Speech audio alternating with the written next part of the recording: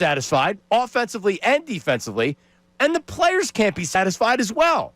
And they're 4-0, and by the way, they're the best team in the NFL, and I don't think it's particularly close.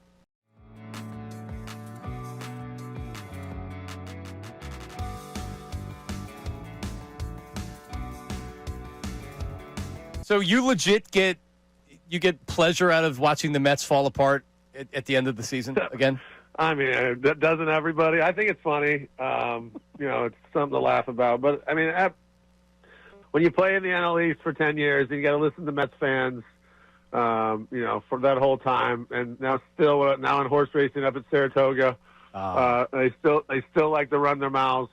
So it still brings me joy to laugh at them. Yeah, Jason, those times looking back where it's not often the Mets and the Phillies are good at the same time, right? And you experienced a little bit of that in the early portion. And those fans come down and they invade Citizens Bank Park, and they are so loud and obnoxious. And that was the beginning. We hadn't seen championship baseball in Philly since the 80s. And you guys ushered that back in. Just what a time to be alive, man. When you think about those days, because you came to Philly, you hadn't become the Jason Worth that we know right now. What's it like when you think about those days? Yeah, well, look, I had a good start in LA my first year, and then I got hit in the wrist my first game of spring training in 05, and didn't play, had surgery, didn't play all of 06, and then I come to Philly in 07, and I'm literally barely make the team. And it took Shane Victorino and Aaron Rowan.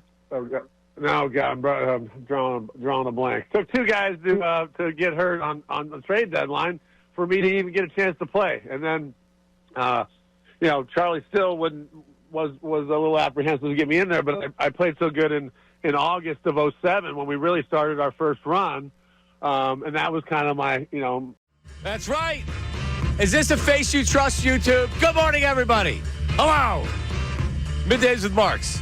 97.5, The Fanatic. I can actually say the name of the show without having to look up at the screen and wonder, is it Marks in the Middays or Middays with Marks? We've gotten, I can't promise that will continue for the rest of the show, but Ray Dunn, I actually know the name of the show. There'll be a backslide on Monday. You're in the groove now. 5 straight days. I'll be giving wrong call letters. I'll be saying the wrong name of the show. Only once. But I haven't given the wrong phone number. That's good. Because you know why? Because I'm so used to doing 610-632-0975. That's the telephone number. I'm used to it. It rolls off the tongue. It's a good phone number. It is. It's also the text number. 610-632-0975. How is everybody feeling today on this beautiful Friday?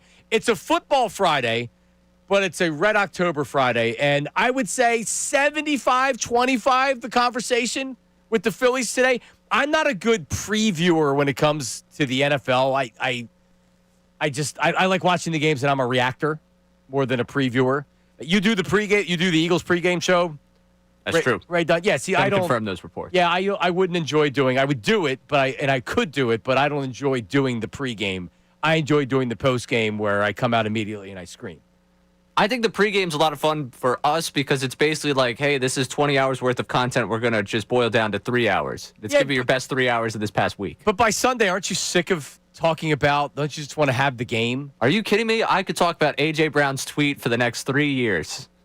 So that's what we're going to get this week is a couple hours of A.J. Brown. No, I don't think Connor and I are going to venture into those waters by the time we get to Sunday. Probably not. Probably not. Anyway, so yes, we will talk about the Eagles and the Broncos as Tim McManus joins us. First time talking to Timmy. That's coming up at 12:55. A special guest coming up at 10:55. Rolls off your tongue, 10:55. Special guest. Don't go anywhere. It's going to be a mystery guest. That's coming up. Going to start with the Phillies. How's everybody feeling? I am wearing my sweatshirt, my hoodie that I got from Rally House. I have a number of different Phillies things that I rotate. I haven't bought a lot of new Philly stuff. Maybe when we're at Rally House on Tuesday, because we're going to be out there at the Rally House in Springfield on Tuesday. Who knows? Maybe we're talking about the Phillies being up 2-0, and I'm buying a new hoodie. They're already done. But this was purchased at Rally House many years ago. I have a Steve Jeltz Phillies powder blue jersey that I wore to the World Series game that they got no hit.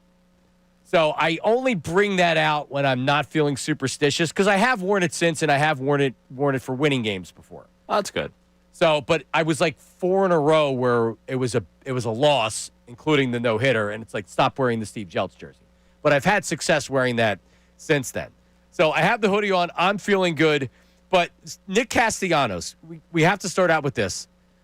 He was on Foul Territory, the podcast with Eric Kratz, and Rosenthal's a part of that podcast, and whatever. It's a good podcast. I mean, you definitely see a lot of social media clips. They have some good baseball conversation on it. Nick Castellanos was a guest on Foul Territory, and here's what he had to say. Well, it definitely would be the bow on top of already, a really memorable 4 years. Because regardless, whether we win or whether we lose, there's no disputing that this has been like a successful group. And as far as Philadelphia baseball goes, there's been a lot of winning over the course of the last 4 years. Oh, boy. All right. And not necessarily what I want to hear from a player going into a series. I mean, he's not waving the white flag, but he's saying, hey, if we lose, we still won a lot of games. It's been a successful run. Like, what are you talking about? And I like this Nick Castellanos. I'm not playing this so we can spend the next hour killing Nick Castellanos at all. But this team needs to win. There is no, okay, yeah, if you don't win, you lose to the Dodgers. The Dodgers are favored in the series. And if you lose, they still won 96 games, and it's been a successful season. And, well, they made the playoffs last year. Oh, they made the playoffs the year before, made it to the National League Championship Series. Oh, we went to a World Series before that. No. There's a difference between being successful and bragging about being successful. And, of course, if you make it to a World Series in NLCS, the playoffs and the playoffs, 4 years in a row doing that, it was a successful run. But nobody's going to actually feel like that if you don't go back to another series and you don't win another World Series. This team was in the World Series. This team was in the National League Championship Series, and they needed one freaking win to go back to a World Series at home, and they couldn't get it done. So no, Nick, this isn't going to be looked at as a successful run if this is what they do. It's not. Is Nick Castellanos going to be back next year? They're going to try to trade him again. I don't know if they're going to be able to. But Schwarber's a free agent. Ranger Suarez is a free agent. JT Realmuto is a free agent. Zach Wheeler isn't healthy. He's not pitching right now. This is a team that's going to start to turn over. And I think Realmuto's back. Kyle Schwarber, I'd be absolutely shocked if he wasn't back. So you're going to have a lot of the same guys that are here, but they're getting a little bit older. So this run doesn't get any easier with years. It gets more difficult. The window has never been more open than it was World Series year, the year after that. I mean, the year against the Diamondbacks loss, and this is what I think is really the best example of why it wouldn't be successful. That is one of the biggest collapses in the history of Philadelphia sports. An opportunity to go back to the World Series, and you just need to win one game at home, and you're going up against the Arizona Diamondbacks and you can't get it done, and the bats choke, and they go out so feebly. There's nobody in that clubhouse and there's nobody in that team, and you can look at it and say, man, that was a good run. But ultimately, it's a disappointment. Hey, when I used to hear Eagles fans say, oh, well, all right, well, the Eagles didn't win a Super Bowl with Andy Reid and Donovan, but, he's the best quarterback in franchise history, and that was the best run in franchise history. BS. Yeah, it was. They won a lot of games. They also lost a lot of NFC Championship games. The quarterback also threw up in the Super Bowl. But it was disappointing that they didn't win a Super Bowl because they should have won a Super Bowl. There's too much talent on that team. So I never looked at that run as being, oh, yeah, that was a successful run. No, it wasn't. You lost to the Buccaneers in the last game of Veterans Stadium at home to go to the Super Bowl where you would have beaten the Raiders. Now, winning Super Bowls since then, we don't talk about the disappointment of that. But that was the Eagles' best chance to win their first Super Bowl in franchise history. And there's no way that people on that team, except maybe for the quarterback or somebody else, that would look at that run as being successful. Wasn't a bad run. Sure, it was a good run. They didn't win a Super Bowl, and they were so close so many times. This team right here, this Phillies team, if they don't win a World Series, it is not a success. I feel that way, and they should feel that way too. And Ray Dunn, you should feel that way as well. They should feel that way in this moment right now. When he says that on the eve of the postseason, I don't love hearing that. I don't love the whole, hey, yeah, it's been good. We've won, Whatever happens, I'll be happy with the 4, which also 4 memorable years for Castellanos in Philadelphia is a heck of a phrasing for what we've been through over the last 4 years. But again, we're not going to spend this hour talking about Nick Castellanos. I can understand what he's saying, given the gift of time, given the gift of a decade. If he showed up in 2032 and we're like, hey, Nick, you want to come on the radio and talk about all the memories you have from that 2022 team we're celebrating the 10-year anniversary of? And he said, yeah, those 4 years in Philadelphia, man, memorable. We won a lot of games. I can understand that perspective 8 years from now, 7 years from now, however many years 2032 is here from now. I can understand it then. Right now, I can't understand it. But I will push back on the idea that obviously, I'm going to be disappointed if this thing doesn't result in a World Series. If this group doesn't win one, I'm obviously going to be disappointed. But I'm going to be able to look back and say it was a successful run here. Your generation is so soft, man. I swear. That is so soft. See, there's a difference between it was a lot of fun.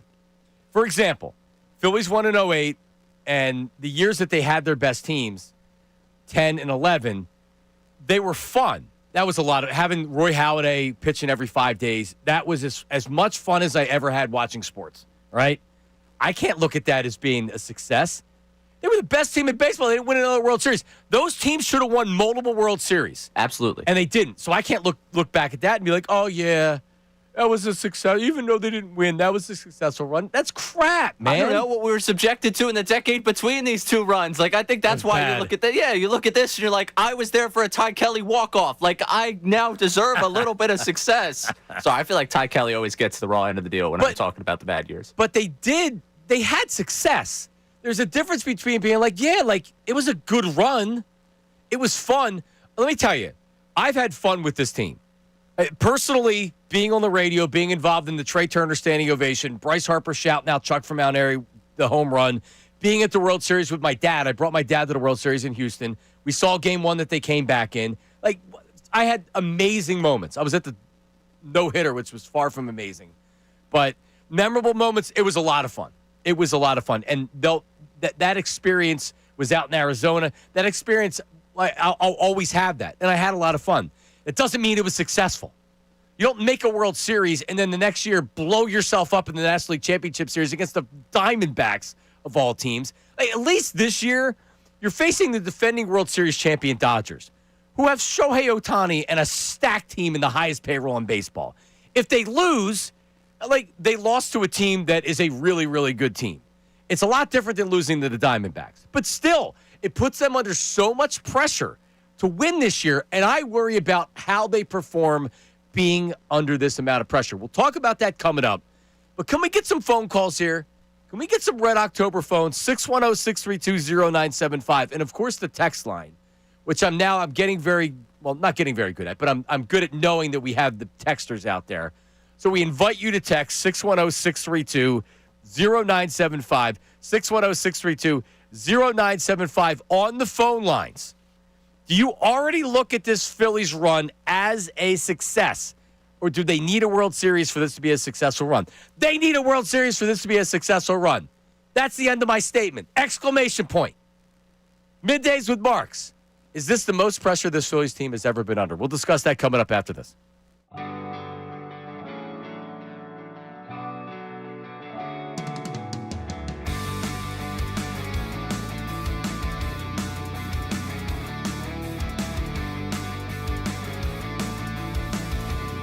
So if I say that, I think we would all have a same opinion of pitching had the advantage in the early parts of the playoffs, which means advantage Phillies, because the Phillies still have the best rotation despite not having Zach Wheeler. The Phillies have the best rotation, right? Tarek Skubal is obviously the best pitcher, I think, going into the postseason, but then who else follows him?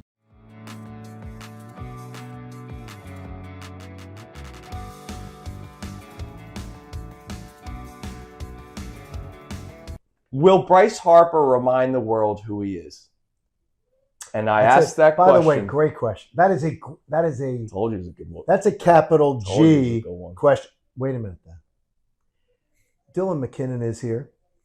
that better not be stolen for unfiltered, which you hear every afternoon. Yeah, 2 dude, to seriously. 6. He's wearing the shirt and everything. He is. That better that's not all. be If stolen. I I don't swear hear to you. it, dude, I'd I be swear to pissed, you. Dylan. There, seriously. Oh, By the unless way, Phil watches post. and then Ricky was saying they wanted the boo sound effect for me yesterday. He wanted a boo sound effect for you and a louder boo sound effect for me. What did I get? I don't know. for? I think we're getting crushed for What did stuff. I But get no, booed for? I would say, Probably because we talked about AJ I would Brown say, for I too hope, much. I would say that I hope that Bryce Harper's going to remind us.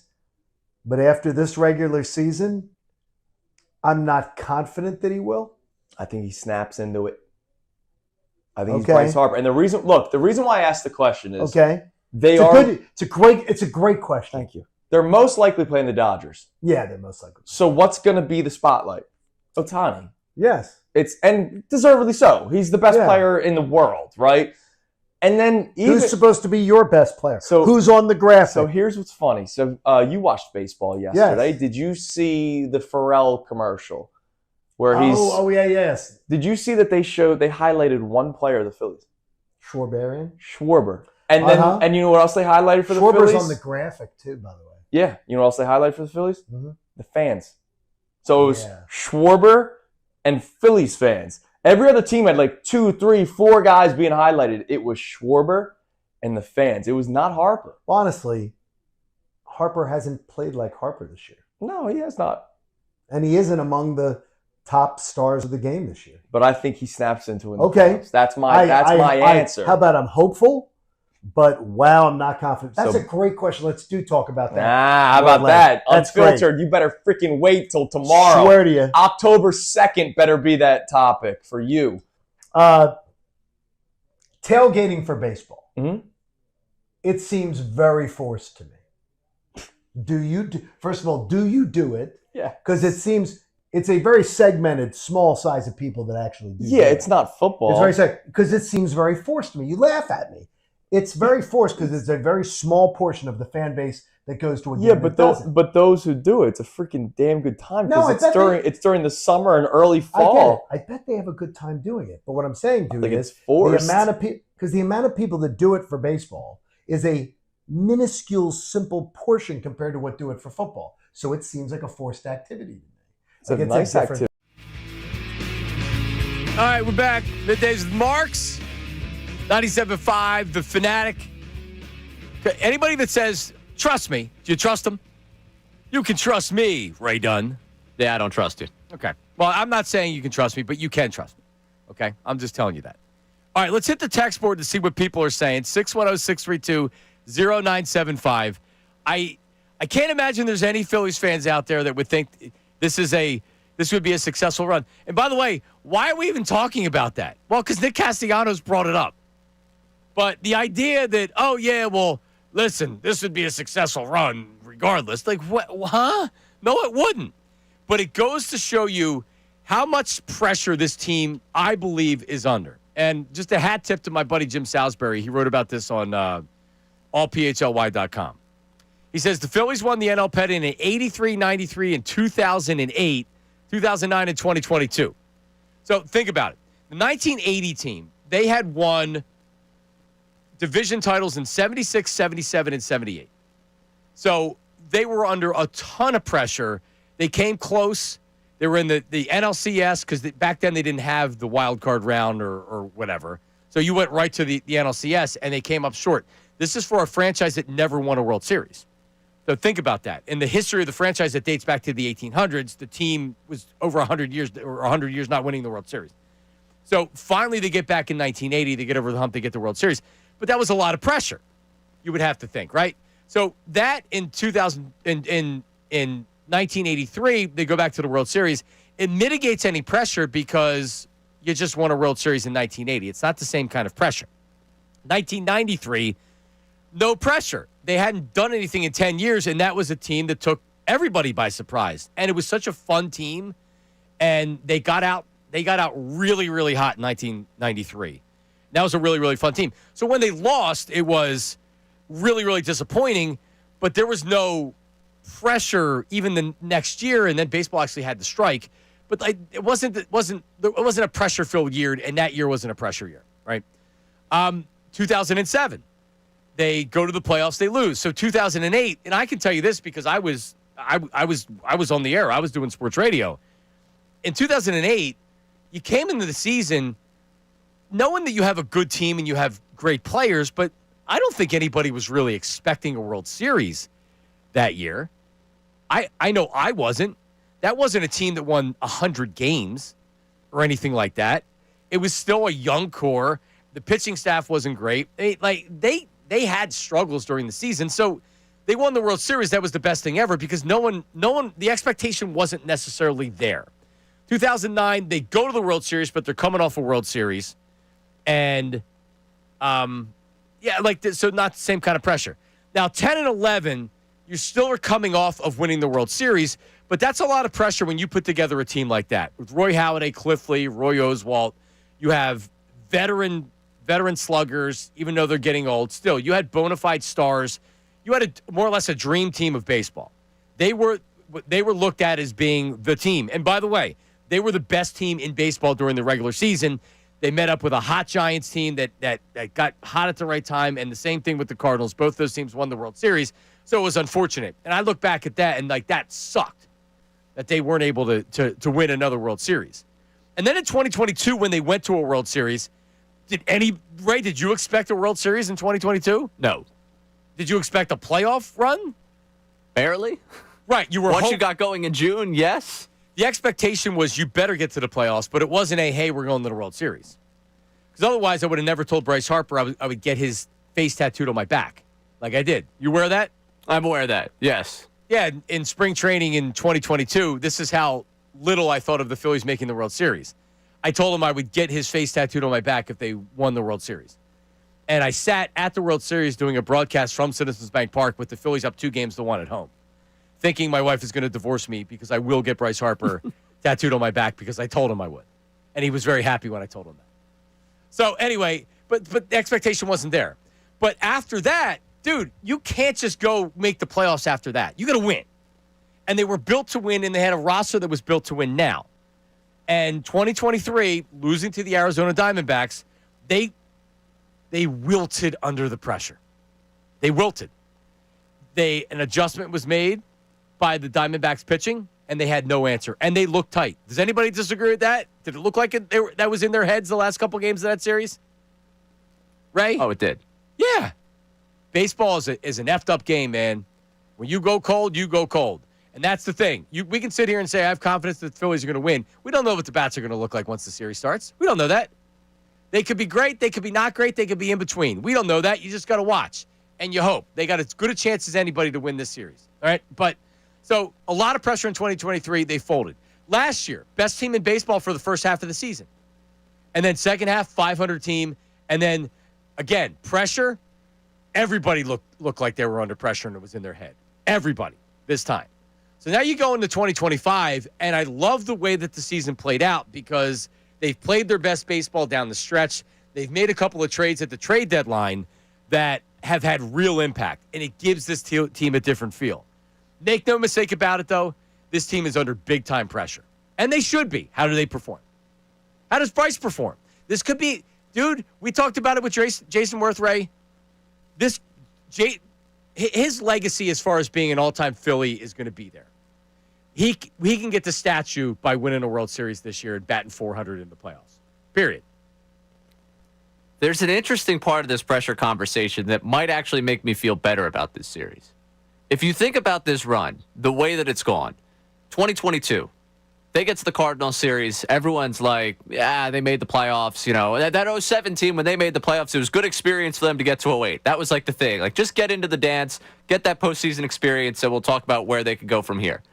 They win that series. All right, well, the Braves are going to take care of them. They win that series. Right.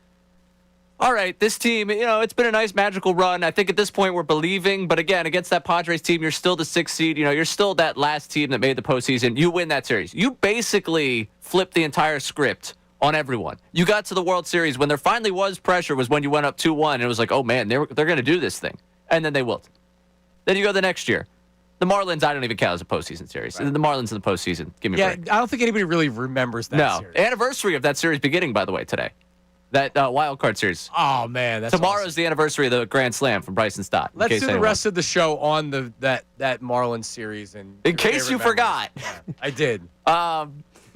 They win that series. They again flip the script on the Braves, and it's all right. Now this is their World Series to win, and then they will. Last year they had the pressure on them. They will. Going into this series against the Dodgers, against the reigning World Series champions, who are the favorites in this series, despite you having home field advantage. The pressure's on you from a macro level of like your run and like this being the last possible dance. But the pressure of being the favorite in the series is not there. And history would tell you with this group, they've been pretty good as the dogs in a series. I feel like the pressure from the outside's less than the pressure internally. Do you agree with that? Yeah, and I think they're keenly aware of the outside. Like, I don't think this is a group, like, we talk about the Eagles, like, whatever happens inside NovaCare, like, is what happens, and they push everything out. You mentioned it. Bryce Harper. He's aware of the way he's perceived. This entire group is very aware of the outside perception, and it does kind of feel like when you wilt under pressure, you let that be a part of what you are. And if they feel like they're dogs right now... No, it's true. Nick Castellanos' wife fights with people on Twitter when Nick's treated inappropriately. So you think Nick doesn't know that? Of course he does. Interesting. All right. Something good for the text. Is the pressure on the team from the fans' perspective? Because even me sitting here screaming and yelling, it'll be disappointed if they don't win a World Series. I don't like, not that I'm trying to best explain how I feel about this series. Because a loss isn't going to be okay, but you're also playing the Dodgers, who are favored, and they won the World Series last year. So I don't think there's a ton of confidence going into the series, but it doesn't mean that you have to go into this series scared. And there's somebody on this show that I think is scared, and his name isn't John Marks on 97.5 The Fanatic. It's Ray Dunn. And we're gonna make him fess up to this coming up. We'll get to some text, get some more text in there. 610-632-0975. How about a phone call? 610-632-0975. What are your thoughts on the series? Is this yes, the Phillies are going to win, I have a ton of confidence. Or is it they better win or I'm going to be mad? I don't feel the pressure from the outside on this team. They need to have internal pressure.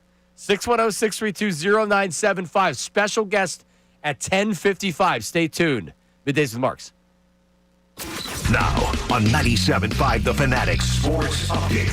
It's Red October. I'm Ray Dunn with this Fanatic Sports Update. We're only one day away from postseason baseball in South Philadelphia as the Phillies host the Dodgers for Game 1 of the NLDS tomorrow at 6:38. Todd Zalecki joined Unfiltered yesterday and talked about the biggest X factor for this Phillies team. When I think of the Phillies, my X factor is kind of like, are we going to see a big postseason from Bryce Harper? Statistically speaking, he's been one of the best postseason performers ever.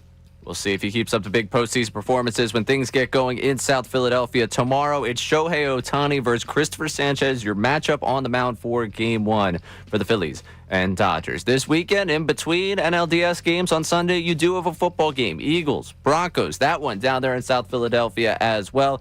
Eagles, the favorites against the Broncos, coming to this one at 4-0. The Broncos, of course, boasting that good defense coming off a big win on Monday night over the Bengals. Will keep you updated on that game. We got Tim McManus coming up at 12:55 to get you ready for that matchup. This update's brought to you by the International Hot Rod Association, International Hot Rod Association, Toronto Hybrid, reigniting racing and skilled trades, mentorship, education, legacy. Get your tickets now at ihra.com. I'm Ray Dunn, your home for the best birds coverage. 97.5 The Fanatic, 97.5thefanatic.com. The Philadelphia.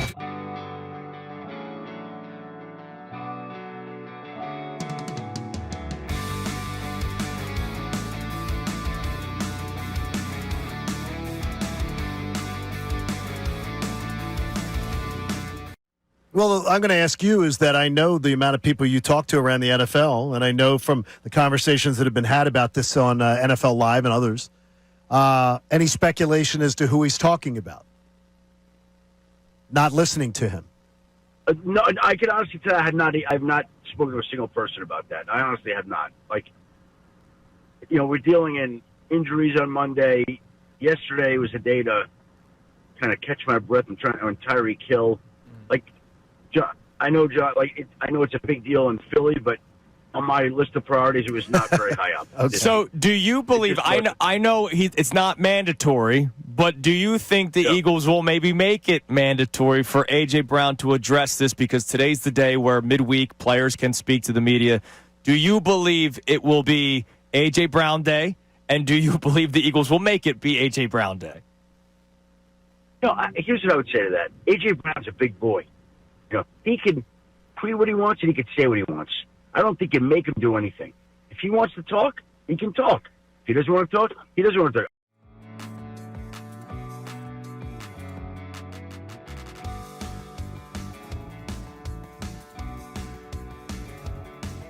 How sports continues to be the greatest reality TV show that there is because it's real life. It's actual real life. It's not scripted.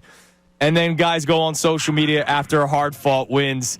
First off, what did you make of the tweet? Before we even get to your reporting, what did you make of the tweet by A.J. Brown following a hard-fought win in a place that they have struggled a lot over the years? Well, only A.J. Brown could fully explain what he meant by that. You tweet something like that after a game and after you win and after you get a 4-0, I think you invite a lot of scrutiny and questions as to what you meant by it. It certainly seems like he's not happy with his production or role in the offense right now. But if you look at it, you look at the tape, they targeted him 9 times. Like, it wasn't like they didn't throw him the football. They did. He's just not producing at the level to which he's accustomed. Something similar happened last year. Wasn't happy with his role, complained, and the team went on a run in the second half, and he was dynamic, and everything worked out great. So I think that it wouldn't be what I would like, but I understand why he does it, and we'll see the intended result of it this week start. I'll bet you they feed him right away this week, right away. It's driving me nuts, though, Adam, when I hear Kevin Patullo talk about the fact that, well, we haven't figured out our identity on offense yet. They're the Super Bowl champs with arguably the best offensive toolbox that any team has in the NFL when you look at skill, talent, quarterback, offensive line. How do they not know what their identity is when they're the defending champs and almost everybody's back? Well, they should know. I mean, we know what they are, right? I think they're a team that runs the football as well or better than anybody. I think they've got a quarterback that could beat you with his arm or his legs, and they've got the ability to beat you throwing the ball as well. Like, they're a multifaceted offense that has a lot of ways to win. It's not your typical offense. I mean, what's hard to figure out there? I don't get it. I don't understand it either. I still can't figure it out. Shefty, when it comes to the A.J. Brown tweet, now I want to start getting your reporting cap on. Have you heard any fallout from the tweet so far at NovaCare? And if you have not, obviously, this is not the first time a wide receiver or a player on any football team has said something cryptic on social media or said something cryptic at a press conference. So what could this lead to at some point in a locker room? Because this is not the first time, as you mentioned. I don't know that it leads to anything in a lot. I mean, everybody's got their own personalities, and people know who people. By the way, A.J. Brown, honestly, is one of the most thoughtful people. One of the thoughtful players that I've encountered. Like, he's very smart and very he's the guy. Just I have found him to be highly intelligent. 97.5 The Fanatic. Coming up at 10:55, very special guest. It's not President Donald Trump, but it's along the same lines as far as like a power ranking of the guest. I can't tell you who it is yet, but I'm telling you, it's almost that big of a guest. It really is. Wow. You didn't book it. I personally No, I did not. No. I literally, it's on the sheet, a surprise guest at 10:55. You don't even know. I gave him the number, and I said, here's the VIP number to dial in, and we will talk to you then. So that's coming up at 10:55. We have some text coming up in a second, but I wanted to speak to really my gutless producer, Ray Dunn, is what I want to call you today. That's fine.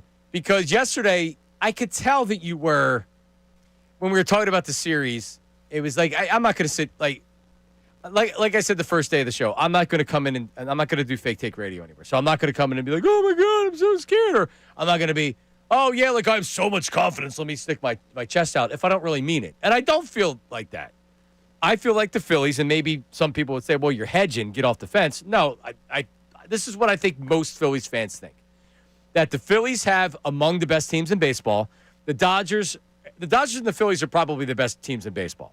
Unfortunately, they're playing in the divisional series. So the Phillies have as good of a chance as anybody in baseball to win the World Series. And that's how I go into the series. This is gonna be horrible. It is. This is not gonna. I'm not going to enjoy this. I don't know why I'm such a big Phillies fan.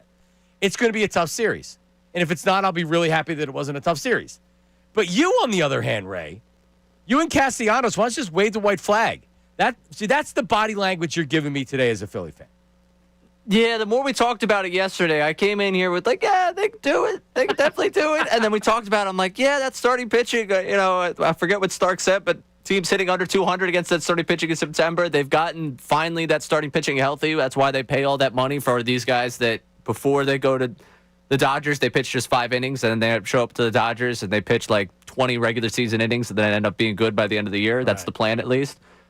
And then I see it's more the right-handed side for the Dodgers. Like Ohtani, Freeman, they're going to get theirs. With the Phillies, you imagine Schwarber, Harper are going to get theirs.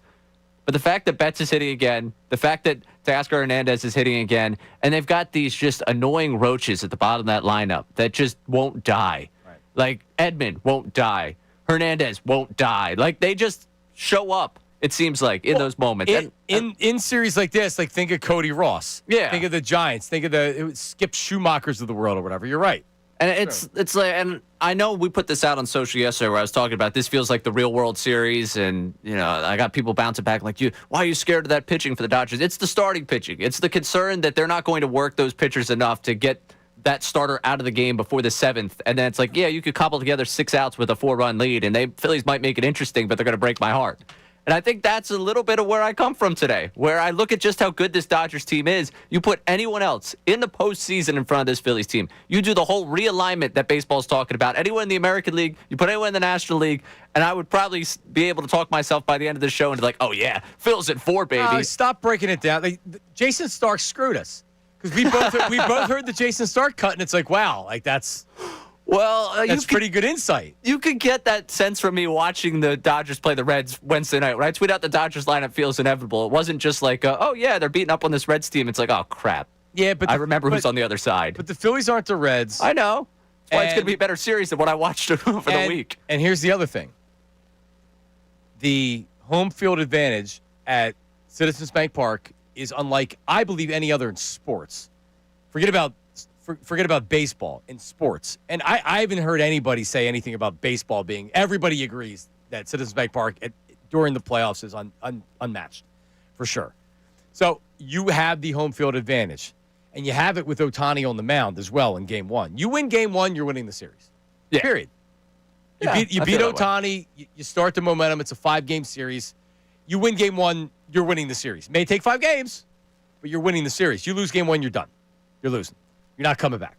So, so you are looking at it, and you're saying, like, oh, man, you're analyzing something that doesn't need to be analyzed because we know they have a really good lineup. And the bigger thing you should be looking at is what the Phillies are doing right now, not what the Dodgers are doing right now, because the Phillies are also playing good baseball. And last year, I was in denial. I wasn't lying. I was in denial because I didn't want to admit that the Mets were going to roll the Phillies. Did anybody feel good at going into that series last year? If we're being honest. I talked myself into it. I did too. But you acknowledge that you talked yourself into it because it's the Mets. No one's talking themselves into this series. The Phillies are playing great baseball. The Dodgers are playing great baseball right now. Let's go. That's what it is. So you can get your dog. I know Dylan gave you a picture of a dog yesterday. Yeah. Yeah, like you can get your dog. I'm not worried about it. This Phillies team is as good as the Dodgers and can beat the Dodgers. And I'm not going in worried about, Ohtani, whatever. Screw the Dodgers. All right? Let's go to Chris in Allentown. Got some texts after this. Chris in Allentown, go. Good morning. Yeah, screw the Dodgers, man. That's what I'm saying, dude. Like, this is going to be a 4-game series. We're taking both at home. We're going to lose the first one out in Dodgers, and then we're going to close it out. That's going to be my only disappointment. The only problem is Well, if we were in a 7-game series, I think the Dodgers take it. But I honestly, gosh, like last year, Mets coming in, like we're smoked. I knew we were smoked. We looked like we were smoked. Yeah. This team is not burned out. This team is just getting hot, and it was getting hot. And it's a foot off the pedal in the last few games. Don't get me wrong, but at the end of the day, there's just I think the rest. I think everything that's going on this entire season. I think once we get to that bullpen, that's it. Once we get to their bullpen, it's over. Game's over, Ray Dunn. Like, you got to listen. You got to understand, this is not last season. Nope. I mean, baseball is baseball. 4-game series, possibly 3. That's what I'm saying. Okay. All right. I love it, man. Good call. All the way. Good way to start it, Chris. Good way to start it. So my buddy Pete texts me, and this is my longtime, known my whole life buddy. He says, Your boy's analysis is spot on, talking about you. Talking about Ray Dunn. And I'm like, you're scared too? Moving Bader out of 1 and putting Turner back in there is an awful idea. I'm 50-50 on the series. Like, come on. Castellanos is already writing the obituary of this team. Oh, we're successful regardless of what happens. Ray Dunn has a picture of a dog going into this series. My buddy Pete, 50-50. Interesting what he said about Bader and Turner. Bader did cool off a little bit, though. He did. So I'd probably do the same thing. Low stakes. I want him at low stakes, like 6 in the lineup. That's where he's been comfortable his entire career. Keep him there. Keep him comfortable this season. Before that stretch, he had bad leadoff like once. If you went right from the regular season and you played in the playoff round and he was hot, I would have left him in there. But they haven't really played a game in a couple weeks. Like, you know what I mean? Like Trey freaking Turner, man. Yeah. Well, okay. All right. Yeah, Trey Turner would bat first. You got to give me what's going on in the text line, right? Because I'm starting to get the feeling that people are more pessimistic than optimistic. Like hearing 50-50, I mean, I'm not 50-50, but all right, would I be surprised that the Dodgers won the series? I would not. Would I be surprised that Phillies won the series? No, of course not. So I guess that's 50-50, but it's not coming from you're going into a fight ready to get punched and lose. That's what you're doing. You're going. Well, I don't have to play. If I was going into the fight as a player, I'd be ready to punch someone. If the Phillies are going into the series with the same mentality as you, they're going to lose because they're expecting to get hit and they don't know what they're going to do to hit back. Like you got to come out. You got to be like, no, damn it. We won 96 regular season games. We're at home. You're not coming into this house and beating us in the playoffs. Are you kidding me? And you love what Schwarber had to say about Citizens Bank Park. Are we going to play that? Yeah, we'll get that for you. What else do we have on the text line here? We got confidence, really, across the text line right now. We got someone saying the Phillies will be carried to the playoffs primarily by their starting pitchers, our 3 amigos. And the Z is the important there. Sanchez, Suarez, Luzardo. Go Phils. I already blew past the break, huh? All right, 610-632-0975. Ray has more text. Text 610-632-0975 on your thoughts of what we're saying. I mean, believe me, I am the most miserable baseball fan during the playoffs because I hate it. It's so great. You hate it, right? It kills you when they lose. But that doesn't mean that I'm going into this series being like, oh, man, look at the Dodgers. Oh, Tony, screw the Dodgers. 610-632-0975. Kyle Schwarber talking about the home field advantage on the Pat McAfee Show. It's coming up next. Don't go anywhere. Hey, everybody, it's Bill Colarulo, and coming up at 2 o'clock.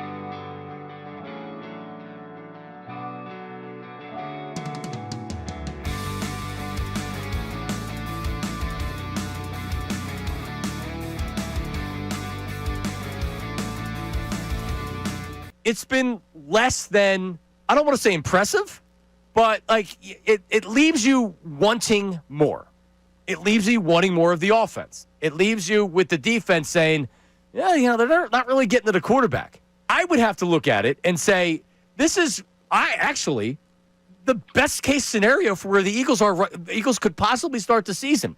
They haven't lost the game, and the players, the coaches, the fans, I don't think there's anybody that's associated with the Eagles right now that feels like they're playing great football.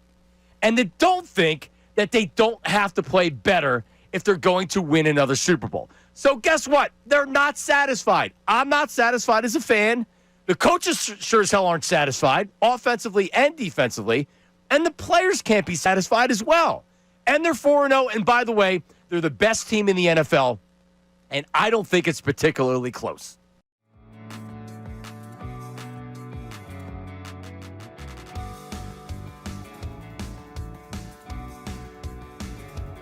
So you legit get pleasure out of watching the Mets fall apart at the end of the season again?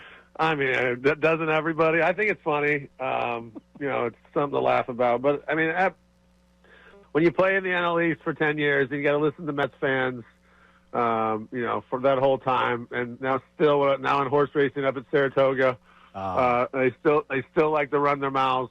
So it still brings me joy to laugh at them. Yeah, Jason, those times looking back where it's not often the Mets and the Phillies are good at the same time, right? And you experienced a little bit of that in the early portion. And those fans come down and they invade Citizens Bank Park, and they are so loud and obnoxious.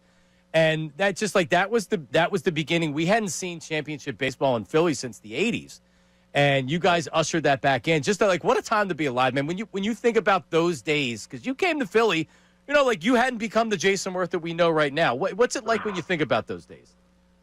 Yeah, well, look, I had a good start in LA my first year, and then I got hit in the wrist my first game of spring training in 05, and didn't play, had surgery, didn't play all of 06, and then I come to Philly in 07, and I'm literally barely make the team. And it took Shane Victorino and Aaron Rowan. No, God, I'm drawing a blank. Took two guys to get hurt on the trade deadline for me to even get a chance to play. And then, Charlie Still was a little apprehensive to get me in there, but I played so good in August of 07 when we really started our first run, and that was kind of my when I had a chance to play and coming out, and that's when we started to run down the Mets. So there was that big series at home, the 4-game series where we swept them, and that's when, for me, that's when Philly really came back alive with baseball, and it was that team that ultimately the next year won the World Series and ran down the Mets 2 years in a row. So that's where the whole kind of rivalry started. But you're right, they would come down, they'd invade Citizens Park, they're obnoxious. You go up there and you play 12 games a year up there, and you got to listen to them run their mouths. So it was sweet to be a Philly back in those days, and I'm proud of what we accomplished. And man, we had good teams, and here we are again with my guys Trey and Bryce are playing in Philly now, and they're kind of towards the end of their careers, and I guess they're still in their primes a little bit. But this is. We step out there for they start calling our names and stuff. It felt like a football game. I'm like, holy, this is awesome. I'm like, this is, it gives you goosebumps. Like you just don't expect that. And that's that's that addicting feeling. That's that itch that you have every single night when you go to sleep that you can't close your eyes because all you're looking forward to is getting back to that environment. And it's just addicting. It's so much fun. That's why I say it's the best version of baseball. You get the best fans out. You get the best environments out there. And in Philly, I don't think anything can compare to where, they're just, like I said, they're pouring everything they have into you. And if you're on the other team, good luck. That's Schwarber. You could hear McAfee going his tank top was getting wrapped around his throat. All right, we're back. That was Kyle Schwarber. It's awesome for him to say that. Special guest coming up here at 10:55. Don't go anywhere. He said it after the first year, after 22, he said it. And people in Boston, because he was up in Boston, and Cubs fans in particular, because he won a championship in Chicago, were like, oh, yeah, sure, he's just saying that because he's there now. And they were rubbed the wrong way. And you know what? If I was a Chicago Cub fan, I would have been rubbed the wrong way, too. He won a championship. He won a championship, right, in Chicago? Yeah, 2016. Okay. Yeah, he was with them in 2016. Yeah, so he won a championship all right, I would have been like, oh, come on, Kyle, that's crap. But it doesn't mean that it isn't true. I've never seen anything like Citizens Bank Park. And this is going back to the last run, too. Yet football stadiums are loud. Eagles Stadium, when the Eagles play, it's loud and it's raucous or whatever. There's something about that red and the rally towels and just the atmosphere and the sound. I don't know what it is. I don't know what it is. The way baseball parks are constructed, you're right on the field, right? Like, because you can see it. There's nothing like it in sports. There really isn't. And it's amazing. And these guys know it, too. These guys feed off of it, which is important. And I need to make sure that all you that are paying the extra money for this run, no cheese and crackers crowd this postseason. Oh, see, like I saw the people that didn't win the ticket lottery. I saw what you see is the people on social media being like, well, anybody that's trying to charge $500 on whatever app, you should go to hell. No, I'm all with it. It's something that people want. The demand is there. You pay what the demand is there. I'm just saying, you corporate people showing up in your nice outfits, you better be just as raucous as all of us when it was $20 back in 2022. Do you think that you're worried about a wine and cheese crowd coming to Citizens Bank Park? I'm just saying, we're deep into this run at this point. Some people might be like, I'm going to save the money for a CS run. Okay. So that crowd better just be as raucous as it's been the last couple of years. That's an interesting angle to it. I don't get too worried about it. I'm just saying, those of you with the high rollers with the big money to go and spend on this, be just as raucous as those of us that don't. So I have an opportunity to get tickets for a game, and it's either Division, World Series, NLCS. I'll honestly probably wait to see if they go to the World Series. Not that I would have loved to. I would have loved to go into a game in the divisional round. But I'm going to get a chance for one set of tickets. And that's what I mean. Some people, it's like I have one shot to get in there. Are you going to spend the money now, or you're going to wait? Like, some of us have been spoiled. The ones of us that believed in 2022 and really just didn't believe, wanted to use our wallets just to get in there. Like, I went to 1 million games during that run. Right. Because I could afford to. Right. Now it's like you got one shot. When am I going to spend that one shot money? So I just want to make sure.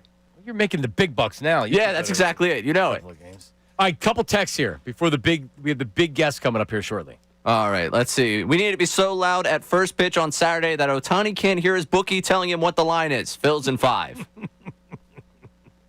I've had many people IG me, Instagram me, and say that we should be yelling gambler at him. Listen, I'm all for Little it. Kenny Rogers going? I think that because everybody knows what type of a player and pitcher, hitter and pitcher Ohtani is.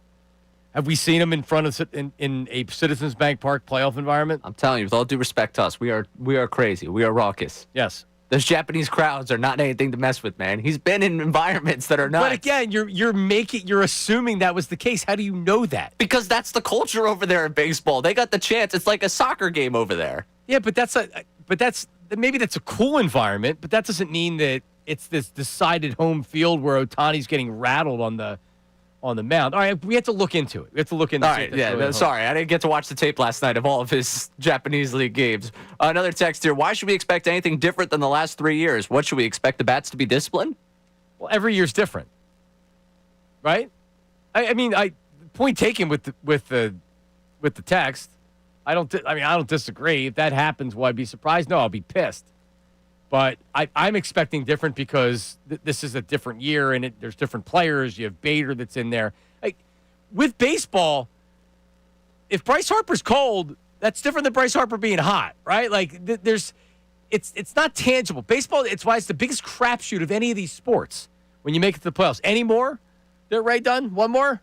All right, one more for you. When this team is on starting pitching and offense, I believe they can beat anyone in the league, and they've proven that. The problem is, I've seen over the last couple of years, they've collapsed like a house of cards. They have. Coming up next, a very, very special guest is joining the program right here on Middays with Marks. Don't go anywhere.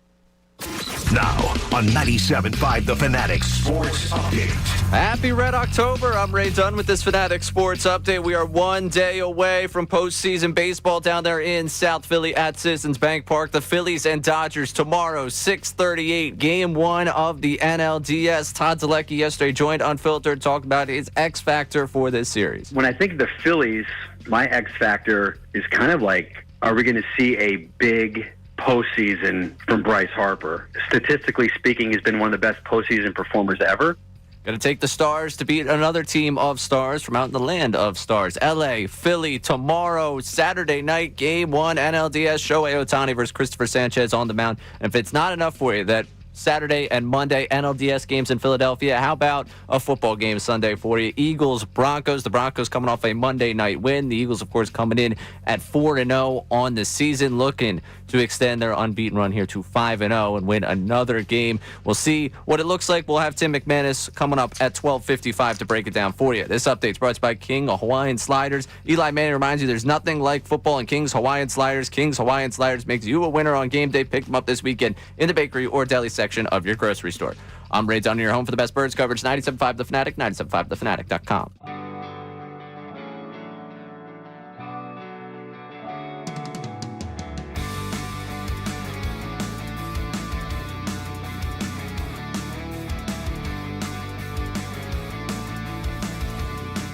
Now, it's a great problem that they're 4-0. Like, you're 4-0. You should be happy as fans. We talked about this yesterday. But, yes, they are still trying to find themselves. They are still trying to figure out what this offense should look like. And the reason I get frustrated by this A.J. Brown conversation is because I do think it distracts from what the bigger issue is, which is this offensive line hasn't been good enough. This rushing attack hasn't been good enough. As much as I like Jalen Hurts, I don't think he has been good enough if your goal is to win another Super Bowl. The goal is not to start the season 4-0. The goal is to win a Super Bowl, and I think this team does need to improve offensively for that to happen. And quite frankly, I think that they will. They're too talented not to. But like you've been saying all offseason, AD, now's the time to start. Week 5 is when you should really start to identify what this offense is going forward.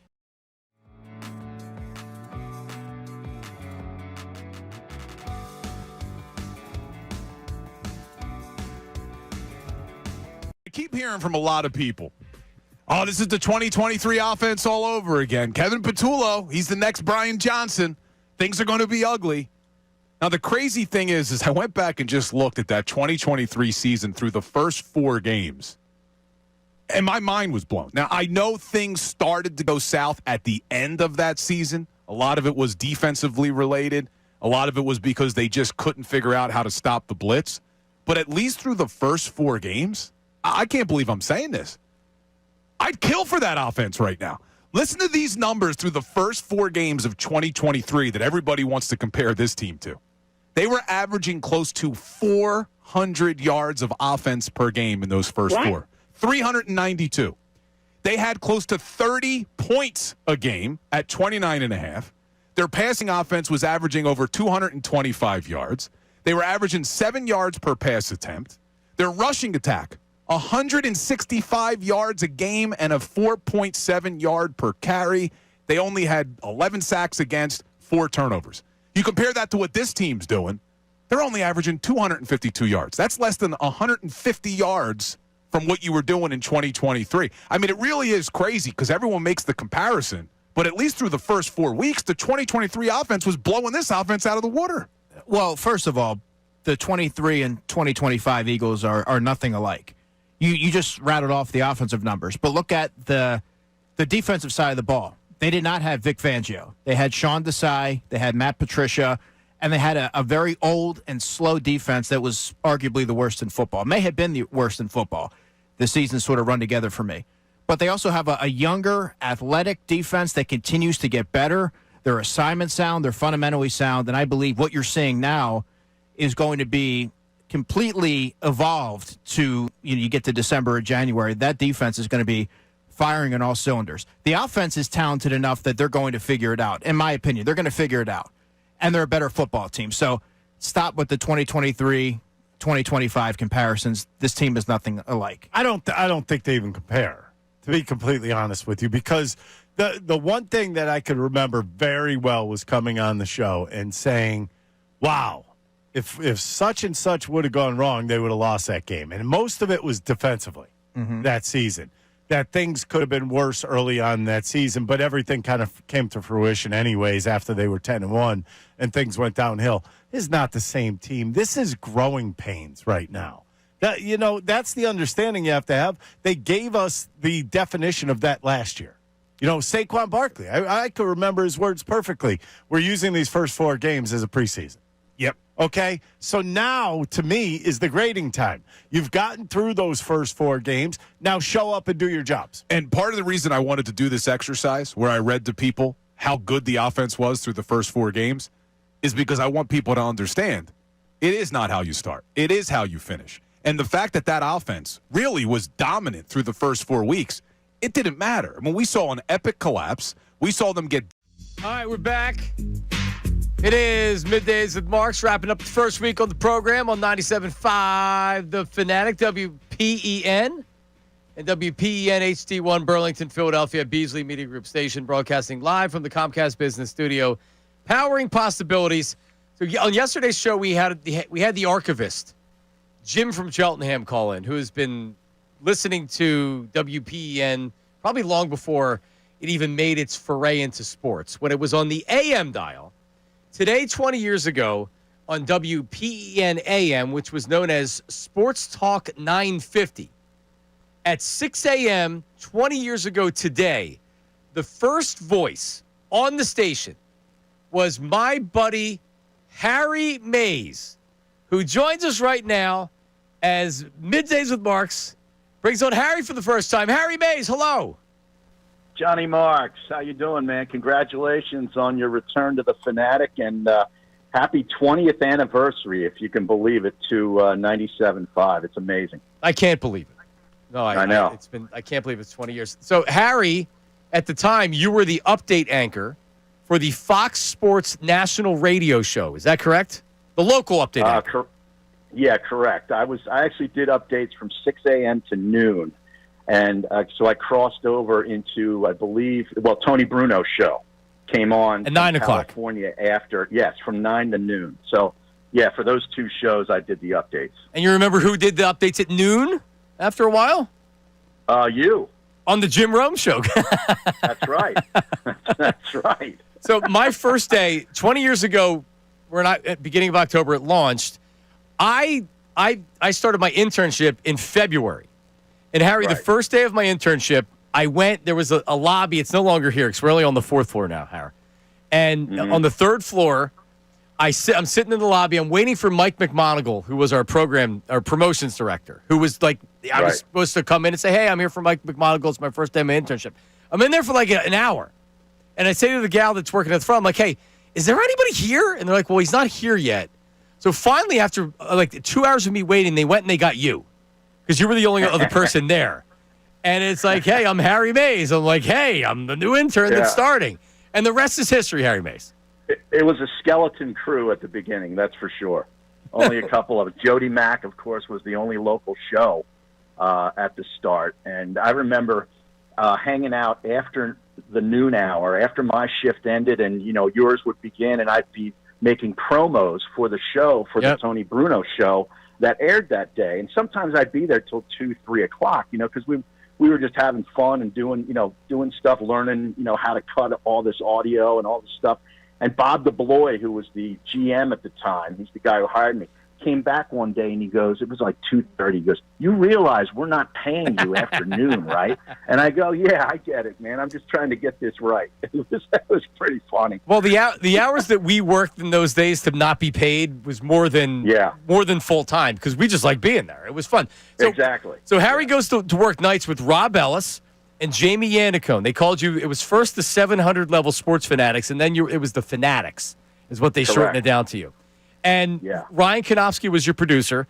And I still remember, and this shows you how long ago it was, there was an adult star, Belladonna, that came into studio. Yeah, I got her in studio. Yeah, of course. She was a friend of mine. Yes, in those days, Harry had all the important friends.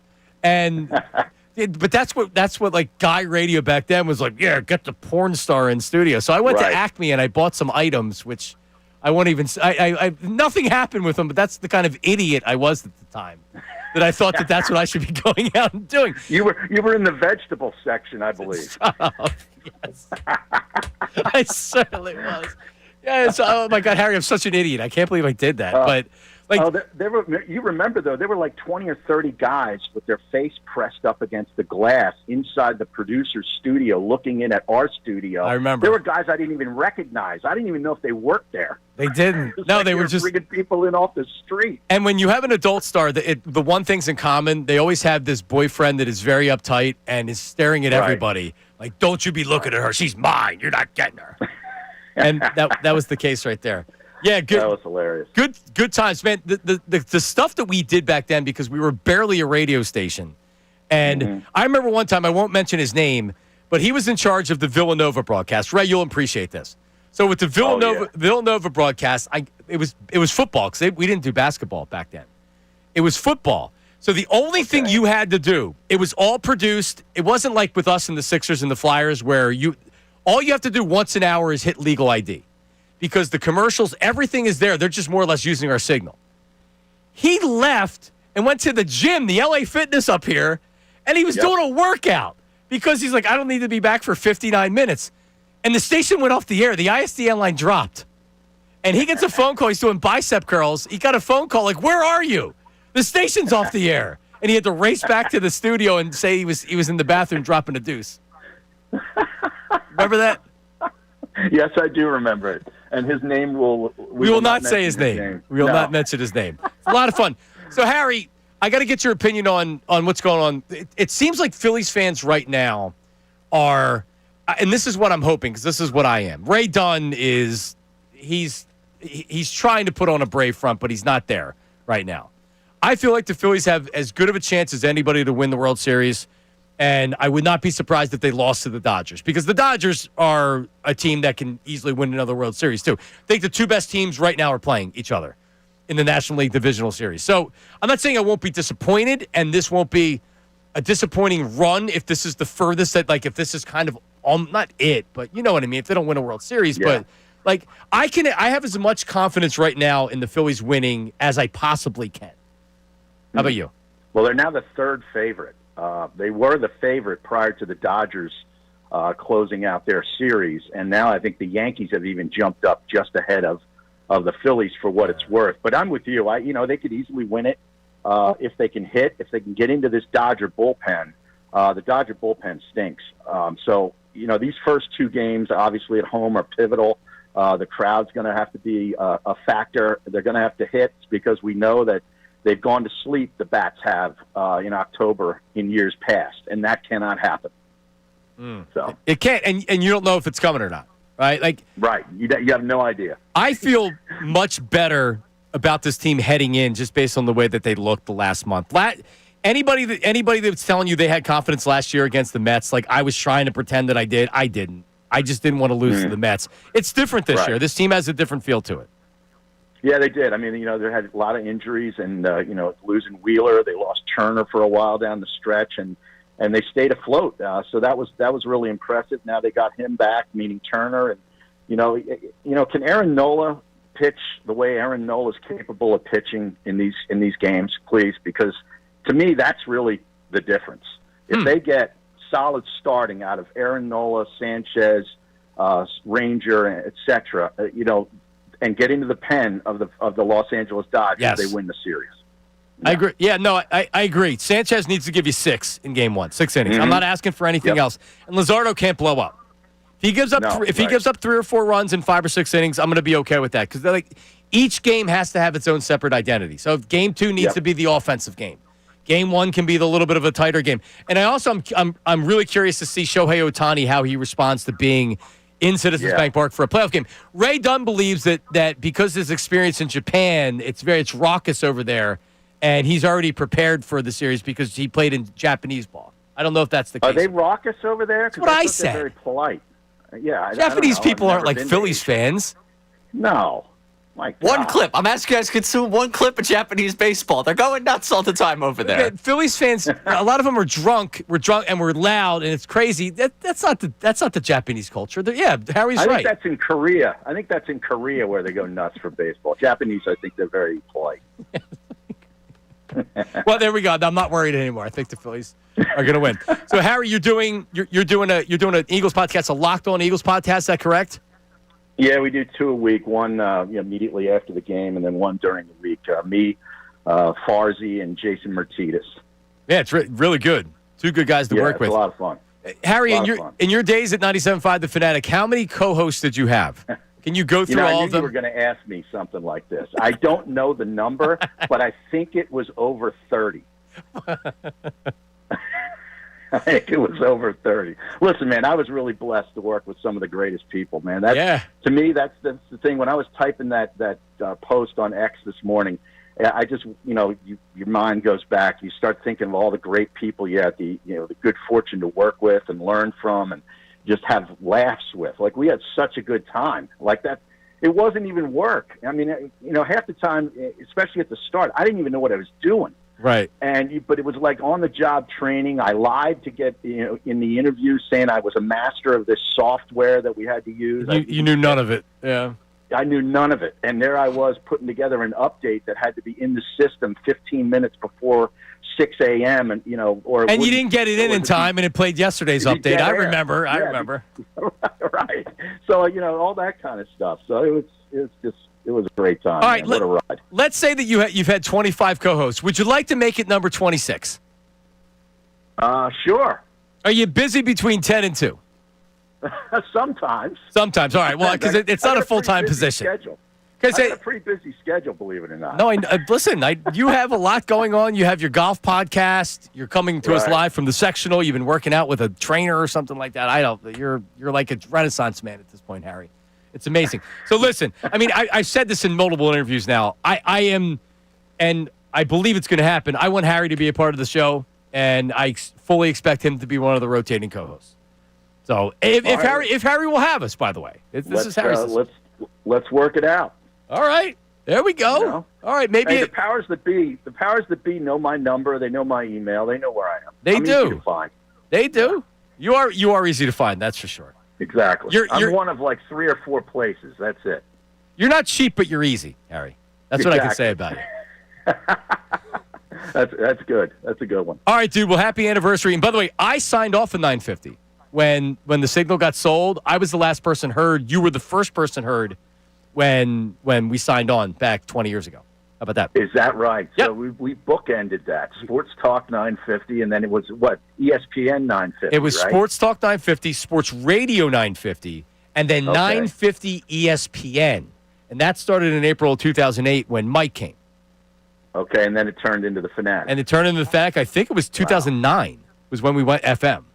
And Mike was the first person heard on the FM, but I was with Mike that day. So I'd be the second person heard on FM. So there you go. There you go. There you go. All right. Awesome. Well, listen, have a good weekend. Prediction on the Birds real fast.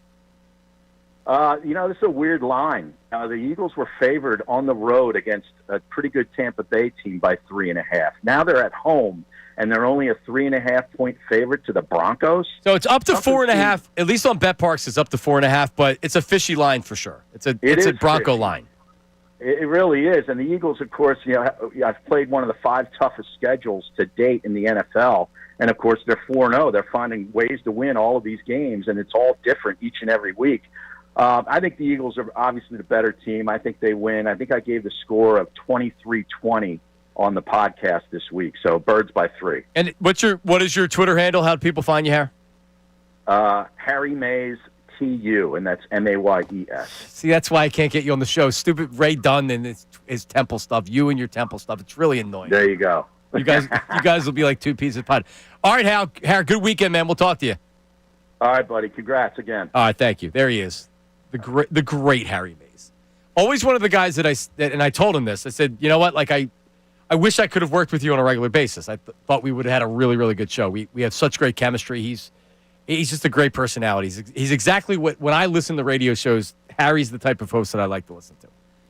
Other than the Temple stuff. But generally, we keep that off the air. We had a great off-the-air conversation with Temple. You and I did? No, Harry and I. Really? Yeah. Oh, so you guys are talking Temple before you came on? Before he came on, of course. Thank God.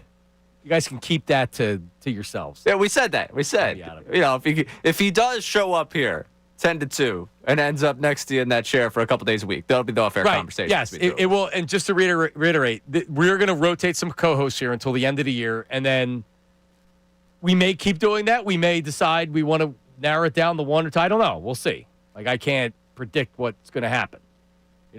Jim Rome may become available, and I'll bring on Jim Rome to be the coach. I don't know. Who knows? Anything could happen. It's the beauty of a new show. Ray Dunn could leave the radio station and go somewhere else. He could become a big play-by-play guy. Al Michaels, who should retire, maybe he takes over for Al. Al sounds every bit of his age, and I like Al Michaels. And I know you're able to get him on the show, so I should probably watch him. Yeah, I was going to say we have an email out to him. Oh, no. I mean, dump that. Al Michaels is great. 610, you don't have to. 610-632-0975. All right, we got to pivot a little bit to the Eagles. Angry Al, you're next. All right, pivoting to the Eagles this weekend. We've talked so much about the passing game. One of the best corners in the league, if not the best corner in the league, Patrick Surtain, says the Eagles will fix it, but it ain't going to be against him. We have that sound for you coming up right after this. It is Middays with Marks, 97.5 The Fanatic. Hey, everybody.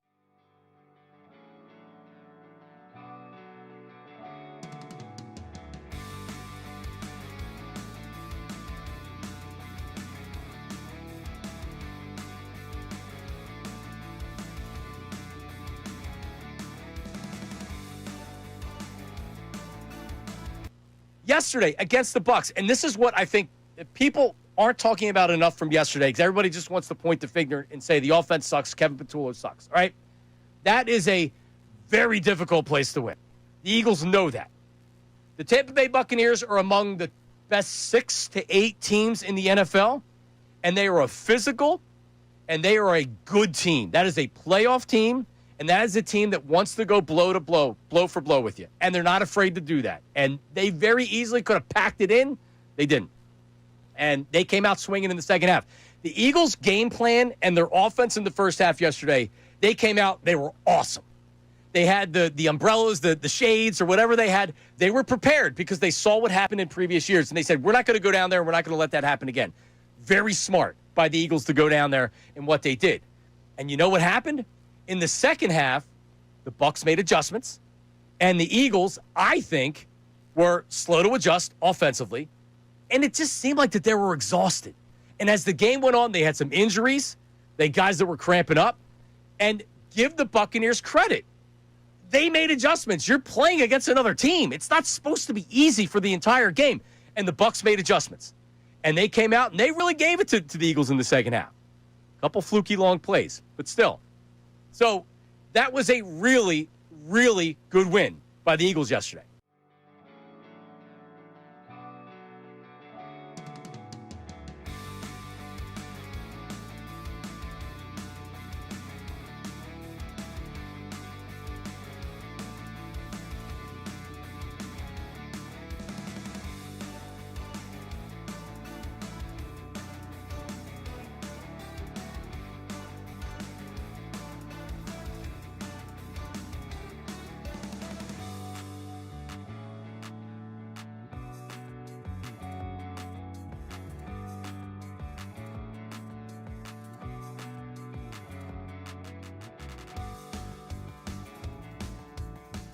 Philly fans, you are the best sports fans in the world. You're not stupid, so why should you have to hear outlandish takes that make you shake your head? You shouldn't. That's why Unfiltered is the show for you. Each afternoon from 2 to 6, we only bring you honest opinions and analysis. We may not agree all the time, but what you hear is what we genuinely believe. It's not some rage bait to try to spark conversation. So make the switch to Unfiltered with me, Bill Colarulo, my man Ricky Bowe, and Silvana Kelleher.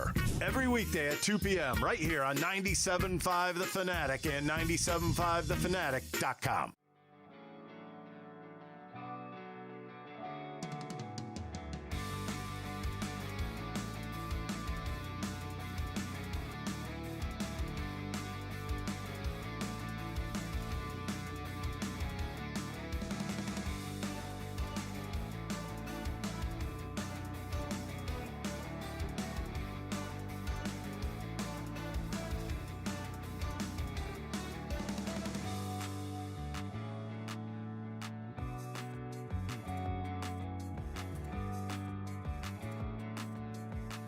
Damn right.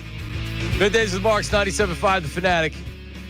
Angry Al. We have the Surtain Audio Eagles conversation. Angry Al, who is a Cowboys fan, so I don't want him on the line to put his Cowboy stink on the Eagles. Angry Al, hello. How are you?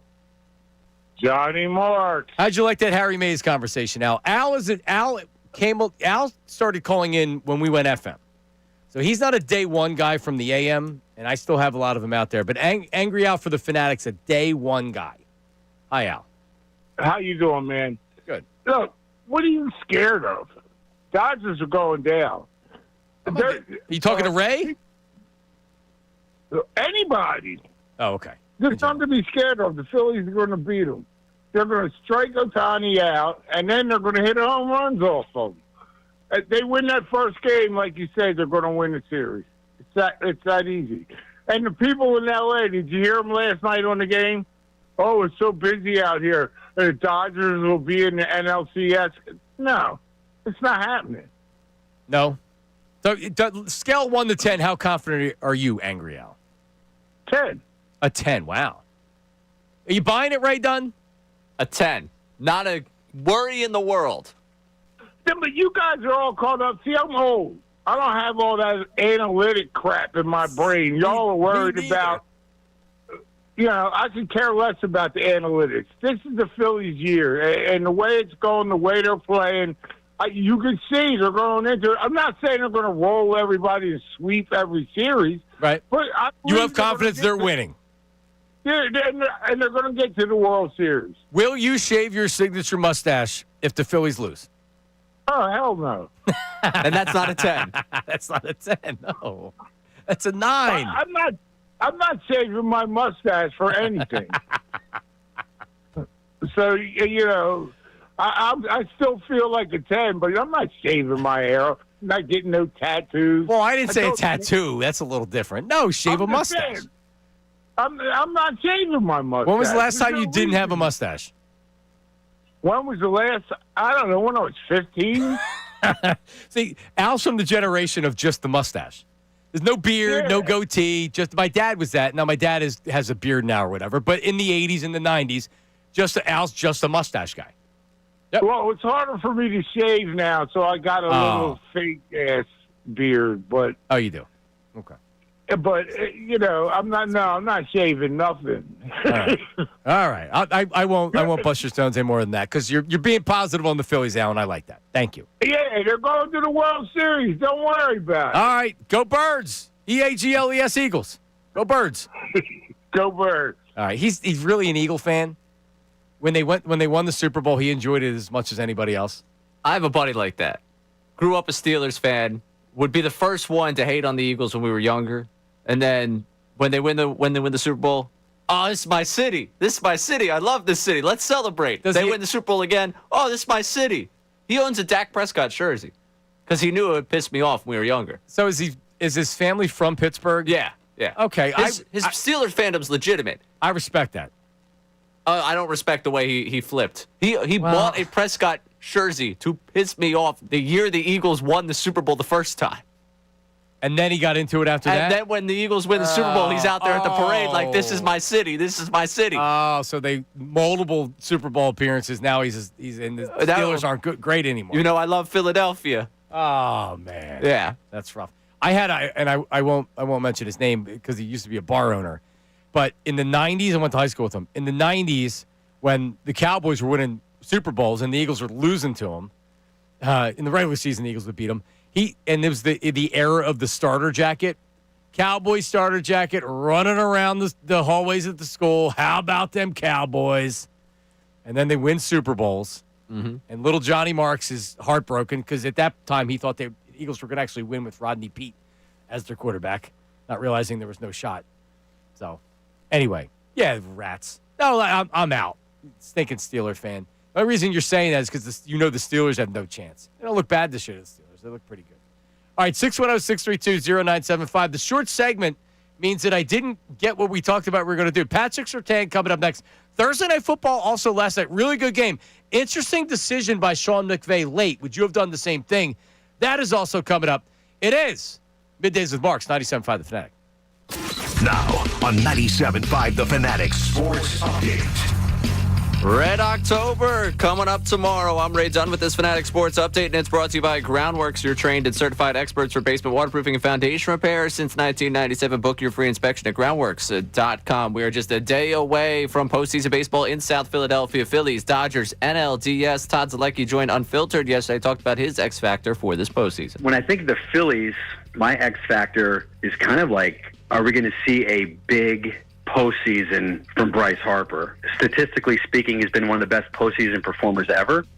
It'll be the Battle of Stars against the Land of the Stars. Of course, that Dodgers team coming off a World Series victory a season ago. This Phillies team, high expectations. Christopher Sanchez, Shohei Ohtani on the mound for Game 1 tomorrow night at 6:38. Games 1 and 2 Saturday and Monday. On Sunday, you get the Birds, the unbeaten Eagles, hosting the Broncos down there at Lincoln Financial Field. Coming up at 12:55, we will talk with Tim McManus of ESPN. This update's also brought to you by Rapid Radios. Rapid Radios instant push-to-talk walkie-talkies with nationwide LTE coverage for a limited time. Get 60% off and free UPS shipping at rapidradios.com. Use code RADIO for an extra 5% off. I'm Ray Dunn, your home for the best Birds coverage, 97.5 The Fanatic and 97.5thefanatic.com.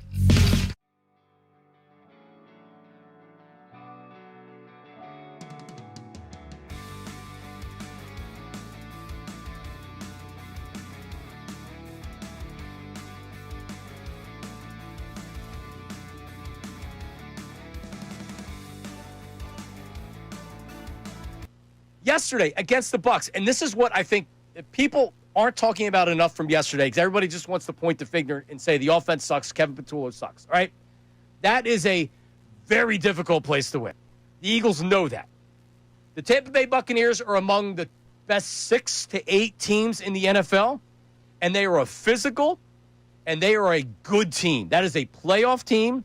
And that is a team that wants to go blow to blow, blow for blow with you. And they're not afraid to do that. And they very easily could have packed it in. They didn't. And they came out swinging in the second half.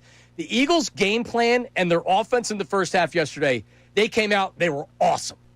They had the umbrellas, the shades, or whatever they had. They were prepared because they saw what happened in previous years. And they said, we're not going to go down there and we're not going to let that happen again. Very smart by the Eagles to go down there and what they did. And you know what happened? In the second half, the Bucs made adjustments, and the Eagles, I think, were slow to adjust offensively, and it just seemed like that they were exhausted. And as the game went on, they had some injuries. They had guys that were cramping up. And give the Buccaneers credit. They made adjustments. You're playing against another team. It's not supposed to be easy for the entire game. And the Bucs made adjustments. And they came out, and they really gave it to the Eagles in the second half. A couple fluky long plays, but still. So that was a really, really good win by the Eagles yesterday.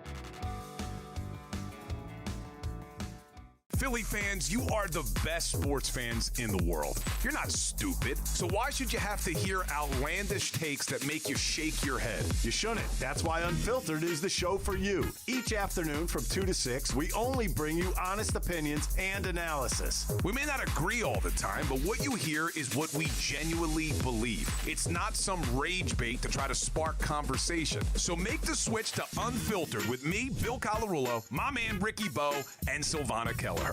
Every weekday at 2 p.m. right here on 97.5 The Fanatic and 97.5thefanatic.com.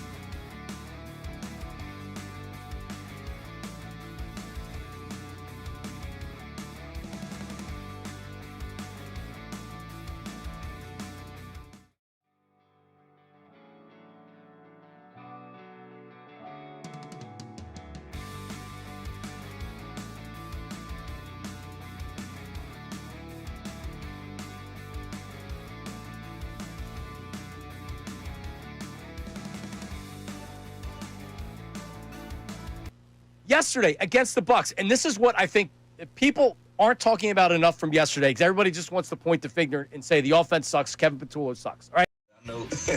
But I know they're going to figure it out for sure. I mean, obviously he's a great player, so I know they're going to give him the ball. So, they're going to fix it. But not next week. Pat Surtain? Yep. Best corner in the NFL? Yes. Probably, yeah. Quinyon Mitchell is also now being considered. Top 5. You know what with Mitchell, and it really watching the game last week, it really made me think of it because you saw a lot of people saying, well, he's grabbing a lot or whatever. That's what the good corners do. He really, really knows how to play the receiver. He's not always looking back at the ball, but he knows when to expect the ball. And he's so tight with the coverage, he gets away with those grabs because the receiver's never far away from him. So, I love Quinyon Mitchell. Pat Surtain is awesome. He really is. So, couple things on the Eagles here, as they are 4.5-point favorites. The lines went up a little bit, so it's probably been bet up. Some people have jumped on Eagles money, and the line has been adjusted accordingly. But this is going to be a game of matchups.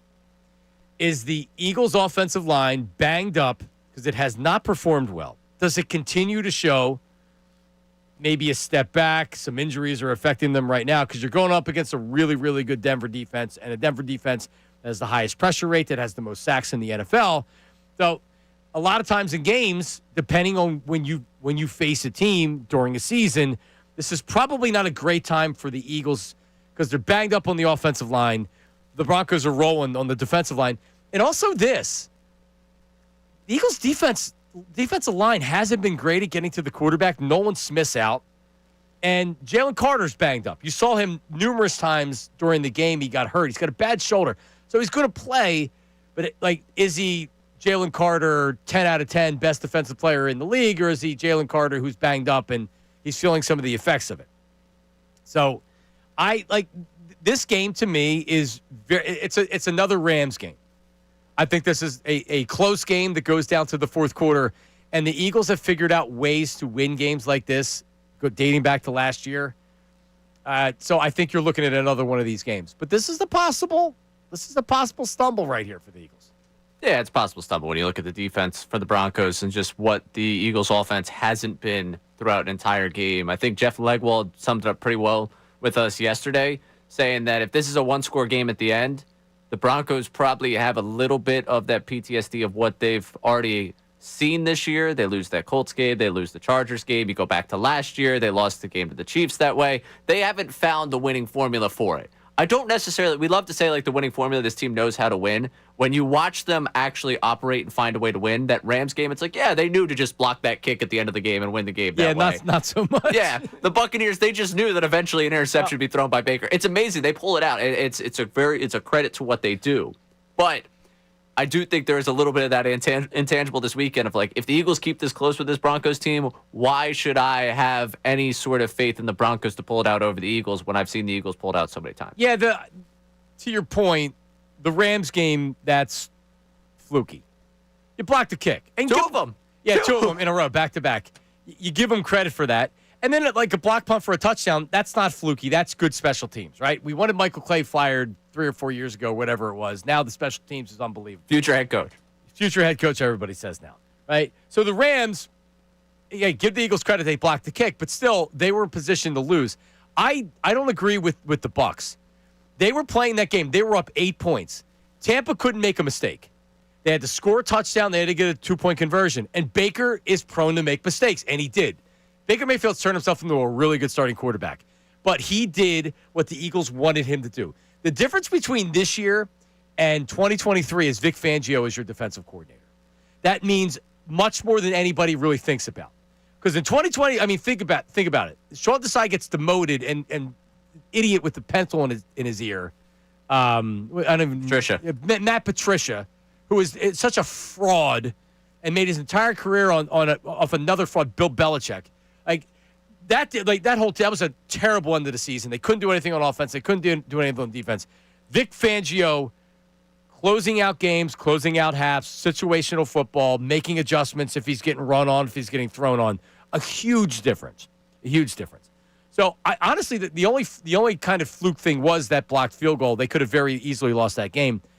I see the same kind, not like a fluke win, but I see the same kind of, okay, you're coming down the stretch. Well, Bo Nix needs to make a play. They win the game. They lose the game based on can they convert a fourth down or something like that. I like the Eagles' chances in the game. Yeah, if Bo Nix is Baker Mayfield's younger brother, then in that case, I'm not so worried about it. Because that was what Vic Fangio told us this week, was that, we're playing Baker Mayfield Jr. here. I'm not exactly worried about Baker Mayfield Jr. making the big play against this defense. He's got more to learn in this league. It's nice to actually be talking about a team that's not – it feels like the beginning of the season was just the same – I feel like we've done the same recycled storylines. Like it was, it's the Cowboys. Yeah, we played them. Yeah, you're right. You're right. The Chiefs. We played all 4 teams all the time. Right. It feels like we've just been living in a cycle of the last 5 years of the last 4 weeks. And I'm excited to just see someone different. Yeah, when was that? I mean, typically the Eagles don't do well against the Broncos, right? I forget what the history was. Yeah, that's history. Well, history. The Eagles weren't coming off the Super Bowl and winning 20 to 21 games. Which is an interesting thing. I think we'll get to this coming up a little bit later. But, like, coming off the Super Bowl, just how much they've played. You mentioned how banged up Carter is, how banged up this offensive line is. If there's one thing for this Broncos team, and it's ironic to talk about this era of Eagles football and have a concern about this, are you going to get beaten up in the trenches? Like, is that somewhere where you could lose this football game? Yep. Oh, for sure. If they're able to get – and here's the thing. Jalen Hurts still hasn't thrown an interception, right? So, I mean, do they get after him? If there's a turnover or two, if there's an interception, they've taken really, really good care of the football. That's why they're 4-0. They haven't turned the ball over. They had 1 turnover, I think.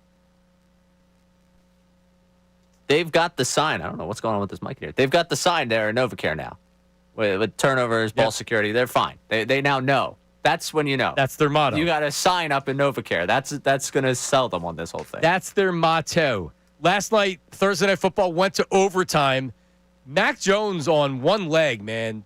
Gutsy performance. He had a really good game. He really did. All skill guys are out. I mean, you had who's Kendrick Bourne, man. Kendrick Bourne. Bourne identity. Was released by the Patriots at the end of training camp. He had a day. McCaffrey wasn't really good in the running game, but he was good in the receiving game. But the Rams have a chance to go up with a touchdown. And Kyron Williams is literally about to go into the end zone, and he gets stripped. I was celebrating. At the half-yard line. Fancy team implications there. I was like, beautiful. Another one for him. Yes, he had 2 touchdowns last night. Yeah. So San Francisco dodges the ball because they would have went behind, and that was late. But they're also at the 1-yard line now. So they have to punt. And when they punt, the Rams get the ball back, and they're able to drive down and tie the game and get a field goal. They go into overtime. The 49ers kick a field goal. The Rams are driving down. The 10-minute overtime is interesting because instead of kicking a field goal to tie the game, what was there, like 3.5 minutes to go in the game at that point? If you kick a field goal, now the next score wins because you tie the game and now the next score wins. And the likelihood of you getting the ball back isn't great, especially like we've been talking about all week with the field goal. All they need is really a 2 plays, and then they can sit on the ball and kick a long field goal. So Sean McVay making the correct decision, going for it on a 4th and 1 from the 16, I think. But it was a very easy field goal. He could have kicked it and tied it. But he elected to go for it, and I just didn't like the play call. And it didn't work. Yeah, I didn't mind the 4th and 1 decision to go for it. I mean, you think about how much your defense has already played in that game. You mentioned just how long the field goals they're making are. Pinheiro on the other side had made a couple of big field goals. So at that point, I'm like, all right, yeah, go for it. But 1 yard, you can't pick up 1 yard, and you have to go hand it off because you're not confident you can actually sneak it to get that 1 yard. That's brutal. I would have opened it up. I know there's a subset of our audience that's yelling at their radio right now. I would open up past it there. I know it's only 1 yard to go. But with that offense, I have more confidence in Nakua getting a little bit of separation and Stafford's arm than I have in running the football. Yeah, Nakua for 3 yards is. I mean, honestly, Kyron Williams wasn't great last night. He had a couple of drop passes. I know he had 2 touchdowns. Oh, I know. Fantasy-wise, if you wake up today, you're like, oh, Kyron Williams, what a game. If you don't watch any of it, you're like, he fumbled at some point. Who gives? But, like, he handed the game away. He did. That cut to him after he fumbled. I didn't know if he was, like, crying. Yeah, I felt bad for him. Yeah, I felt terrible for him. And for my fans. So they lose. So the 49ers now 4-1 with, and it doesn't seem like Brock Purdy's going to be back even next week. He had a setback with that toe. So, and by the way, are you in any rush? No. Mac Jones looked good last night again. If I were him, I'd be in a rush. Oh, yeah. Well, yeah. The 49ers, you're in no rush. Well, he just signed a contract for $181 million guaranteed. And it's actually Plaintiff's Exhibit 1 on why you don't pay a 49ers quarterback to run the Kyle Shanahan system. Mac Jones looks just as good as Brock Purdy, if not more, if not better. Mm-hmm. And Purdy's put up some good numbers, but if you can slide a guy that's been, a failure everywhere else he's been, look at what Sam Darnold looks like post being in San Francisco for a year. He rebuilds these guys. It's pretty damning for Trey Lance. That's my one takeaway from this. Yeah, and Shanahan allegedly wanted Mac Jones back in that draft, and they took Lance over him. But he's got him now. Right done. All right, coming up, text line, 610-632-0975. Can we find some confidence from our texters and our callers? Maybe that will help Ray. I went in his studio during the break, and his knees were knocking. He's in there. He's shaking. He's shaking. 610-632-0975. Confidence in the Phillies. Yes or no? Tim McManus is going to join us coming up at 12:55. And we have the news at noon that's coming up at the top of the hour. Don't go anywhere. John Kincade, Andrew Salciunas.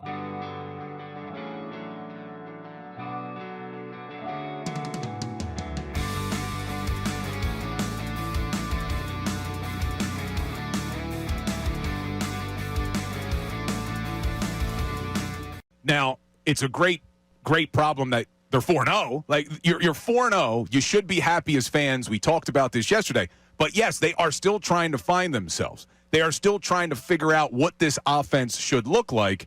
And the reason I get frustrated by this A.J. Brown conversation is because I do think it distracts from what the bigger issue is, which is this offensive line hasn't been good enough. This rushing attack hasn't been good enough. As much as I like Jalen Hurts, I don't think he has been good enough if your goal is to win another Super Bowl. The goal is not to start the season 4-0. The goal is to win a Super Bowl, and I think this team does need to improve offensively for that to happen.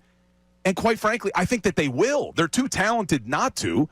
But like you've been saying all offseason, AD, now's the time to start. Week 5 is when you should really start to identify what this offense is going forward.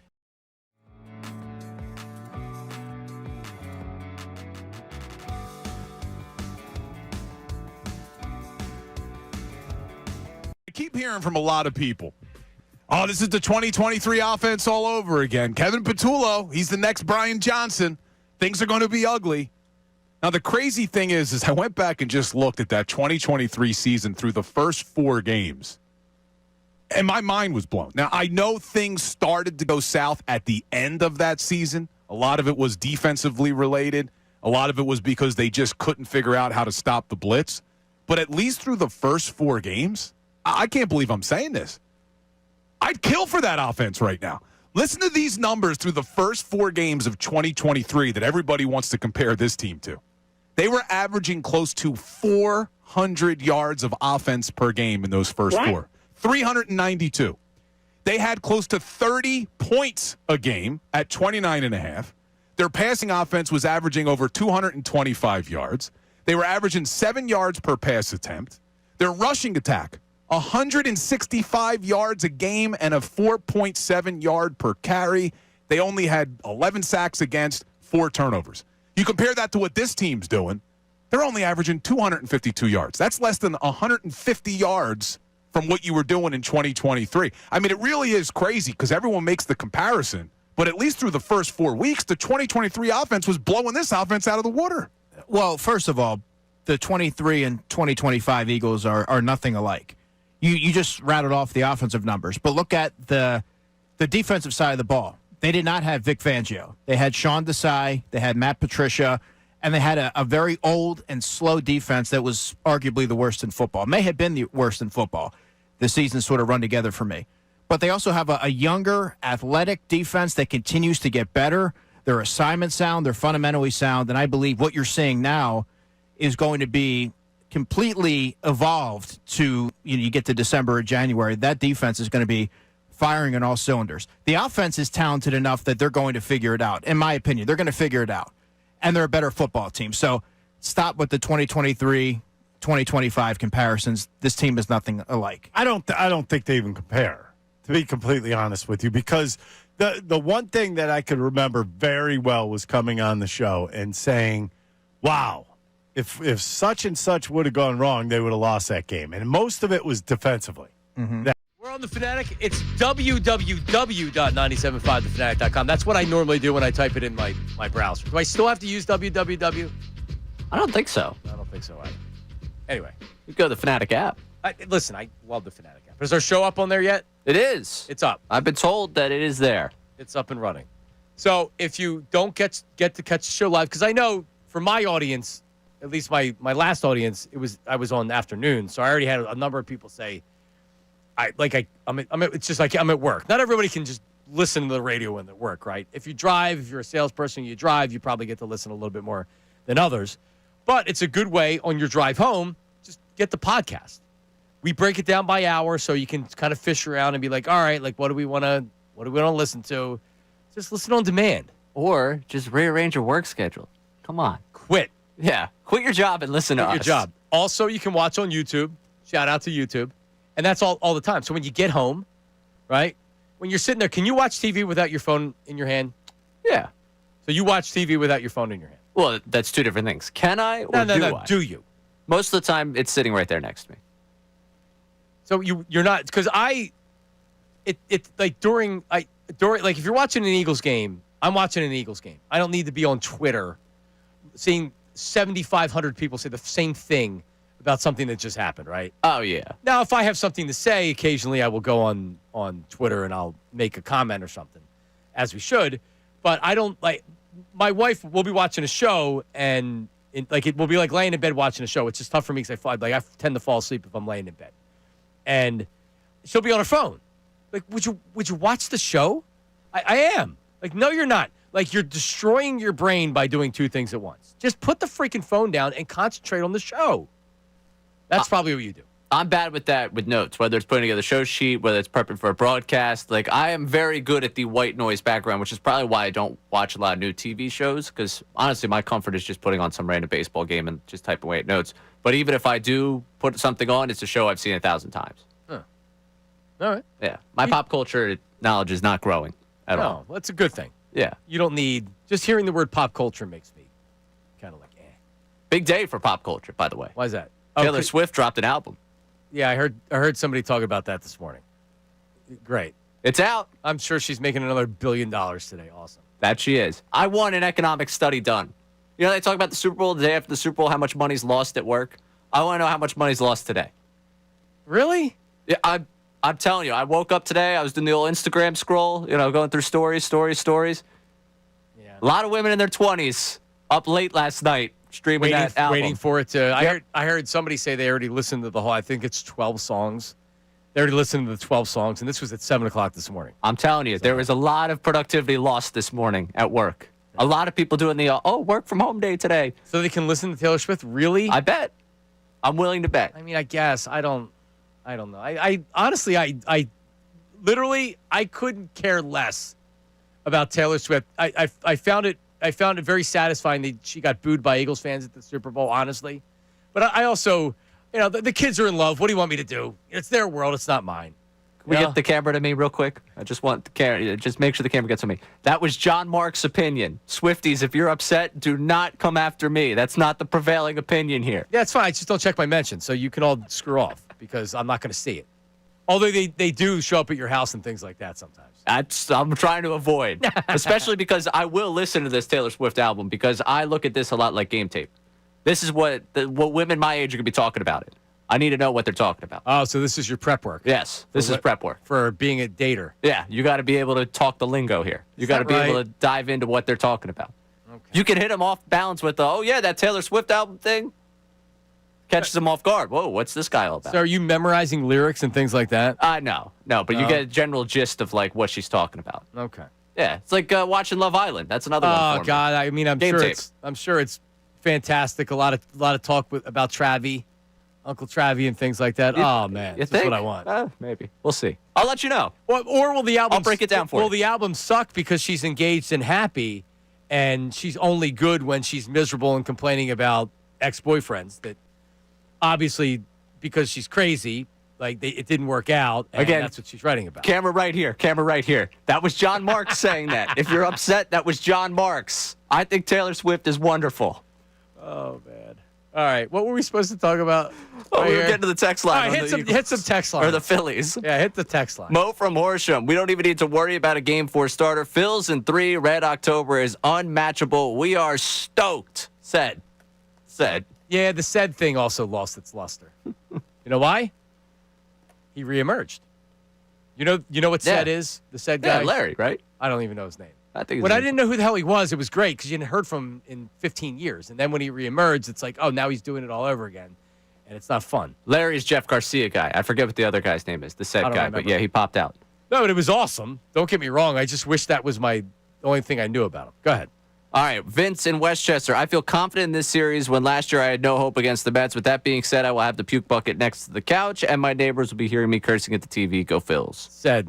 So no one's really speaking to me the confidence. They're just telling me they're confident. I want the concrete. I want the reason. There shouldn't be. There's no reason for you to be angry Al, who doesn't actually feel like that. He's just saying. Yeah, I wanted the mustache deal here. We got Michael in Fort Worth. Concerning the Phillies, they will win both of the Sanchez starts and one of Suarez or Luzardo to win the series, and Duran will save the 3 games. The Phillies will steamroll the next round to the World Series. Bring that damn trophy back home. Let's go Phillies. There you go. There's a concrete reason. The Sanchez starts. If you think they're going to win the Sanchez starts, there's a concrete reason. It'd be so Phillies for them to beat the Dodgers and then lose to, and then the Brewers lose, and then you lose to the Cubs. Now, why are you trying to kick me while I'm down here? Well, it would be. They did that to the Diamondbacks. I know. All right. Well, that one still kills me. Call me gutless over here, and then you're hitting me with they're going to lose to the Cubs. Oh, I'm sorry. Any more? That's it? We're good? We got some more here. One more. Looking at the pitching order here, I think if Sanchez wins Game 1, then Nola Game 2, clutch at home. Suarez Game 3 could handle the pressure if we're up 2-1. Then Lizards Game 4, Sanchez Game 5. We're down 2-1. Then Sanchez all hands on deck Game 5. Wow. That's not how it's going to go, but no. Wild pitching decision there from this unnamed texter. They win Game 1. At least now you feel like, and Rob Thompson's going to talk in the 12 o'clock hour. Are we going to him? 1 o'clock hour. Yeah, we will go to Rob Thompson. 1:15. So hopefully we get a better picture. And I think everybody expects Ranger to pitch Game 3. But if you win Game 1, now even if you do drop Game 2, you have Ranger Suarez going Game 3, which you have to have confidence in. Going to LA, that's not a huge home field advantage. Just not. Not like it is in Philly. All right? So, and Ranger Suarez on the road, like, come on, dude, let's go. Even if he's giving you 5 innings, he's giving you 5 innings. Then you have Walker Buehler potentially that can come out and be the right-handed guy that pitches maybe the 6th. So, win Game 1, I will feel great when we come in here on Monday. Oh, yeah. Great. By the way, big watch party going on. Huh. Where was my notes on that? Andrew Salciunas, Connor Thomas, along with Corona, Game 1 NLDS watch party tomorrow at Patty Wax on South Street. Free Red October T-shirts and Corona MLB merch. $5 Corona Extra and Corona Light cans. You can win Phillies tickets for a 2026 regular season game. And then Monday they'll be at Top Tomato in Center City. And then they're going to Kavanaugh's in Rittenhouse. Good juju at that Patty Wax. That was Super Bowl pregame show. And that was also Harper staring down Arcia night with Corona at that Patty Wax. Oh, what a great moment that was. So that's what I'm saying with the Phillies. There's been great moments during this run. Really great moments. Memorable moments. But they better win. Just go to 975thefanatic.com for all the info and Corona specials. All right, coming up, news at noon. Todd McShay finally tells what the beef is all about with Paul Feinbaum and a wild NFL admission and more. News at noon with Ray Dun coming up next. Middays with Marks. Now on 97.5 The Fanatic Sports Update. Red October starts tomorrow. I'm Ray Dunn with this Fanatic Sports Update. The Phillies and Dodgers begin the NLDS tomorrow from South Philadelphia down at Citizens Bank Park. A 6:38 first pitch in that one. Todd Zalecki joined Unfiltered yesterday. Talked about the X factor to this Phillies postseason. When I think of the Phillies, my X factor is kind of like, are we going to see a big postseason from Bryce Harper? Statistically speaking, he's been one of the best postseason performers ever. The Battle of the Stars against the team from the land of stars. Phillies, Dodgers, Philadelphia, Los Angeles coming your way. Tomorrow it all gets going. The NLDS, Christopher Sanchez versus Shohei Ohtani on the mound again. First pitch, 6:38. Game 2 is Monday, so between Game 1 and Game 2, on Sunday, we got a football game down in South Philadelphia. Eagles, Broncos, the Birds looking to get to 5-0. Coming up at 12:55, we will talk to Tim McManus of ESPN, covers the Eagles, about the matchup with the Broncos and what the Birds need to do to get themselves to 5-0. This update is brought to you by Wendy's. Get 2 of the #1 selling bacon cheeseburgers plus fries and drink with Wendy's. $8 JBC meal deal, limited time only. Price and participation may vary. Request JBC meal deal for discount claim per market research company. I'm Ray Dunn in your home for the best Birds coverage, 97.5 The Fanatic and 97.5thefanatic.com.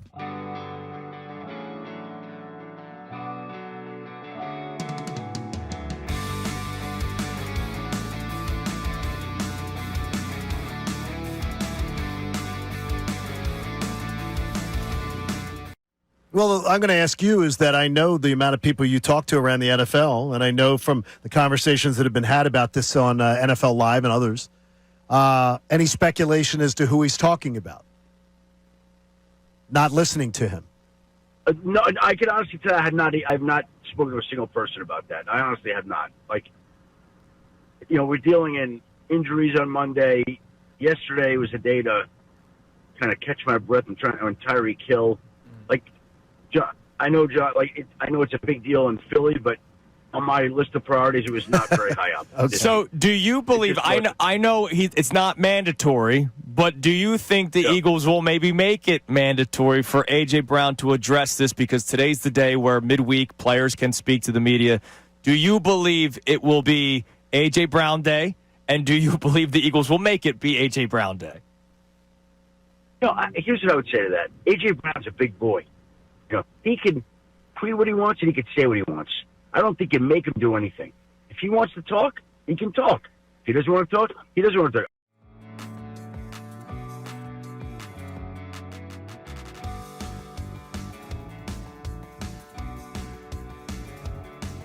How sports continues to be the greatest reality TV show that there is because it's real life. It's actual real life. It's not scripted. And then guys go on social media after hard-fought wins.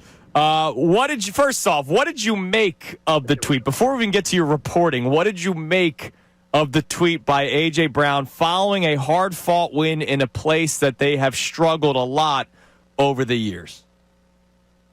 Well, only A.J. Brown could fully explain what he meant by that. You tweet something like that after a game and after you win and after you go to 4-0, I think you invite a lot of scrutiny and questions as to what you meant by it. It certainly seems like he's not happy with his production or role in the offense right now. But if you look at it, you look at the tape, they targeted him 9 times. It wasn't like they didn't throw him the football. They did. He's just not producing at the level to which he's accustomed. Something similar happened last year. Wasn't happy with his role, complained, and the team went on a run in the second half, and he was dynamic, and everything worked out great. So I think that it wouldn't be what I would like, but I understand why he does it, and we'll see the intended result of it this week start. I'll bet you they feed him right away this week, right away. It's driving me nuts, though, Adam, when I hear Kevin Patullo talk about the fact that, we haven't figured out our identity on offense yet. They're the Super Bowl champs with arguably the best offensive toolbox that any team has in the NFL when you look at skill, talent, quarterback, offensive line. How do they not know what their identity is when they're the defending champs and almost everybody's back? They should know. I mean, we know what they are, right? I think they're a team that runs the football as well or better than anybody. I think they've got a quarterback that could beat you with his arm or his legs, and they've got the ability to beat you throwing the ball as well. They're a multifaceted offense that has a lot of ways to win. It's not your typical offense. I mean, what's hard to figure out there? I don't get it. I don't understand it either. I still can't figure it out. Shefty, when it comes to the A.J. Brown tweet, now I want to start getting your reporting cap on. Have you heard any fallout from the tweet so far at NovaCare? And if you have not, obviously this is not the first time a wide receiver or a player on any football team had said something cryptic on social media or said something cryptic at a press conference. So what could this lead to at some point in a locker room? Because this is not the first time, as you mentioned. I don't know that it leads to anything in a lot. I mean, everybody's got their own personalities, and people know who people. You know, by the way, A.J. Brown, honestly, is one of the most thoughtful.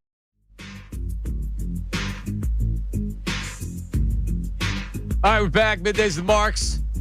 97.5, thefanatic.com. 97.5, The Fanatic. What's up, everybody? We'll take some phone calls coming up here. News at noon. Do you have a spiffy like catchphrase with it? Like, news you need to know with the people you trust. We haven't gotten there yet. Week one. We'll start workshopping over here. I'm Ray Dunn. Yeah, I'm Ray Dunn. Well, You stay classy, Philadelphia. I like how you started off because you are very newsworthy when you do it. It sounds like you know what a news broadcast is supposed to I sound wanted like. to do the TV thing for a little bit. Did you really? Yeah. Well, I was at Temple. They push it towards the television stuff, you know. But what do you mean? Like TV news? Well, no, I never thought I was going to go into news. News depresses me too much. So regional sports or Yeah, Sports well, Center probably or- like the local sports guy. And Pat then- Gallen. Yeah. Except I would have never gotten Pat Gallen's job. I would have been Pat Gallen in, like, Billings, Montana. Yeah, maybe to start. Yeah. Sure. But Pat didn't do that. Pat worked with me. Well, I know. Pat's a star. Oh, Pat's my guy. I hope he's going to, at some point, he's going to get in for a co-hosting shift. Oh, that'll Pat be Gallen great. of CBS 3. Pat's my guy. Very proud of him and everything he's accomplished. So you could see yourself being, because I was wondering this with you, because normally play-by-play people are play-by-play people. Yeah. And doubling as talk show hosts, maybe they don't even want to have opinions because they're play-by-play people. They don't want to have some salacious opinion and get fired because they're an idiot on the radio like me, right?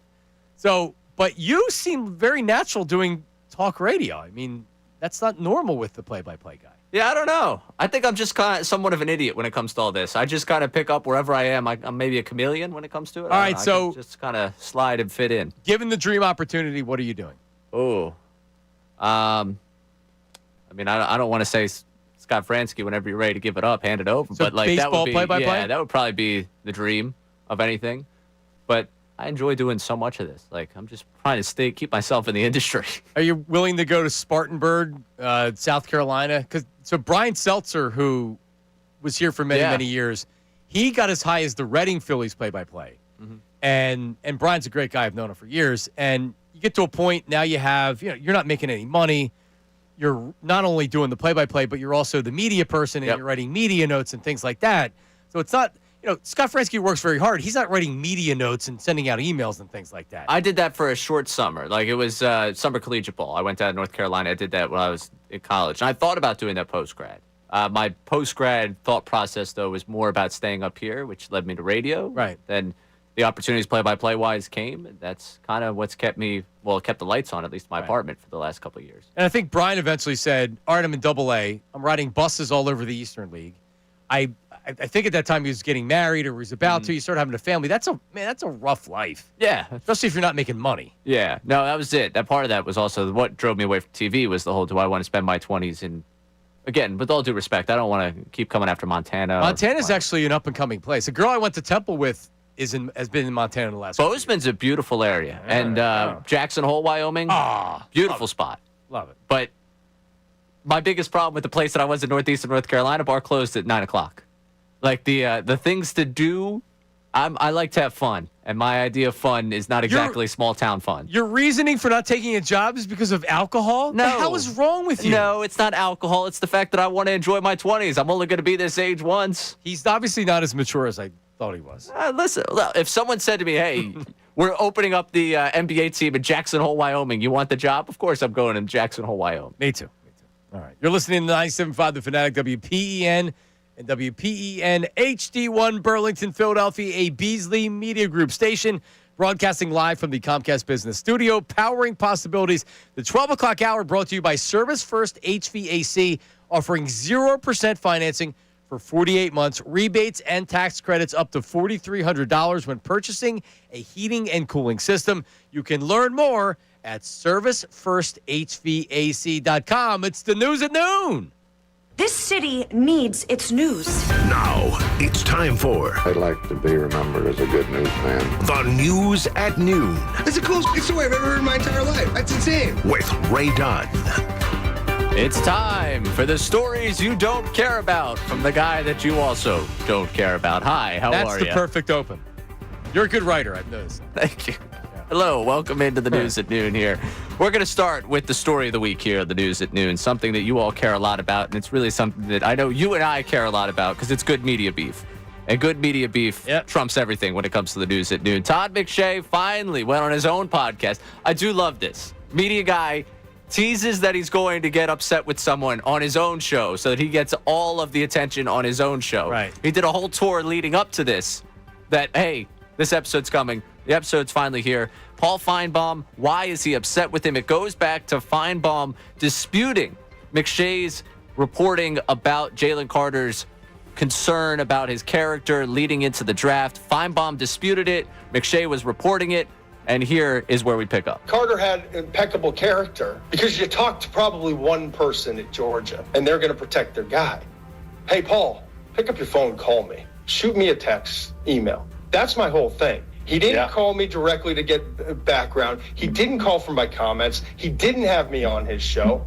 He did nothing but keep my name coming out of his mouth in a negative regard without doing any work or just asking the person who said the comments, who also works for the same company you do, who also was on your show dozens of times throughout the years, come on set on college campuses with you, and was on your show between 5 and 10 times that fall. Paul, instead of doing the right thing, you just did what you do. You incite more drama. You just throw out there that you know nothing about. Paul knew nothing about this situation. He made a call, maybe two, to people who were going to help protect their guy, and he stirs more shit up. And so he gets everyone in the South, not just Athens, after me. So when I say he's an all-time coward, that's why I say it. When I say he has no loyalty, that's why I say it. And to be honest with you, I think the guy's a rat. And so he's perfect to be a politician. Oh, man. The original beef, or when he said something, was before he said he was getting into politics. So he just added that as kind of a sweetener to it. You know what? That would have pissed me off, too. Yep. The word on Jalen Carter, I heard Albert Breer say after the spitting incident, they asked him about the spitting incident. He said, well, that's why he fell to 9. There were, and not even just the whole car accident where the person died. The coaches did not speak highly of Jalen Carter from Georgia.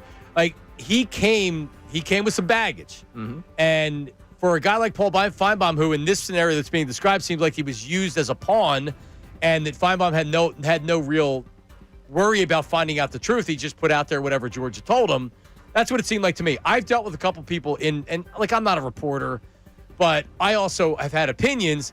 And then I remember specifically, and I won't mention who, told me, no, you're wrong. And I'm like, no, you're being used. Because no, trust me, I've been told. I'm like, no, you're being used because they know you can use you. Because you're not going to question it because you want the connection. And it kind of became this thing. But like, yeah, your job as an insider, and this is my criticism of a lot of the NFL insiders, is they're given information. They don't cross-check it. They don't make their own phone calls. They don't try to say, does this make sense or am I being used? And they just put it out there. I mean, I would say all of them do it, really. And it bothers me because they know they're being used as a pawn, but they don't care. And that's what Feinbaum did in that situation. So good for Todd McShay. Yeah, McShay stand up for himself. Seems like it was difficult for him to get a reservation down south there for a little while with what Feinbaum did to him. Because you could tell everyone in the South. So it was because of Twitter he's mad at. Yeah. All right. Sorry, your Waffle House experience wasn't good because of what Feinbaum said about you. Moving on. Talking about journalism here. Ramona Shelburne trying to get down to the biggest story of this NBA offseason. It's Clippers Media Day. What are you going to ask Kawhi Leonard about? It's not about his health. It's about the no-show job that apparently he got paid to do outside of the salary cap. Here is how Clippers PR handled something that, hey, it's not a problem. So I don't know why you guys are questioning him, all right? Don't question him about this. There's nothing to see here. And I asked questions. Then I could have kept going, but somebody kind of reached out and grabbed the mic from me. Somebody from Clipper PR? Yeah, and was like, okay, you're done now.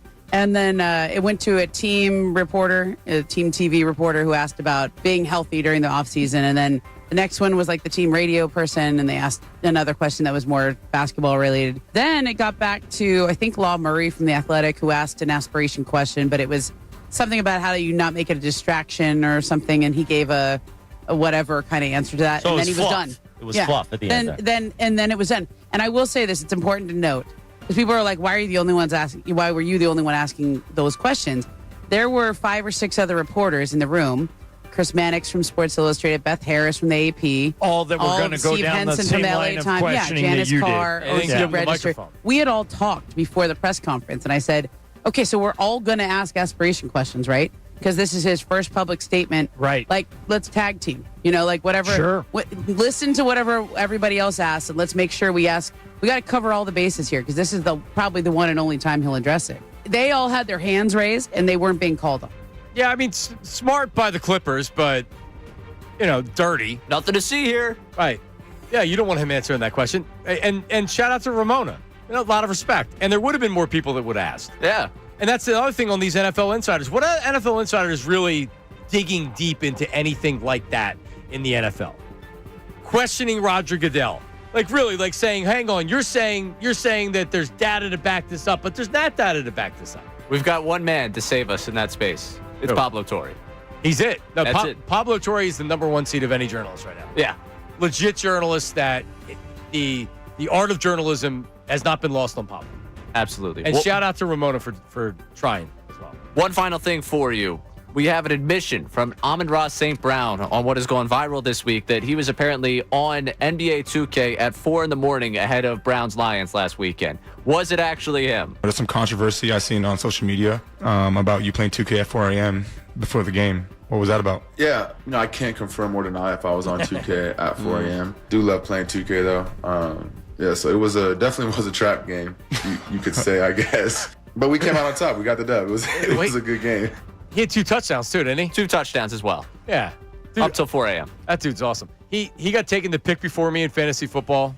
And when you look at the board and you're like, they're going to go. I'm not going to get him. Yep. I took CeeDee Lamb, I think. I'm so sorry. I have a team where I have CeeDee Lamb and McLaurin right now. So that's what you get for taking a Cowboy, you fraud. Yeah, Cowboys score points too, man. I don't care about it. So all else being equal, I'll take an Eagle or a non-Cowboy or a non-Giant. Mm-hmm. If he's clearly the best player that's on the board, I'm going for it every single time. Yeah, I'm sorry. That's, again, Cowboys score points too. Yeah, they get a lot of yards. We play them twice a year. There's 17 games, man. I don't know what you want from me. If the Eagles are blowing them out, there's garbage time yards to be had. What do you want from me? For sure. Yeah, I've never subscribed to that. All right, what do we got? What do we got coming up here? Because I know Timmy Mack's coming up at 12:55. Want to kind of jump back on the Phillies a little bit here, 610-632-0975. Really, with the Eagles as well. I know we have Mad Mike that's coming up. He has something to say about Mac Jones's performance last night. 610-632-0975. We'll go to hard to the text line as well coming up. Phillies, there's nobody out there that should be, this team's winning. There's no doubt in my mind. They're winning. Like, that's you being a fan, and that's fine. I have no problem with that. But if you're being honest, you shouldn't feel like that. Just like you shouldn't feel like Ray, where you're like, oh, I think the Phillies can win. I hope the Phillies can win. No. The Phillies and the Dodgers is going to be a good series. Let's have some confidence. You don't have to be scared, though, about it. 610-632-0975. And Nick Cassiano says this is already a successful run for the Phillies. They don't have to win in the World Series. It doesn't matter. They've already had success. Your thoughts on that coming up right after this. It is Middays with Marks, 97.5 The Fanatic.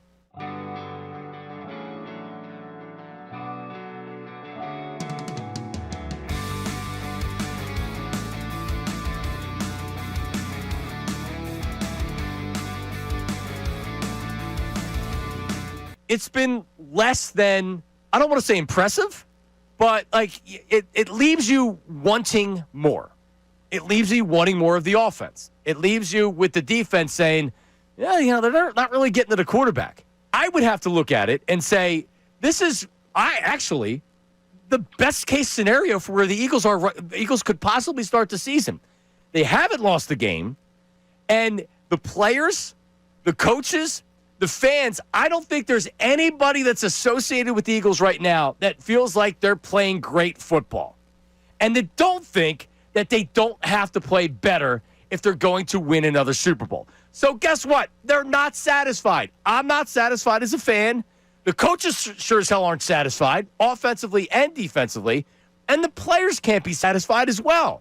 And they're 4-0. And by the way, they're the best team in the NFL. And I don't think it's particularly close.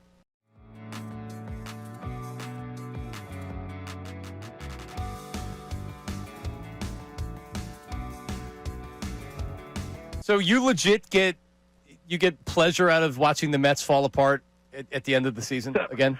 I mean, doesn't everybody? I think it's funny. It's something to laugh about. But, I mean, when you play in the NL East for 10 years, and you got to listen to Mets fans, for that whole time. And now in horse racing up at Saratoga, they still like to run their mouths. So it still brings me joy to laugh at them. Yeah, Jason, those times looking back where it's not often the Mets and the Phillies are good at the same time, right? And you experienced a little bit of that in the early portion. And those fans come down and they invade Citizens Bank Park, and they are so loud and obnoxious. And that was the beginning. We hadn't seen championship baseball in Philly since the 80s. And you guys ushered that back in. Just what a time to be alive, man. When you think about those days, because you came to Philly, you hadn't become the Jason Worth that we know right now. What's it like when you think about those days? Yeah, well, look, I had a good start in LA my first year, and then I got hit in the wrist my first game of spring training in 2005, and didn't play, had surgery, didn't play all of 2006, and then I come to Philly in 2007, and I'm literally barely make the team. And it took Shane Victorino and Aaron Rowan. No, God, I'm drawing a blank. Took two guys to get hurt on the trade deadline for me to even get a chance to play. And then, Charlie Still was a little apprehensive to get me in there, but I played so good in August of 2007 when we really started our first run, and that was kind of my when I had a chance to play and coming out, and that's when we started to run down the Mets. So there was that big series at home, the 4-game series where we swept them, and that's when, for me, that's when Philly really came back alive with baseball, and it was that team that ultimately the next year won the World Series and ran down the Mets 2 years in a row. So that's where the whole kind of rivalry started. But you're right, they would come down, they'd invade Citizens Park, they're obnoxious. You go up there and you play 12 games a year up there, and you got to listen to them run their mouths. So it was sweet to be a Philly back in those days, and I'm proud of what we accomplished. And man, we had good teams, and here we are again with Middays with Marks. Apparently, our building's on lockdown because there was an armed robbery in Ballackinwood or on City Avenue, not far from here. Yeah, they're getting the text. I ordered pizza, like a DoorDasher is literally almost outside. I don't know if he's going to be able to get in with the pizza because our building's on lockdown, as it should be, by the way. Yeah. All right. Well, I also want pizza. Yeah. I forgot to bring your lunch today. I had it and everything. I left it on the kitchen counter. Did you prepare, what was it? The banana. You were bringing me a banana? That's so kind of you. It's funny. My roommate's got the standalone bananas sitting there in the really? Yeah, in the kitchen. I meant to send you a picture of the whole setup. Is it still sitting there and not eaten? No, he's gone through an entire bunch of them. Is it a bunch?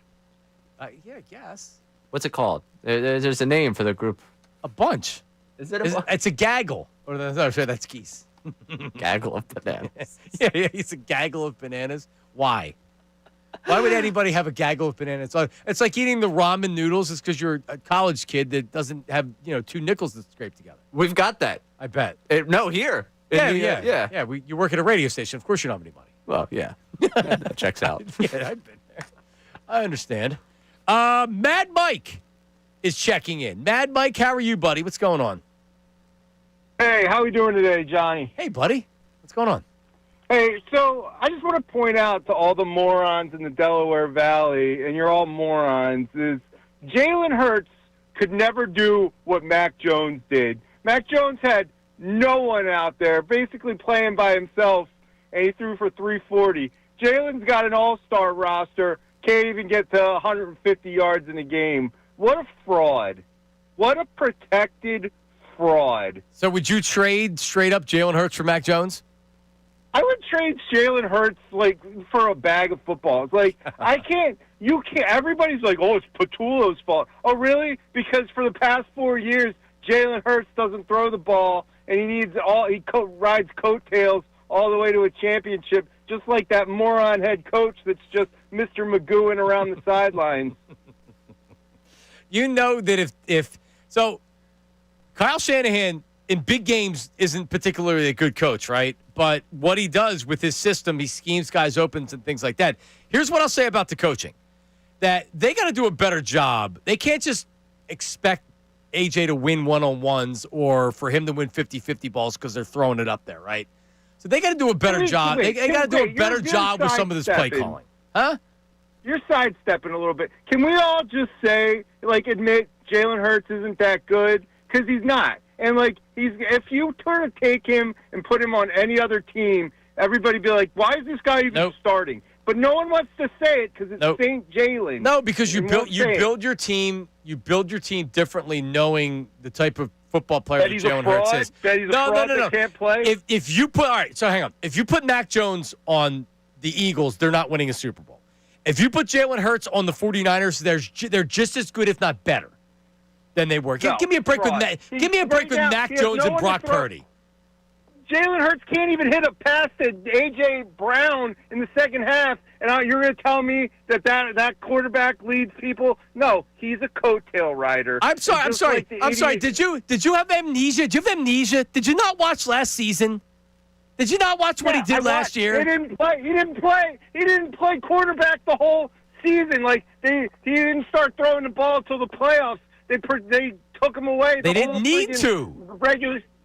No, because they're like, I'm just going to take the ball out of your hands, Jalen, because you stink, and I'm going to let this guy run it the whole game. You are okay. You are the guy. Get my title. You are the guy that would rather lose with a quarterback throwing for 375 yards than win because Jalen Hurts knows how to finish games and doesn't make mistakes. Running back pretending to be quarterback. Why don't you just run a wildcat offense then? That's what we have. The loser. This whole fan base is a bunch of fraud losers. That's not fair. Why are we fraud losers? You have to at least admit there. Hang on. You have to at least admit there's something to Jalen Hurts being he's a winner, Mad Mike. You know he's a winner. No, he's a fraud. He's a polished fraud. He's like, I'm going to put on this fake persona, and I'm a coach's son. Brr, brr, brr. Shut up, nerd. Shut Keep the main thing the main thing. I hate That's the funny thing that makes me chuckle. Typically, when you play so who would be the starting? See, here. How about this? You would be in heaven. Jalen Hurts has got to stay healthy this year, especially right now. And here's why: he goes down with an injury and loses a game or two when the passing offense isn't good. What happens when Tanner McKee comes in? Oh God, man, he's throwing the ball everywhere. Great throwing. AJ's happy. Everybody wants Tanner McKee, and that's not good. Jalen Hurts needs to be the quarterback. Love it. I know you would. I need chaos, John. I need chaos. I know. I don't mind chaos, but whatever. All right. Thank you, Mad Mike. There he is. David, Drexel Hill. David, go ahead. What's up? Hey, how you doing? Hi, David. What up? Hey, tell Mad Mike to leave that alcohol alone in the morning. Hey, listen. If you look at Jalen Hurts, right? You look at how did AJ get that record for passing? Was 100-something yards a game? If Jalen can't pass, how AJ get that record? Was it last season or season before last? Yeah, he got a record. And then if you look at it, I think Jalen threw for 3,700 yards, and that's without throwing a lot. Yeah. So I don't know what Mike's talking about because I look at a quarterback like this. He threw for, say, 20 touchdowns. Well, what about the 15, 16 he ran for? Yeah. Yeah, I don't give a damn if he throws for 125 yards or 300 yards. I'm fine with him throwing 25 times a game. I don't want him throwing the ball 35 or 40 times a game. I don't think that's a winning formula. If you can run the ball and he's not turning the ball over, David, they've won 20 of 21 games and they won a Super Bowl, right? And then look at it. They can do it playing like this. All these top quarterbacks that's throwing the ball a lot. Look over on the side. You see interception. So I'm just glad if they get down like we seen in the Super Bowl, what'd he do? He had to throw. He threw for more in certain games, but the offense does need to pick up and get a little more steadier. For sure. No, for sure. I appreciate it, David. I got to run. Mad Mike is Mad Mike. That's why I love him. I can't take him too seriously, but he does actually believe all that. Yeah. He's great. Yeah. Matt He's Mike, something. Matt Mike, I used to call mornings, I think, back in the day. I haven't heard him in a while on the Fanatic, but Matt Mike's my guy. No, quite an introduction this week for him. He's good. 610-632-0975. All right, are we doing this next segment? Now we are. So Connor and I Ray and I. I'm sorry, you didn't even work with Connor. I guess he's the birthday guy, but come on. I was looking at the copy. Ray and I have compiled a list of the 5 best or most memorable Phillies-Dodgers playoff moments, and there's a lot of them. We're going to play that top 5 coming up next. We're going to take a little walk down memory lane. That's up next. Your phone calls as well. Don't go anywhere. It's Marks and Middays, 97.5. Now on 97.5 The Fanatic Sports Update. Happy Red October. I'm Ray Dunn with this Fanatic Sports Update. We're one day away from postseason baseball in South Philadelphia. Phillies hosting the Dodgers for Game 1 of the NLDS tomorrow at 6:38. Todd Zalecki joined Unfiltered yesterday. Talked about the biggest X factor for this Phillies team. When I think of the Phillies, my X factor is kind of like, are we going to see a big postseason from Bryce Harper? Statistically speaking, he's been one of the best postseason performers ever. It's a team of stars against the land of stars. Phillies, Dodgers, Game 1, Saturday night, 6:38 down there at Citizens Bank Park. Shohei Ohtani on the mound for the Dodgers. Christopher Sanchez getting the start for the Phillies. Game 2 is on Monday. Between Saturday and Monday, you got a Birds game Sunday. Eagles hosting the Broncos. The 4-0 Birds trying to beat a 2-2 Broncos team. Really stout defensive Broncos team. We'll get the full breakdown on this matchup from ESPN's Tim McManus coming up at 12:55. This update's brought to you by Wawa. Wawa's newest $6 meal deal. Choose a shorty hoagie chicken sandwich or wrap, plus a small fountain drink and Hers chips, all for $6. Gotta have a Wawa. I'm Ray Dunn on your home for the best Birds coverage. 97.5 The Fanatic, 97.5thefanatic.com.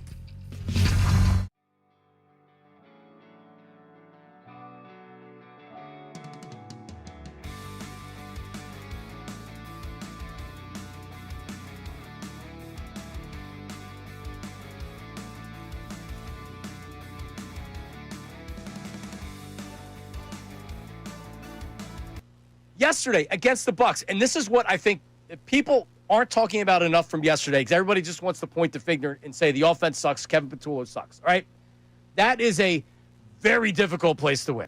The Eagles know that. The Tampa Bay Buccaneers are among the best 6 to 8 teams in the NFL, and they are a physical, and they are a good team. That is a playoff team. And that is a team that wants to go blow to blow, blow for blow with you. And they're not afraid to do that. And they very easily could have packed it in. They didn't. And they came out swinging in the second half. The Eagles' game plan and their offense in the first half yesterday, they came out, they were awesome. They had the umbrellas, the shades, or whatever they had. They were prepared because they saw what happened in previous years. And they said, we're not going to go down there and we're not going to let that happen again. Very smart by the Eagles to go down there and what they did. And you know what happened? In the second half, the Bucs made adjustments, and the Eagles, I think, were slow to adjust offensively, and it just seemed like that they were exhausted. And as the game went on, they had some injuries. They had guys that were cramping up. And give the Buccaneers credit. They made adjustments. You're playing against another team. It's not supposed to be easy for the entire game. And the Bucs made adjustments. And they came out, and they really gave it to the Eagles in the second half. A couple fluky long plays, but still. So that was a really, really good win by the Eagles yesterday.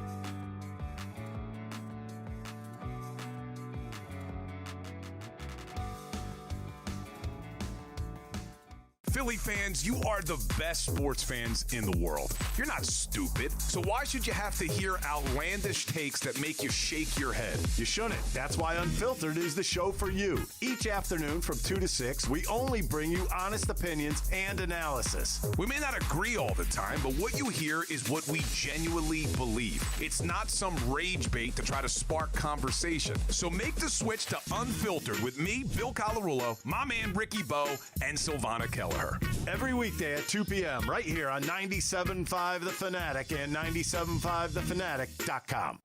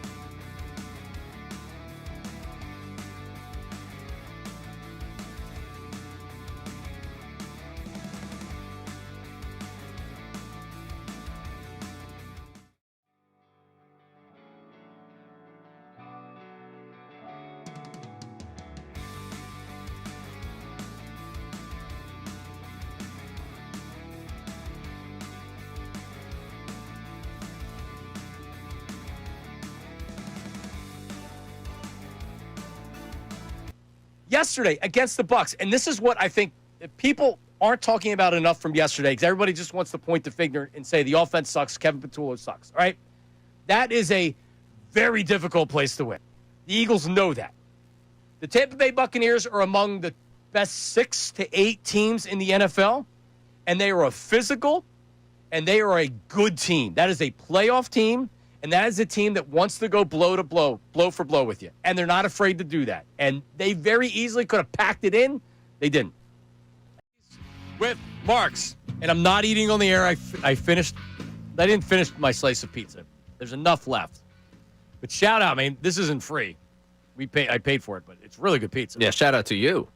I just said to all the guys in the back that it's been a really good first week, and the success of this show, and really this station for that matter, is not going to be dictated by me or Andrew and John or Unfiltered. It is a total team effort. I'm a Taoist.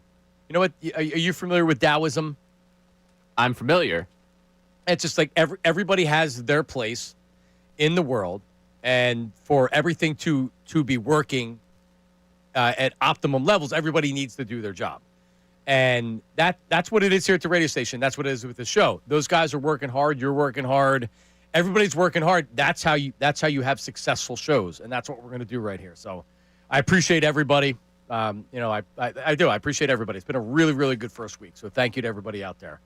And don't expect me to be buying pizza every Friday. Right done. Okay. I'm going to bring you a banana for your lunch from now on. Right. Appreciate that. Thank you. All right. The Phillies and the Dodgers tomorrow, Game 1. NLDS, and there have been many memorable playoff moments between the two games.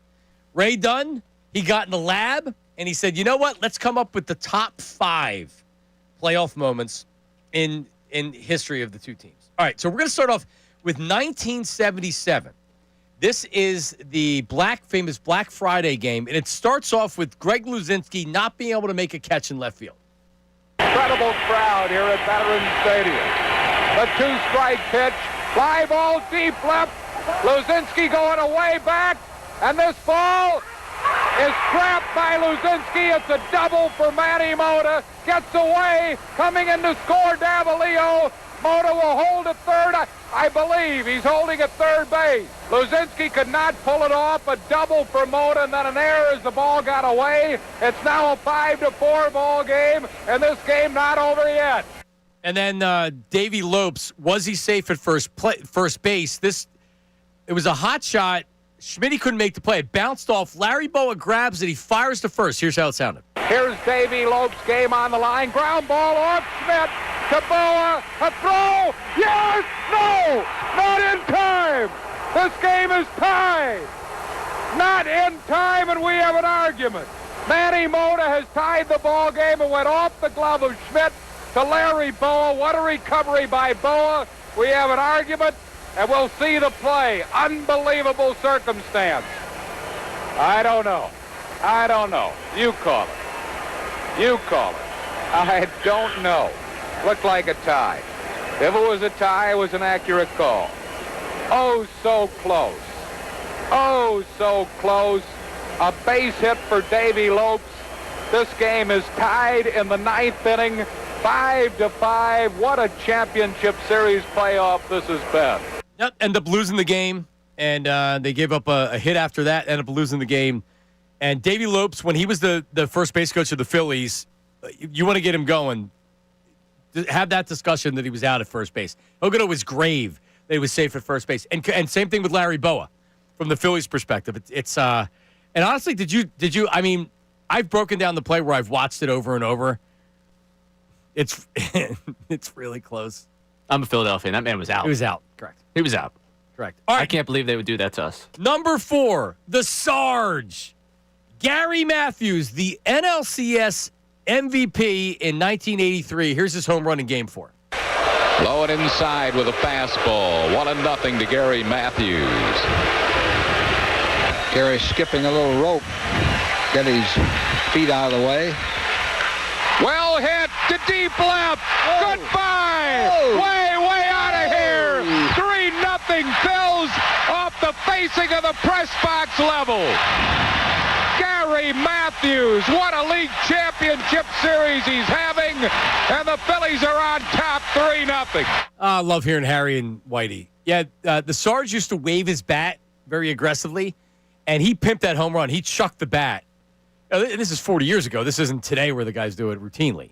It was amazing. It's behind the back. He, flips that thing. It's one of the best bat flips of all time. Yeah. And I say that as a Philadelphian, so I understand where my bias comes in. But at that time, to be doing that with that much swagger, come on. Awesome. I love the Sarge. He's great. All right, we doing Rollins next? Oh, no. We got to leave Rollins at 2. All right. Well, Shane Victorino, not enough people talk about. In Game 4, 2008, Stairs hit the home run to take the lead. Victorino, somebody had to tie the game first. Shane Victorino ties the game first. Here it is. That's driven down into the right field corner. This ball is gone for a game-tying 2-run home run. Shane Victorino has tied it at 5. You think about the players on that team. Shane Victorino, all-star level player, came up huge in big spots. Victorino won a World Series in Boston, too. He was a big part of that Boston World Series, that last one. Shane Victorino's not talked about enough in this town. No, grand slams for both those teams. Obviously, the grand slam during that run. But for him, also, he had developed kind of the villain role there. If you remember you could throw at my hip, don't throw at my head. He's doing he had become a villain so that you could hear the boos. Obviously, they're booing the fact that the game's tied. But he kind of embraced being the absolute villain throughout that run on a team that plenty of guys could have been the villain to opposing fan bases. He just kind of became that. It's awesome. I love Victorino. By the way, Rule 5 draft pick twice. Rule 5 with the Dodgers and the Padres. Dodgers could have had him back. And they said no, and he went to AAA. He won the AAA MVP that year, and then he came up the next year, and the rest was history with Shane. Yeah, thanks for 2/3 of that outfield. Man. LA. Yeah, no, you're not kidding. Jason Worth. All right. J-Roll. Jimmy had a couple of walk-offs against the Dodgers. It's one of Scott Fransky's best calls, but we can't play that. So here is, at least I don't think we can play it. Here's J-Roll, Jimmy Rollins, the walk-off double in Game 4, 2009. Line drive, right center field, base hit, 1 run scores. Ruiz around third. They're going to wave him. Here's the throw to the plate. It's not in time, and the Phillies win it in the ninth. Man, J-Roll, just thinking about those times, man. Everybody, who's got more star on their team? 08 run, this run. And I'm talking about before Doc. I'm talking about strictly lineup. Probably this one. I mean, Schwarber does up the ante. Schwarber, Turner, Harper. Yeah. I mean, JT considered probably the best catcher of his generation. All right, for the text board, head-to-head, who's the better offense? Phillies prime. All right, better offense for a season. 08's offense outproduces this offense. Star power, I think brand names, they're more here. Better offense was 2008. Yeah. If that makes sense. Like, when you talk star power, I think the names of Bryce 2025 will probably be greater than names of 2008 for, like, a general national audience. Agreed. But Bryce didn't have an MVP season this year. Right. He had a good season. Yeah. So offense was better in 2008? Yeah. Final answer? Final answer. 610-632-0975. Text line. All right, the last one. Into the night, Matt Stairs. We're up against it. I'll tell this story in a little bit. But into the night, Matt Stairs. Here it is. Stairs rips one into the night, deep into right, way out of here. And Philadelphia gets a pinch hit, 2-run shot. And the Phillies lead 7-5 in the eighth. Wow. Added to this team by Pat Gillick from the Toronto Blue Jays, and he hits the first home run off Broxton since July of 2006. And you said you watched the whole at-bat last night. I did. And Tim McCarver said that they need to challenge him in the at-bat. Yeah, about 2 pitches before that, he says, you got to challenge the pinch hitter here. You don't want to get back to Jimmy, which is true. But the way that aged was hilarious. Well, you don't want to throw him something right down the middle when he's looking for it. Yeah. It was a good at-bat by Stairs, if I remember. He really, 3-1. Yeah, he really made him throw a strike. And to McCarver's point, he didn't want to walk him, and then Stairs was sitting fastball, and Broxton threw it in a bad spot. Terrible spot. Holy cow. All right, there you go. Good job, Ray Dunn. Coming back, more Philly stuff. 610-632-0975. Better offense, 08 or this offense? 08. Final answer, 08. Also, Jalen Carter. Tim McManus is coming up at 12:55. Jalen Carter talked about his health yesterday. Is there any concern about piling numbers of guys up? They're banged up, big time. Birds and McManus, more Philly stuff as well. That's coming up. It is Middays with Marks, 97.5 the Fanatic. Oh, I gotta talk about Rally House. Rally House. We will be at Rally House in Springfield on Tuesday. Come out and see me and Ray.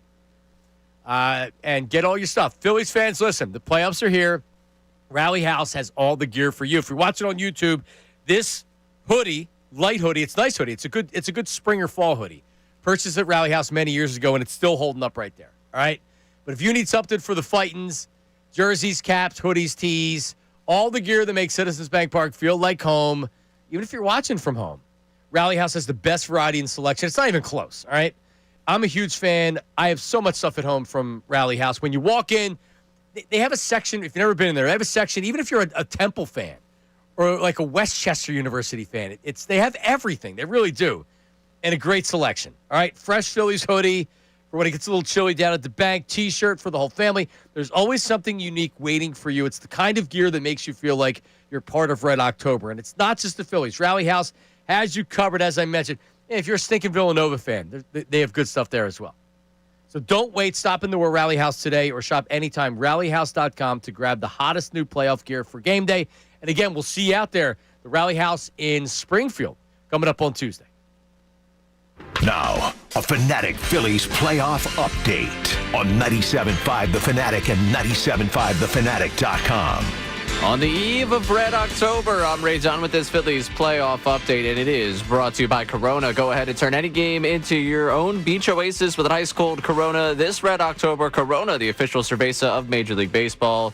Drink responsibly. A big Saturday down at the bank. Phillies, Dodgers, game 1 of the NLDS. It'll be Shohei Ohtani on the mound against Christopher Sanchez for the Phillies. It's a matchup we've been waiting for years. As the Phillies have been on this run, the Dodgers have been one of the best teams in baseball as well during this run. Yet to match up in the postseason back in April. Dave Roberts spoke about the fact that these two teams had yet to play themselves in this postseason. I think there's a mutual respect. I enjoy playing these guys. Do you find it odd that you guys haven't met in the playoffs yet in the last few years?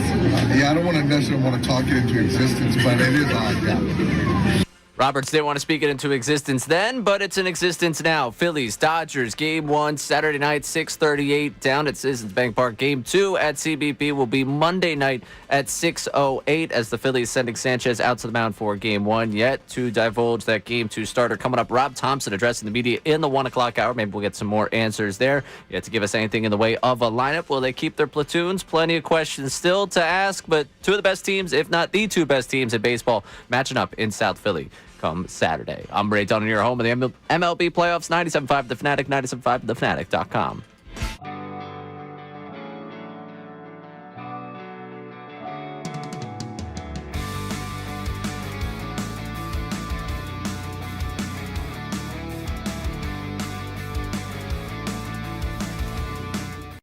Well, I'm going to ask you is that I know the amount of people you talk to around the NFL, and I know from the conversations that have been had about this on NFL Live and others, any speculation as to who he's talking about?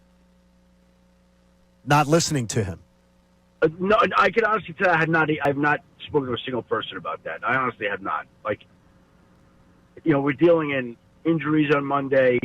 Yesterday was a day to kind of catch my breath and try on Tyreek Hill.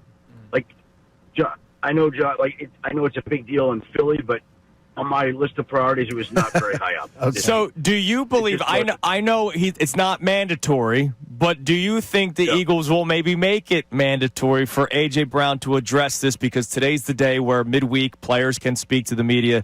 Do you believe it will be A.J. Brown Day, and do you believe the Eagles will make it be A.J. Brown Day? Here's what I would say to that. A.J. Brown's a big boy. He can tweet what he wants and he can say what he wants. I don't think you make him do anything. If he wants to talk, he can talk. If he doesn't want to talk, he doesn't want to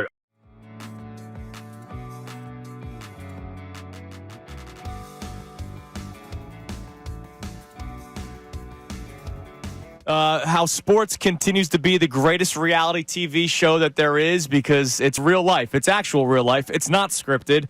And then guys go on social media after hard-fought wins. First off, what did you make of the tweet? Before we even get to your reporting, what did you make of the tweet by A.J. Brown following a hard-fought win in a place that they have struggled a lot over the years? Well, only A.J. Brown could fully explain what he meant by that. You tweet something like that after a game and after you win and after you go to 4-0, I think you invite a lot of scrutiny and questions as to what you meant by it. It certainly seems like he's not happy with his production or role in the offense right now. But if you look at it, you look at the tape, they targeted him 9 times. Like, it wasn't like they didn't throw him the football. They did. He's just not producing at the level to which he's accustomed. Something similar happened last year. Wasn't happy with his role, complained, and the team went on a run in the second half, and he was dynamic, and everything worked out great. So I think that it wouldn't be what I would like, but I understand why he does it, and we'll see the intended result of it this week start. I'll bet you they feed him right away this week, right away. It's driving me nuts, though, Adam, when I hear Kevin Patullo talk about the fact that, we haven't figured out our identity on offense yet. They're the Super Bowl champs with arguably the best offensive toolbox that any team has in the NFL when you look at skill, talent, quarterback, offensive line. How do they not know what their identity is when they're the defending champs and almost everybody's back? Tom and Tim coming up in 10 minutes, 12:55. He'll give us the latest, his thoughts on the A.J. Brown, Jalen Hurts, dynamic tweet, et cetera, et cetera, et cetera. He's coming up. We'll get you ready for the game. What Tim thinks is going on. Let's go to Greg. Greg's been holding. Greg, go ahead, man. You're on the air. What's up? Phone's down too here. Did we lose everything? I can hear him on. Hang on. I don't know. It's putting it up on like the speaker in here, but I'm using the call screen. All right, try it. Greg, go ahead. Man. Yeah, I got you. Can you hear me all right? Can I hear you now? Yes. Yeah, I can hear you. Go ahead. Okay, good.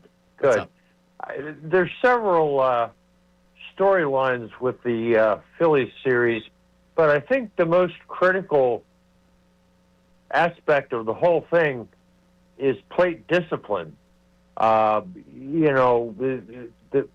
We need to not wave at the outside sliders or the sliders in the dirt, and that has been our Achilles heel really throughout. When we have good plate discipline, we get into the bullpen sooner, and we get better pitches to hit. I think that's the critical component of the whole series is our plate discipline. Yep. And you know what, Greg? Unfortunately, this is kind of a cop out to say, we're not gonna know what they look like till they get out there. Right? You could have confidence, but there's reason to feel good about the Phillies heading into the playoffs.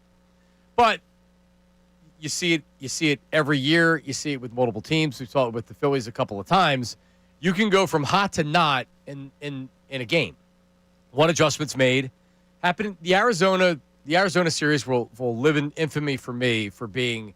I can't believe that they lost that.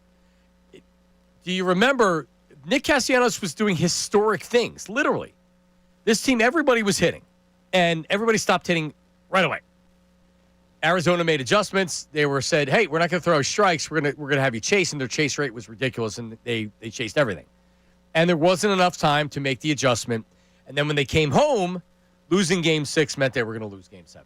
And it was feeble, and it was really, really tough to watch. That can happen over the course of one pitcher comes out and dominates you because they're doing something different. Does it get in everybody's head? Do they come out tight the next day? I don't know.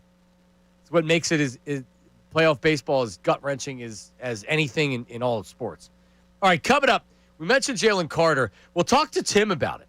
Injuries really are starting to pile up on the offensive line and defensive line. And does Tim think that there is some type of an issue between Jalen Hurts and A.J. Brown? His thoughts on the whole situation. Tim McManus coming up next. It is Middays with Marks, 97.5 The Fanatic.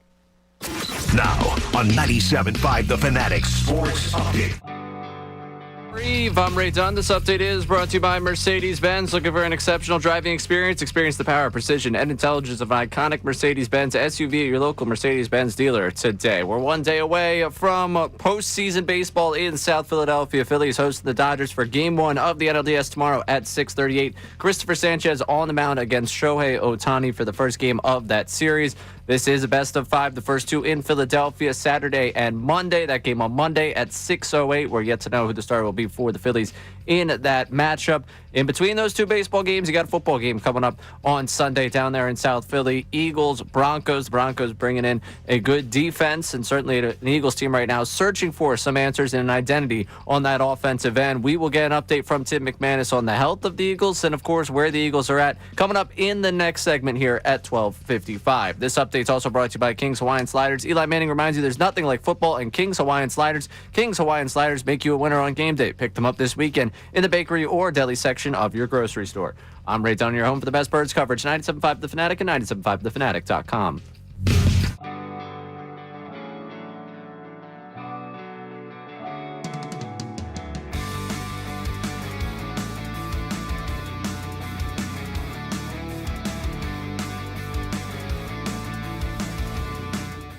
Well, I'm going to ask you is that I know the amount of people you talk to around the NFL, and I know from the conversations that have been had about this on NFL Live and others, any speculation as to who he's talking about?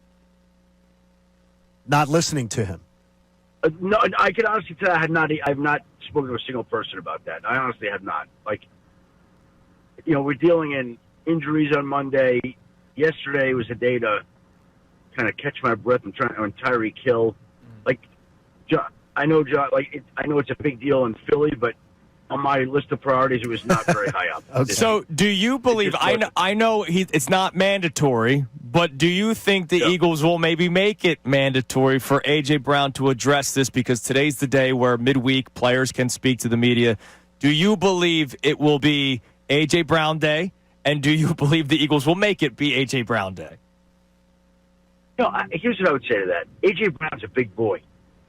He can tweet what he wants and he can say what he wants. I don't think you make him do anything. If he wants to talk, he can talk. He doesn't want to talk. He doesn't want to talk.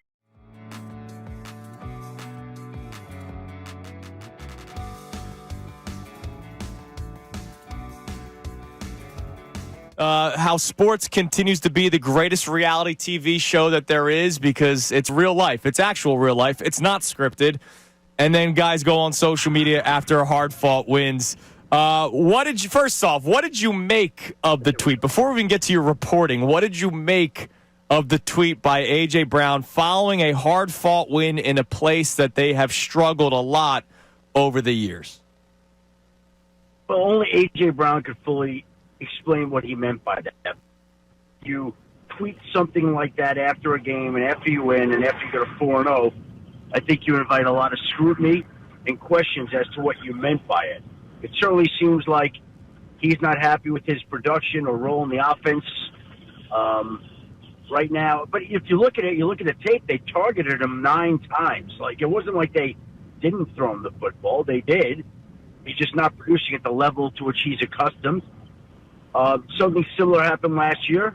Wasn't happy with his role, complained, and the team went on a run in the second half, and he was dynamic, and everything worked out great. So I think that it wouldn't be what I would like, but I understand why he does it, and we'll see the intended result of it this week start. I'll bet you they feed him right away this week, right away. It's driving me nuts, though, Adam, when I hear Kevin Patullo talk about the fact that, well, we haven't figured out our identity on offense yet. They're the Super Bowl champs with arguably the best offensive toolbox that any team has in the NFL when you look at skill, talent, quarterback, offensive line. How do they not know what their identity is when they're the defending champs and almost everybody's back? Well, they should know. I mean, we know what they are, right? I think they're a team that runs the football as well or better than anybody. I think they've got a quarterback that could beat you with his arm or his legs, and they've got the ability to beat you throwing the ball as well. Like, they're a multifaceted offense that has a lot of ways to win. It's not your typical offense. I mean, what's hard to figure out there? I don't get it. I don't understand it either. I still can't figure it out. Shefty, when it comes to the A.J. Brown tweet, now I want to start getting your reporting cap on. Have you heard any fallout from the tweet so far at NovaCare? And if you have not, obviously this is not the first time a wide receiver or a player on any football team has said something cryptic on social media or said something cryptic at a press conference. So what could this lead to at some point in a locker room? Because this is not the first time, as you mentioned. I don't know that it leads to anything in a lot. I mean, everybody's got their own personalities, and people know who people. You know, by the way, A.J. Brown, honestly, is one of the most thoughtful people. One of the thoughtful players that I've encountered. Like, he's very smart and very he's the guy. Just I have found him to be highly intelligent. So there obviously is a method to his madness, and I don't know that rubs people wrong. Like, he's a superstar. He wants the ball. He wants to make his mark, and he's letting it be known. You know, players, everybody reacts differently. So just because you or I might not react that way doesn't mean he's wrong for it. That's the way that he chooses to do things. And I'm not going to argue with that. Like, the guy's been incredible.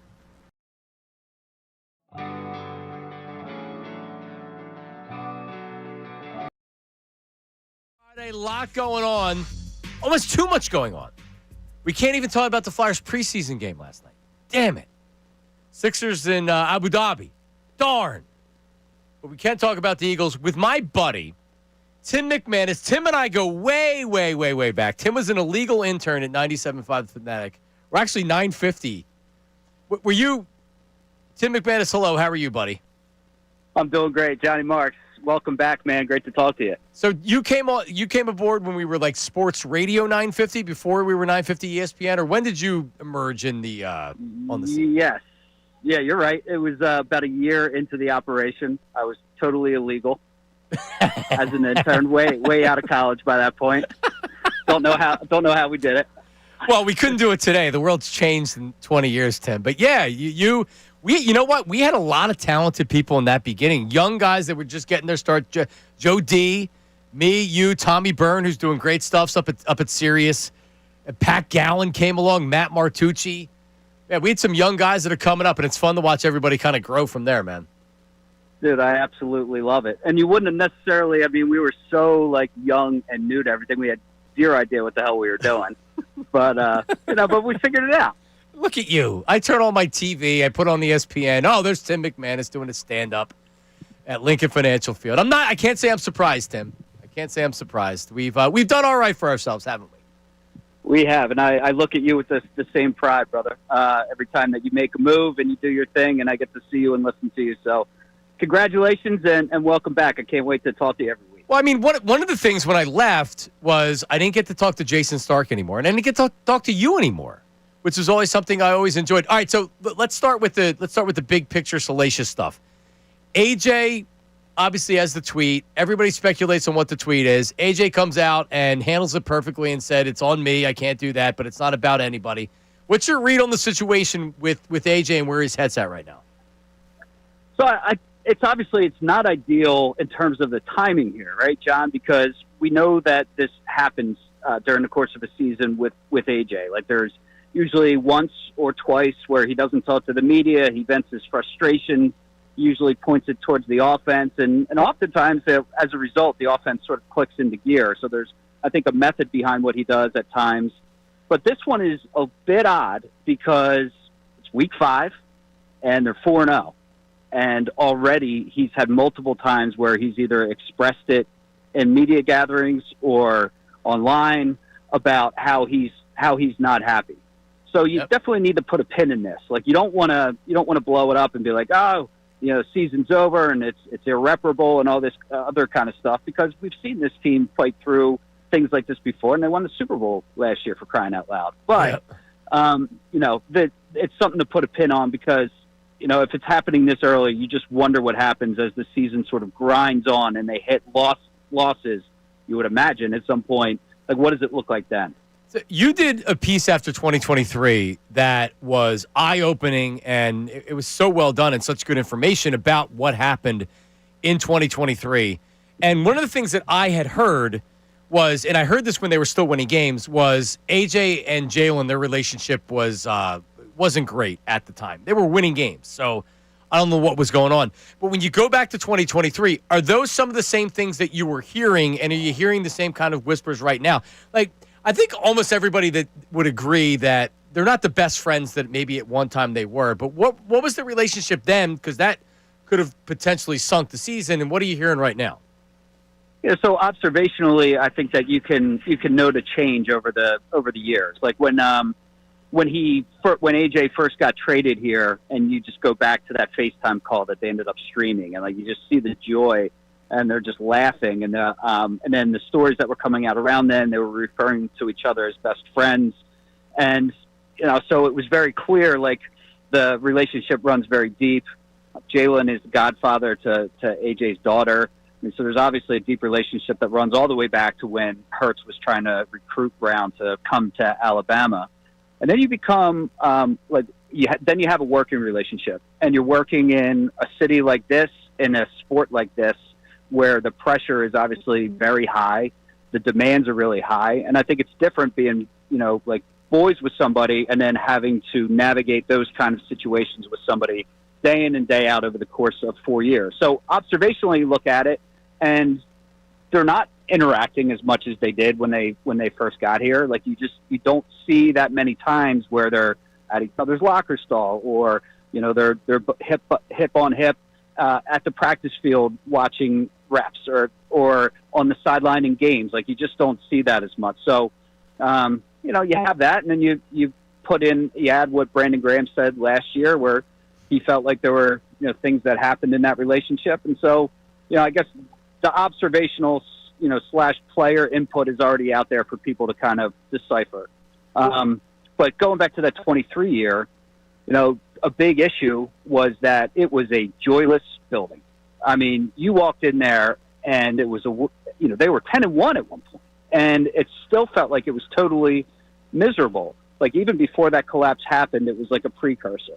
That's the kind of thing that they have to avoid this year, John. I would say that you walk into the locker room now, it doesn't quite feel like that. It almost feels like maybe divided between the defense and offense right now, and the fact of not that they're divided, but that the way that they're feeling feels different. Like the defense feels joyous, but I couldn't say like if you talk to a lot of the main characters on offense that they're feeling that way, right? Because they haven't hit their stride on offense yet, and so it's just something to monitor. Like you don't want, and Sirianni's talked about that a decent amount this week. You don't want to let the joy slip out of this building. Everything that I've heard regarding A.J. Brown, because when you think diva wide receiver, I don't think A.J. is like that, but I do think he's emotional, but he's also thoughtful.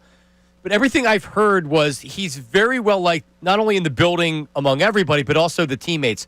So from what you're hearing and what you see, and you're around him all the time, is this where is AJ a dividing force in this locker room, or are you hearing what I'm hearing, which is pretty much universally AJ is loved?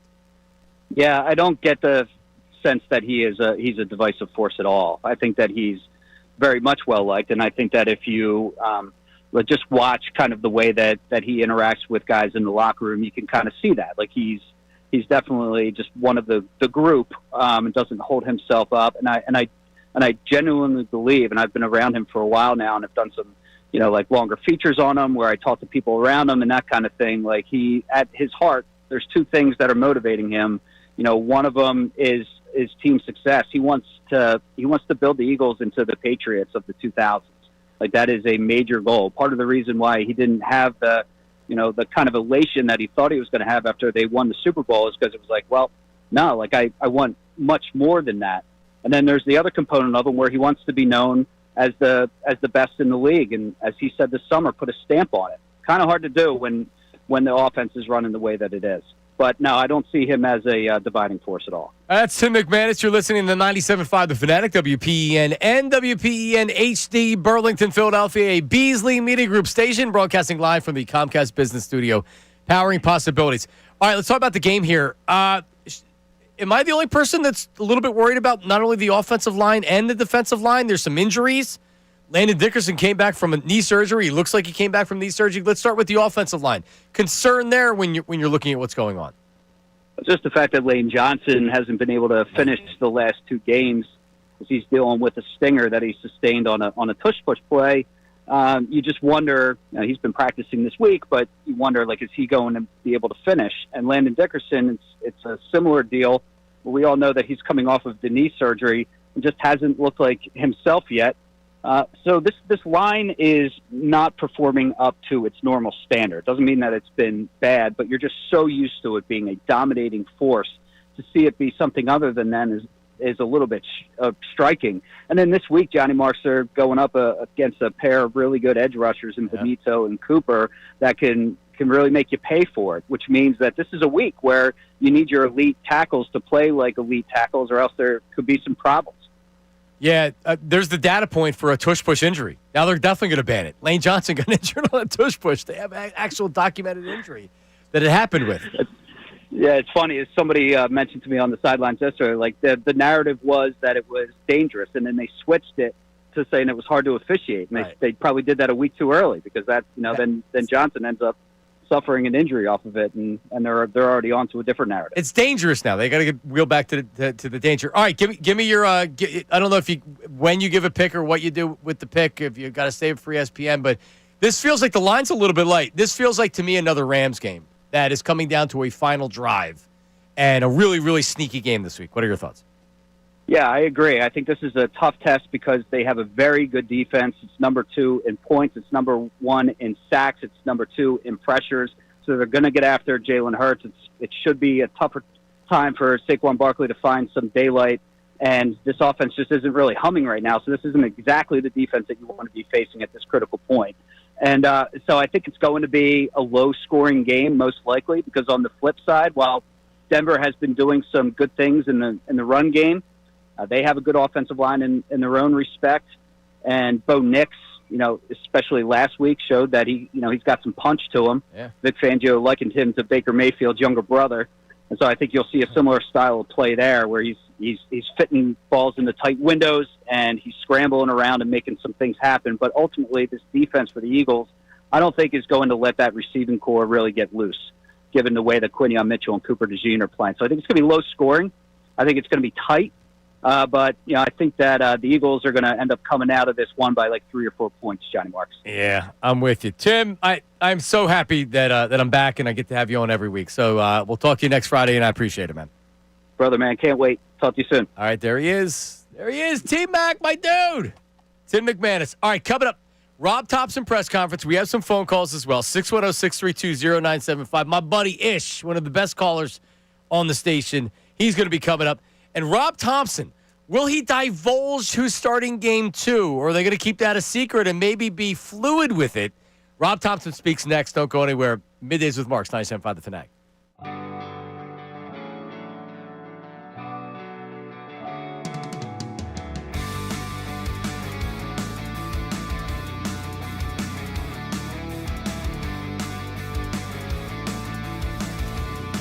It's been less than, I don't want to say impressive, but like it leaves you wanting more.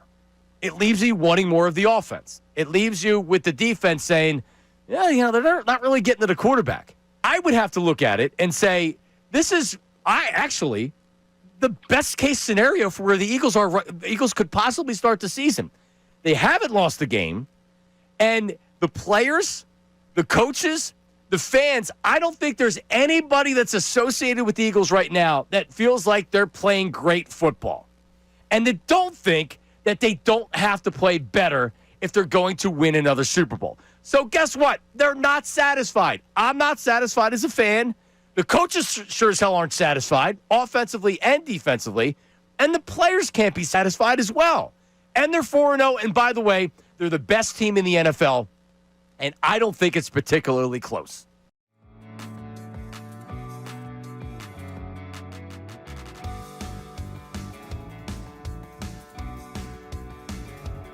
So you legit get pleasure out of watching the Mets fall apart at the end of the season again? I mean, doesn't everybody? I think it's funny. It's something to laugh about. But, I mean, when you play in the NL East for 10 years and you got to listen to Mets fans, for that whole time, and now in horse racing up at Saratoga, they still like to run their mouths.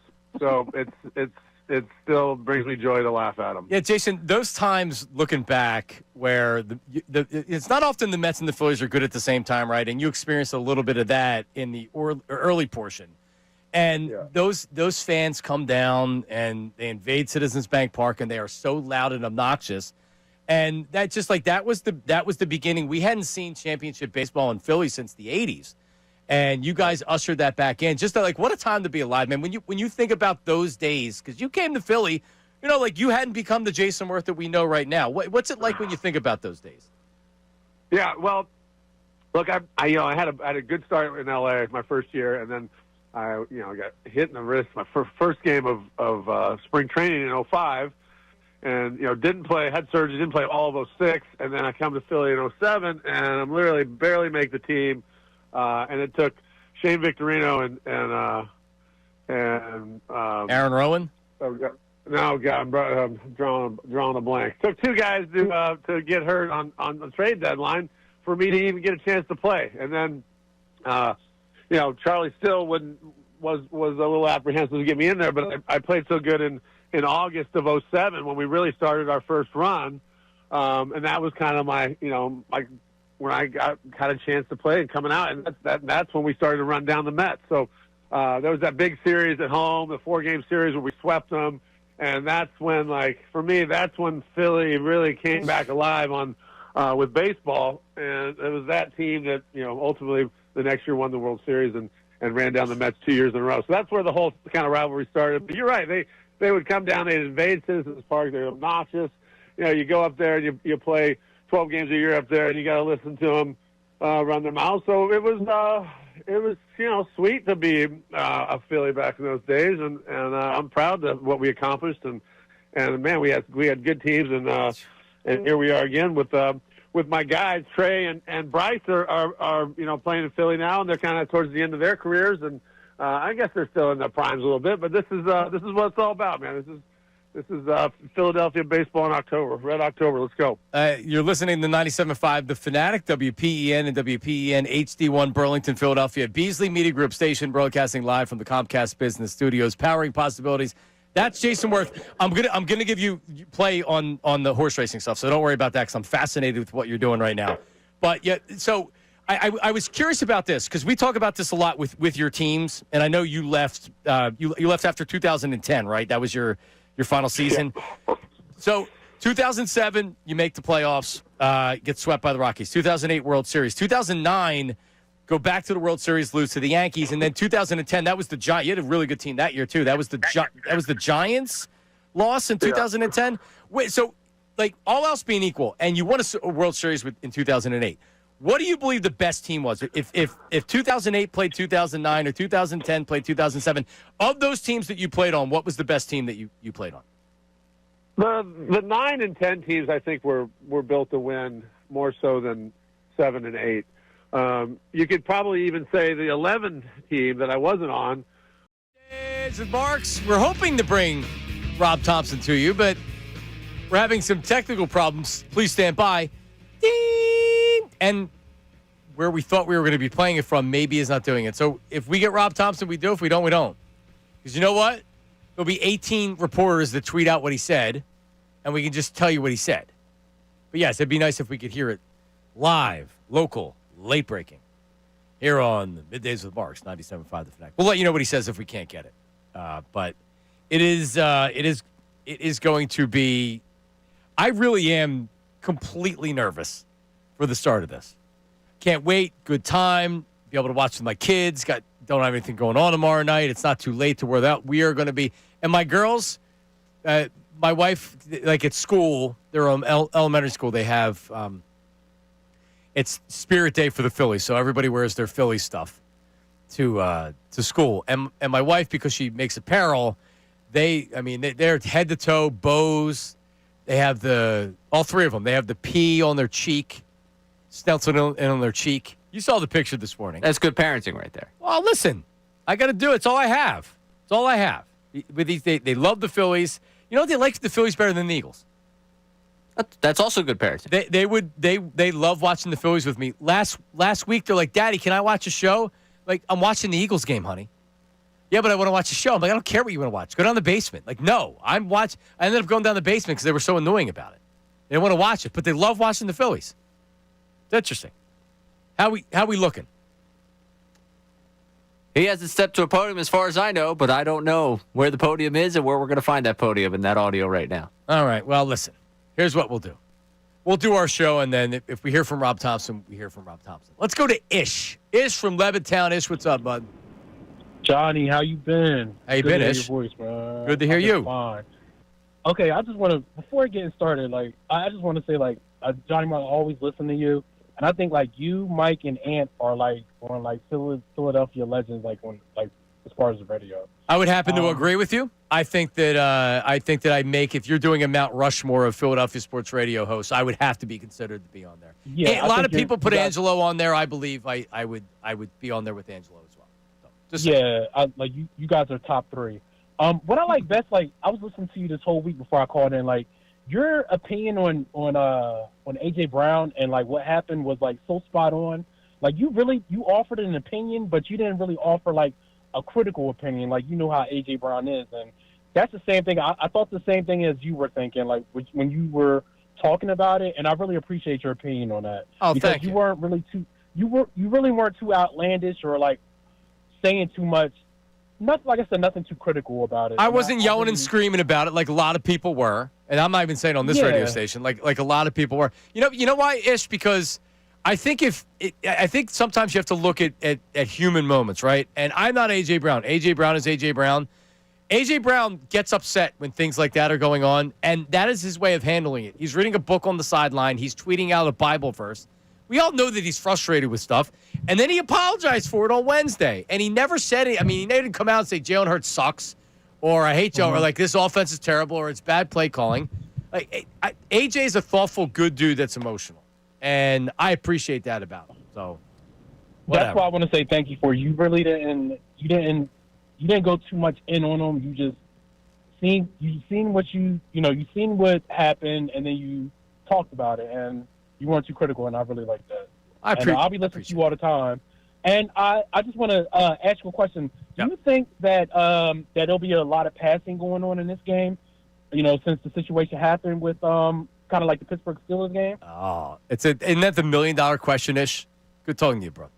I mean, the problem is Pat Surtain is on the other side of the football, and it's a really good defense. And honestly, I'm really concerned about this game because the Eagles' offensive line has not looked good. The running game has not been good. And sometimes you have those weeks where it's like, oh, my God, we're screwed.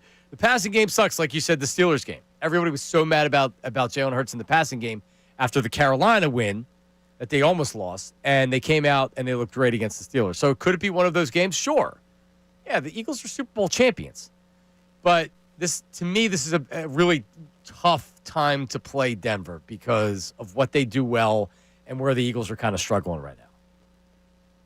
Tim said he likes the under, or he likes not a lot of points being scored. I would tend to agree. They don't really kick field goals in the NFL anymore unless they're late in the half or the end of the game. They go for everything.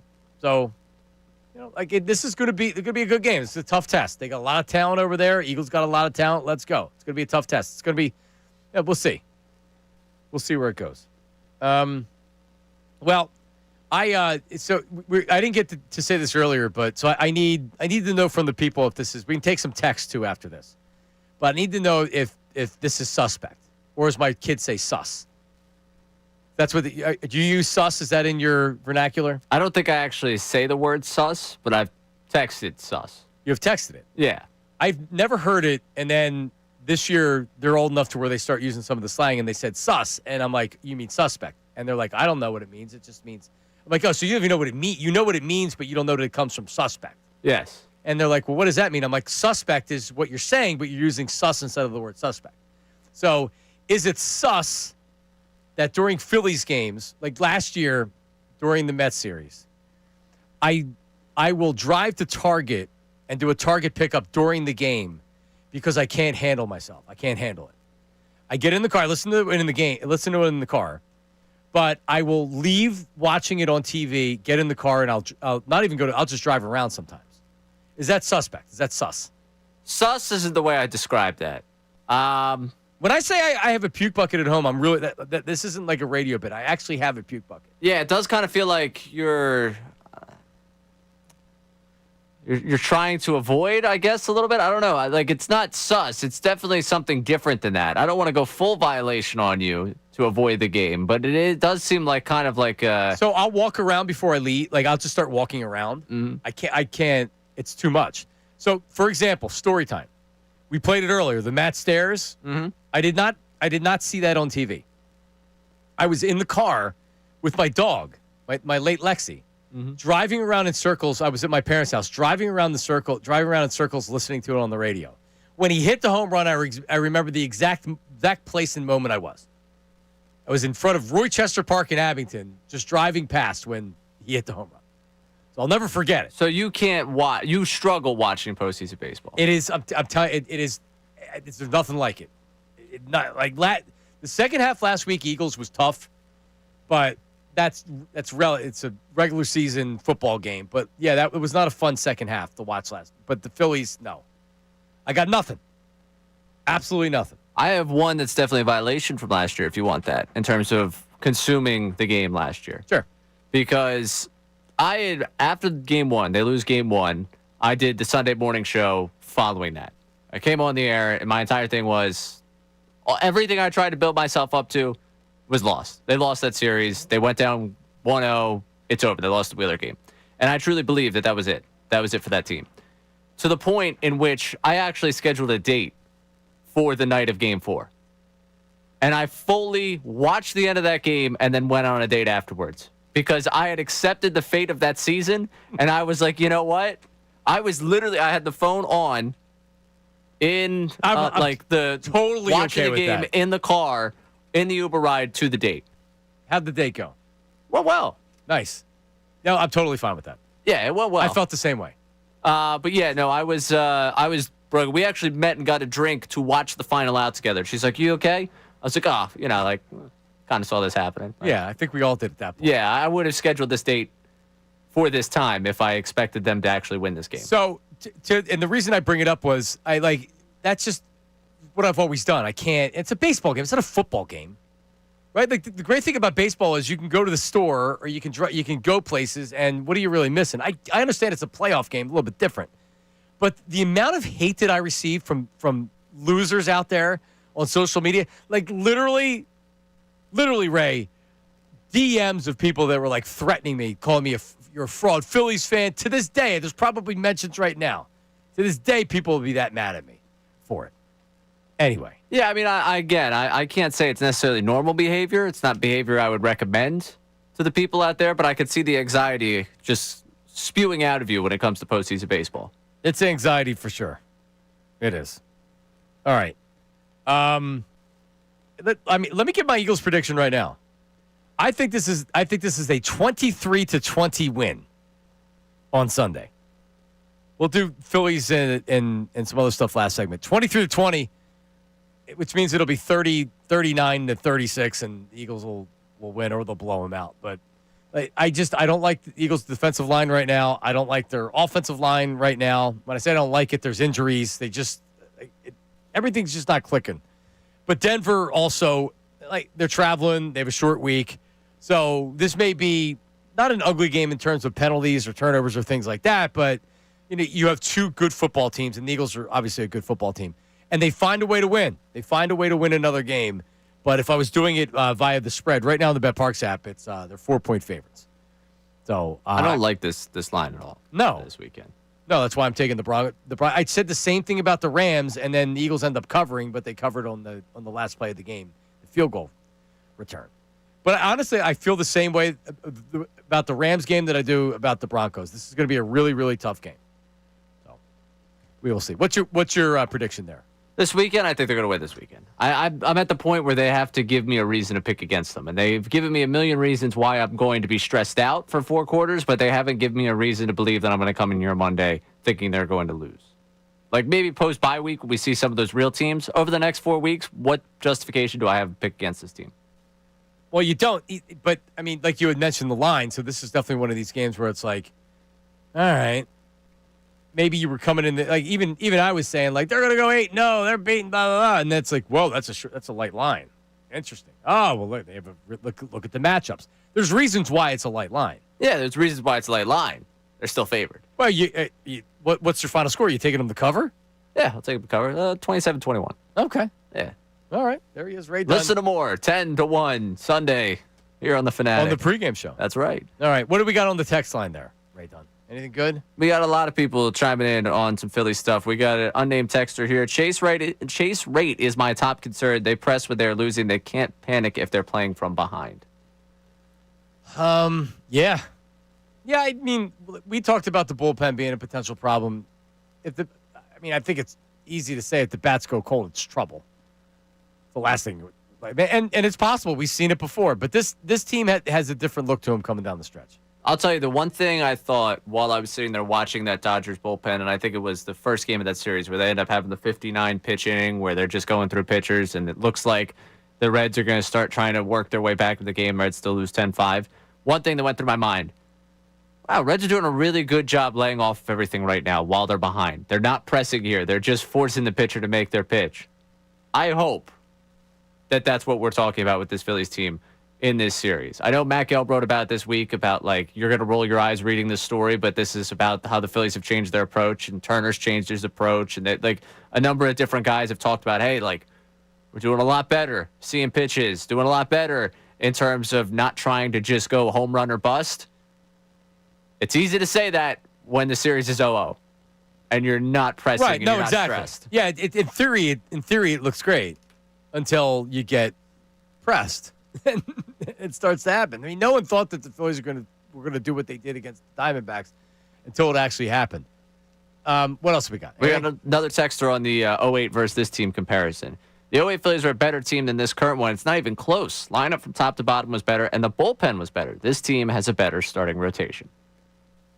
Every Phillies, maybe not 09, but the other teams were better than the 08 team as far as you looked at the starting rotation. But the difference was, we're not talking about 2012 Ryan Howard. We're talking about 2008 Ryan Howard.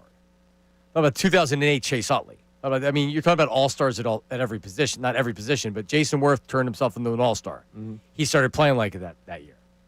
Yeah, I mean, they all had career years. I mean, the number of guys that had 30 home runs in that team. Utley, Burrell, Howard. Did Worth might have gotten to that plateau, or if he didn't get there, he got pretty close. Rollins was coming off his MVP season. I mean, they put together most of them put together one of their best, if not their best seasons of their careers in that 08 year. That offense, numbers-wise, ends up topping this team. This team probably, given the DH, you could talk about the length of the lineup because you do go down there and get 7, 8, 9, where Feliz, Ruiz, pitcher is not exactly the most terrifying thing in all of baseball to have to deal with. Where this 7, 8, 9, we're talking about like guys like Castellanos, Real Muto being down there, which you would take over a Feliz or Ruiz. But we got other text on that. Sean from Cinnamidson, Turner, Schwarber, Harper, equal to Howard, Utley, Rollins. It's Victorino and Worth that give the edge to the 08 team because they're way better than the other supporting cast that we have right now. So again, offense-wise, a lot of people feel a lot better about 08. Yeah. Who's better, Cole Hamels or Chris Sanchez? In the playoffs, Cole Hamels. Hamels, yeah. Right. Well, yeah, Hamels. And he started every game of the first game of every series. Their bullpen better. 08 bullpen better. Yeah, 08 bullpen, absolutely better. For sure. Starting pitching, yeah, like without Wheeler, I don't think you can maybe say this team, but I mean, I don't think it's that much better. Here's one that's directed squarely at me. Cool. Everyone sounds like scared, soft losers. Yep. Phillies in 3. That definitely, it should have just said Ray. Yeah, I'm sorry. Phillies in 3. That's fandom right there. Well, we'll give our predictions next segment. Yeah, I mean, scared, check. Soft, a little bit. I won't go loser. Scared and soft, Ray, yes. Loser, no. Rob Thompson. So kind of you. Rob Thompson, although we couldn't get the audio, has spoken. He declined to say whether the Phillies will carry 14 position players and 12 pitchers. So he's still not giving information. He also would not name a Game 2 starter. He said both will be announced tomorrow. Now, are they announcing who's starting Game 2 tomorrow, after the game, or before the game? Because tomorrow is tomorrow. It leads me to believe before the game, when he speaks before the game, is what, even though it doesn't say that. So that's at least what it leads me to believe, but we've had this conversation on the air and off the air over the last couple of days about this second starter, about Luzardo versus Ranger out of the bullpen game 1 versus Ranger not out of the bullpen game 1. If Christopher Sanchez gives you 7 strong innings, and we only have to entertain the possibility of Suarez warming up out there in the bullpen, to me, the Game 2 starter is Suarez. The reason why is because if we wrap around to a Game 5, I want the guy with no pulse on the mound in Game 5. I agree 100%. So why doesn't he just? I mean, this is gamesmanship. It's why he's not announcing anything, or is it they're waiting to see what happens in game? I don't think they're waiting. I think he says it before the game. I mean, if he doesn't pitch tomorrow, would you then pitch him? It makes more sense to pitch him on the road rather than Luzardo at Dodger Stadium. We also have I was waiting for someone to either text this in or put it on the YouTube chat. MC on our YouTube chat. Is Topper going to throw Nola in Game 2? That's the fear that's creeping into fans' minds right now of not getting this announcement. It's not going to happen. I'm just telling you that I know that there is a part of the fan base that's like, Topper's going with his boy. He's going with the vet. And then Nola goes 6 innings and gives up 2 hits in a run. If that happens, by the way, you're going to get me in rare form come Tuesday. Well, it'd be great because we would get Monday to talk about it. Well, it would be day after, so Tuesday, after Game 2, Tuesday. But we can talk about him naming Nola the starter. We would get the Eagles won or lost, and Aaron Nola starting tonight. And the Eagles could lose by 3 touchdowns, and Nola starting Game 2 might actually have people more upset. It'd be close. I would say would be a lot closer than it should be. It'd be close. I would show up to Rally House Tuesday, by the way, with multiple bottles of champagne if we got 6 innings, 2 hits at Nola, and they were up 2-0. Okay. I would be partying. I'll hold you to that. That works for me. If Scott Masteller allows you to drink on the air, I'm all for it. I'm not operating the board. You're not. So, which you cannot do. You cannot be under the influence of alcohol. and operate the absolutely. board. Absolutely. That's correct. Would not be. But at Rally House, after Aaron Nola goes 6 innings, allows just 2 hits, and the Phillies are up 2-0. Hell, the Phillies are up 2-0. Who knows the form of me you're going to get? Monday night, I still haven't figured out what I'm doing for the game. But you haven't? No. You're not going over to see Andrew and. No. Well, their watch party Saturday night at Patty Wax. I've got union duty. I'll be in the booth helping them out producing the game at home. So I'll be watching from the screen inside of that booth. So I can't go there. Andrew's very mad at me. Like, sorry. Well, I mean, if you got to work. Yeah, what am I supposed to do? Say, hey, no, sorry, you can't do that. So Monday night's like the night that I think I'm going to have to go out for the game, which I don't know what I'm going to do for it, but I'm thinking about going down to Stateside Live and just waiting and seeing if the ticket prices drop and trying to sneak my way in. So that'd be something down there? Yeah. Yeah, I mean, it'll be wild. But the problem is if they're not doing well, that's like the worst thing ever. Oh, yeah. No, where was I for, Game 7, I was there. That sucked. Game 6, like Game 7 in 23, and Game 6 in 23, I was at Victory in Center City. And I just remember the energy in that place being like, well, this blows. They're going to lose this game tomorrow night. Yep, and they did. Couple NFL notes here. Carson Wentz starts again this week for the Minnesota Vikings. How's that going to go? I feel like you got the best performance from Wentz that you're going to get, and it's only going to get worse from here. This man was a bona fide scrub. He can't play. Not going to go well. So he'll be back by the time the Eagles play the Vikings. It looks like, because they were hoping that he was going to. They're playing in London. I see London, I see France. I see Carson Wentz starting and not doing a dance. Oh, that's going to be it. So that means we can watch it. Yeah, we got time. Yeah, and you're the one that likes to root against Carson Wentz. You hate watch him? I don't know if it's hate watch. It's entertainment. It's not necessarily that I hate the guy. It's just that when he fails, it makes me laugh. There's no joy in watching him fail at all. I just wish he would go away and I never had to hear about him ever. But if I have to hear about him, I might as well, you know? Fantasy football implications. Bucky Irvin could miss 2 weeks with a foot injury. Damn. Chuba Hubbard ruled out for the Panthers. I'm actually facing, not that anybody cares about my fantasy team, but I was facing him this week. So good for your team. Congratulations on your success. Thank you. Not that anybody cares. And I believe I drafted him. Braylon Allen, 8 to 12 weeks. Yeah, that's not good. No. The Jets, I was right on that as well. How many games are the Jets going to lose this year? 12, 13? Yeah, probably. Right? Believe it or not, the Jets might be looking for a quarterback. Yeah, I believe it. 610-632-0975. Text line. We'll go over some more texts coming up. 610-632-0975. And our predictions on the Phillies, and we'll talk more about that. Your last chance to get in is all ahead on Middays with Marks, 97.5 The Fanatic. John Kincade.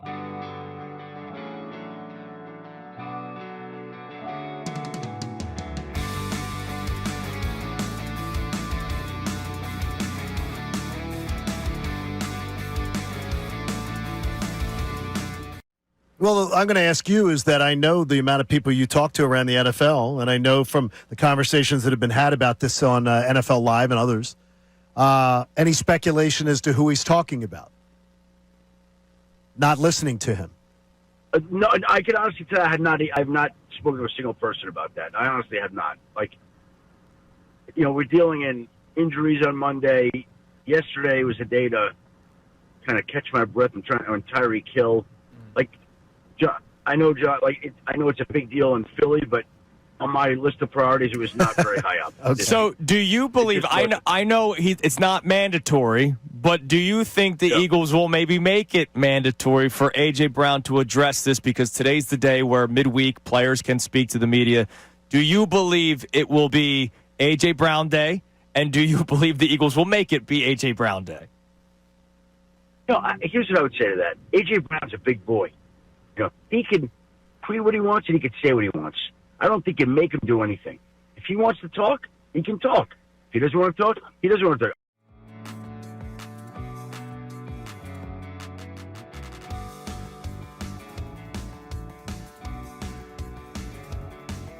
How sports continues to be the greatest reality TV show that there is because it's real life. It's actual real life. It's not scripted. And then guys go on social media after hard-fought wins. First off, what did you make of the tweet? Before we even get to your reporting, what did you make of the tweet by A.J. Brown following a hard-fought win in a place that they have struggled a lot over the years? Well, only A.J. Brown could fully explain what he meant by that. You tweet something like that after a game and after you win and after you go to 4-0, I think you invite a lot of scrutiny and questions as to what you meant by it. It certainly seems like he's not happy with his production or role in the offense right now. But if you look at it, you look at the tape, they targeted him 9 times. Like, it wasn't like they didn't throw him the football. They did. He's just not producing at the level to which he's accustomed. Something similar happened last year.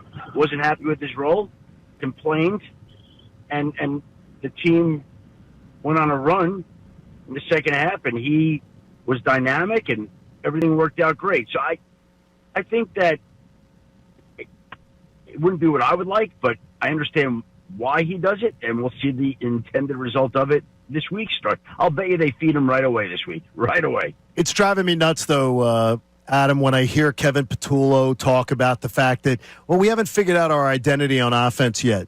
They're the Super Bowl champs with arguably the best offensive toolbox that any team has in the NFL when you look at skill, talent, quarterback, offensive line. How do they not know what their identity is when they're the defending champs and almost everybody's back? Well, they should know. I mean, we know what they are, right? I think they're a team that runs the football as well or better than anybody. I think they've got a quarterback that could beat you with his arm or his legs, and they've got the ability to beat you throwing the ball as well. Like, they're a multifaceted offense that has a lot of ways to win. It's not your typical offense. I mean, what's hard to figure out there? I don't get it. I don't understand it either. I still can't figure it out. Shefty, when it comes to the A.J. Brown tweet, now I want to start getting your reporting cap on. Have you heard any fallout from the tweet so far at NovaCare? And if you have not, obviously this is not the first time a wide receiver or a player on any football team had said something cryptic on social media or said something cryptic at a press conference. So what could this lead to at some point in a locker room? Because this is not the first time, as you mentioned. I don't know that it leads to anything in a lot. I mean, everybody's got their own personalities, and people know who people. By the way, A.J. Brown, honestly, is one of the most thoughtful people. One of the thoughtful players that I've encountered. Like, he's very smart and very he's the guy. Just I have found him to be highly intelligent. So there obviously is a method to his madness, and I don't know that rubs people wrong. Like, he's a superstar. He wants back. Middays with Marks. I keep getting this headphone cord wrapped around the chair in here. Happened again. All right. Predictions. All right. First, I'll give you my Phillies prediction. They win game 1. They chase Ohtani early. Despite all of his high leverage situations pitching in the Japanese league, according to Ray Dunn, Ohtani gets rattled. The Phillies chase him early, but then go cold later, but hang on to win 5-4. Go up 1 game, and we come in here on Monday feeling pretty good. So I think it's listen, you're looking to do a parlay. Go Eagles money line and go Phillies money line for a Philadelphia parlay. Because I don't believe the Eagles are going to cover, but Ray said it earlier. Like, you give them the benefit of the doubt. You're going to start betting against the Eagles. So that's how I think it shakes out. As far as what happens in the actual game, the decisions that are made. It's going to be a left-handed hitting lineup, and Luzardo's going to pitch game 2. So who comes in after Sanchez? How long does he last? I mean, really, if he goes 6 innings, that's really all I'm looking for. It'd be great if he could get you into the 7th, but Sanchez is legit. It's a really tough lineup. He does give up home runs, but he doesn't walk many, and he's able to neutralize those right-handed hitters with his changeup. So you're going to get a good start out of Chris Sanchez. You just hope those middle innings, 7th inning, 8th inning, getting to Duran, you're able to do. So overall, if we get an Eagles win and a Phillies win coming in here on Monday, we're going to be feeling good. So that's my prediction, my weekend predictions there. Ray, done. Yeah, I told you I'm feeling really good about what's going to happen in terms of the Eagles this weekend. I can't say I share the same sentiment about the Phils. I just the fact that they've got the bats going for the Dodgers over this last month, and really it's Teoscar Hernandez, and Mookie Betts from the right side, which they didn't have all season long. There is the familiarity factor and the fact that pretty much everyone you're going to throw at the Dodgers got to see just a couple weeks ago. This is a very good top-to-bottom lineup on that side. Not that the Phillies don't have one, but Ohtani, I understand it was the hangover game. There would have been asterisks if he finished it off, but they took him out of that game, I think, with a purpose, only at 68 pitches. I don't think they wanted him to see that Phillies lineup one more time. I don't think they wanted any familiarity in that moment with him. I just have a feeling he's going to come in here. He is who he is. He's our modern Babe Ruth, and I get very scared the fact that we're going to see him on the mound and obviously what he could do with the dish. He hasn't had any success at Citizens Bank Park. I hope it stays that way, but I have a very, very bad feeling about what he's going to be able to do for that Dodgers team. Oh, okay. All right, so this is the Shohei Ohtani series for the Dodgers. I mean, you think about it, when was the last time the Dodgers actually had a good series against the Phillies? I know. 77? It should make me feel better that they've been able to, one, this group has had the number of the Dodgers during this run, but also just in general, it feels like I have not experienced being on the wrong side of a Dodgers series as a Phillies fan. Or they're due. That's how you feel. They're due. A little bit of that. I mean, a little bit also the reigning World Series champions are probably the most talented roster. Yeah, I mean, that's really what it is. They're you look at the top 5 in their lineup, they can kill you with it. So it will be, I can't wait to see those towels waving all over the place at 6 o'clock. It's going to be something. Yeah, I'm really hoping that I come in here on Monday and we can all just laugh at how scared I was. That's really the ultimate goal. Well, I mean, you're not. Your knees aren't a knocking, but you're hesitant. You're gonna. I wonder if this is just a defense mechanism because you don't want to get hurt, or if you're really if you're being an analyst right now. I would blame Jason Stark. I said this to Bill Colarulo earlier. The Jason Stark cut was like, hang on a second, because Jason's unbelievable, and he had more or less said, the Dodgers aren't. This isn't the Dodgers team that you saw earlier in the season. They're playing a hell of a lot different. So, yeah, it is. I mean, you played them again in September, which was an interesting series, like an interesting timing for that series, given the fact that you were playing for still the top seed, but there wasn't really, you were trying to get the division that first night, then you get the hangover game, and it wasn't like there was a ton at stake following that. They were also in an interesting spot where, they're fighting for the division, but if they didn't win that first game, their chances of climbing up to a bye weren't exactly great. It was a weird in-between, and then there was that time, and it was April. You didn't really get them in the midst of the season where everything was all equal, which, again, I don't necessarily know how I feel about all that. I just know that I see a lot of talent on that side, a pitching staff that's come alive in September, and certainly on the Dodgers side of things, a lineup that's come alive. All right, we're out at Rally House on Tuesday in Springfield from 10 to 2. Ray will be out, so all the women that leave your underwear at home. Ray cannot have you throwing that at them. But, Ray, he will sign all. Do you sign flat objects or you sign everything? Will you sign everything? I'll sign anything, yes. Okay. Yes. All right. So Rally House in Springfield. I had this written down, and earlier in the week, and we didn't get to it, but why does Drew Brees have such a bug up his butt about the Eagles and this offense? Did you see this too? It hasn't just been one. It's been a couple of different occasions where he's come out and he said he said, I respect Philly. They're winning games. I can't stand to watch that offense. It's the most boring offense. And then he comes out and he says again, he said, I know Philly's undefeated, but barely. If CD catches a post in week 1 and if the Rams make a chip shot field goal, they're sitting at 2-2. They're not the best team in the NFL. So is this one of these things where, is this like lack of respect for Jalen Hurts throwing the football? You know how you have some analysts that just don't buy it, and they have the Mad Mike opinion of the guy can barely throw, and they're lucky that they have the team that they do because they're able to have the offense that they can. But ultimately, Jalen Hurts really isn't a good quarterback. Which, by the way, I don't think that you could put Jalen Hurts on any team and he's going to win. But there's very few quarterbacks ever that you can put on any team and he's going to elevate that team that much. Joe Burrow came into Cincinnati and totally changed that franchise. He also hasn't won a Super Bowl, and he has a ton of talent on offense right now. They missed the playoffs last year. So, Drew Brees having played the position, and he's a Super Bowl winner, and he threw for a lot of yards and all that stuff. He's great. Guess what? I didn't take a lot of pleasure in watching the Saints and Drew Brees play as an offensive team for many years. In fact, I didn't like it in that dump they play in down in New Orleans. Toilet. I kind of feel like this is just Breeze trying not to be boring the way he's been on the air. Like, he's just taking a shot at someone else being boring. This is him trying to have the interesting opinion, him trying to honestly keep his media career alive because they didn't like him at NBC. Oh, he was awful. It was bad. He was bad at NBC. I'm glad you said it. I was going to be kind there and say they didn't like him, that it was as if there was any other opinion on him on TV. Now he's got a chance with ESPN, and why not be different? Why not be the guy that's going to be okay with being the one that takes a shot at the unbeaten team, the team that won the Super Bowl?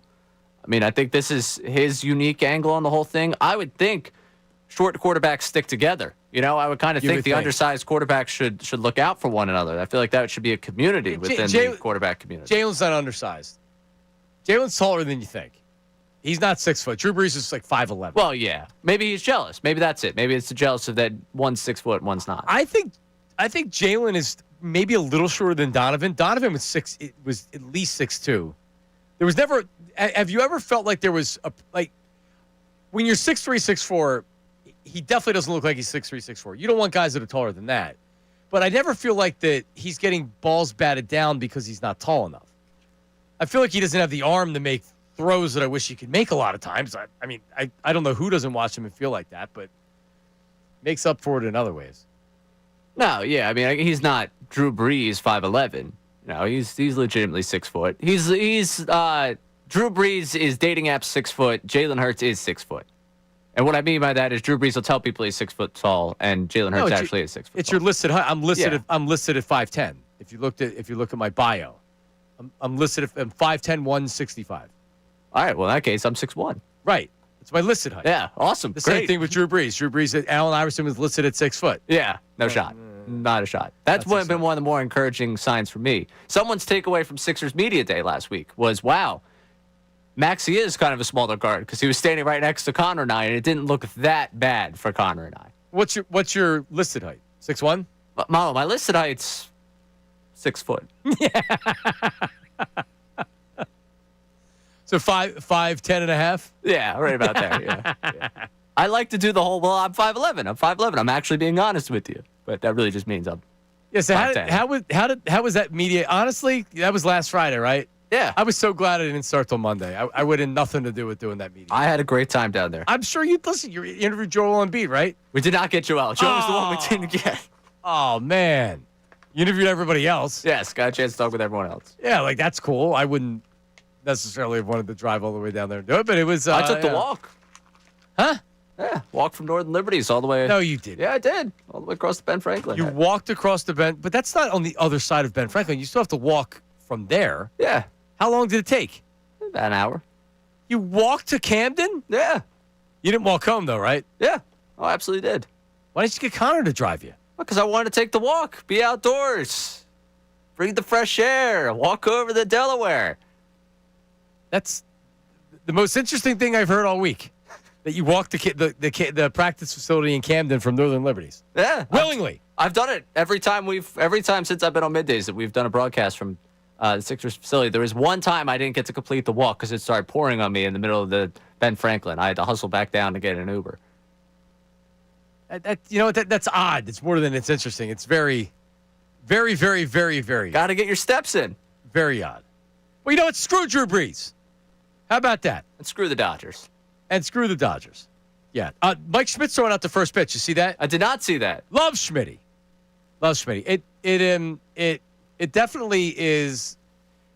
It was, well, it wasn't last year. It was the year before when I was still working. But just having all the old guys around and having Shane come in and Chase come in and just seeing all the guys. And Schmitty, Mike hasn't played in, 40 years, but he's still thought of as the best player in franchise history, him or Steve Carlton by far. So it's always good that they're able to get them out. So who are you saving for a Game 5? Like this point, you can't really save guys because you don't know. Right. You can't stash them for the World Series. Like I was thinking Dodgers series that Stairs would be invited back to do it. Ooh. Now, there is the other alternative of this, and this is a very, very dark closing thought here.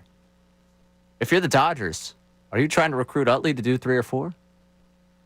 If Chase Utley was to do anything with Game 3 or 4, but do you place that phone call? If you place that phone call, no, because you know he's not going to do it. No, he's not going to do it. In fact, I remember because we didn't really see a whole lot of Utley, and there was a lot of talk like, are you a Philly Utley? What's the deal, man? We haven't seen you. It seems like you're more interested in the Dodgers than the Phillies. Then he came back that playoff series. Which also seems like going down that well. Like there were a lot of those guys that played for both. Like most of them was the tail end. Like Rollins isn't going to be remembered a Dodger. Ruiz is remembered a Dodger. But if you want to get the whole bad blood thing rolling, let's go with some of these guys that were Dodgers and have throw. Have J-Roll throw out a first pitch for the Dodgers. It's Dodgers. Yeah, well, exactly for the Phillies. I mean, for the Phillies in this series, Matt Stairs should have been Game 1 for me. Stairs makes a lot of sense in Game 2. I hope. Now, because if you're down 0-1, Sarge, Stairs. Yeah. Well, Jim, you got to go Jimmy. Yeah. Jimmy's got the walk-offs, although he's versatile. You could do him again. You could do him in the NLCS. But he does have the Dodgers moments. Mm-hmm. Cole. Is Cole? Because, Cole's back now, right? You could do Cole Hamels. Yeah. Well, Cole maybe in the Game 5. Maybe that's it. Ooh.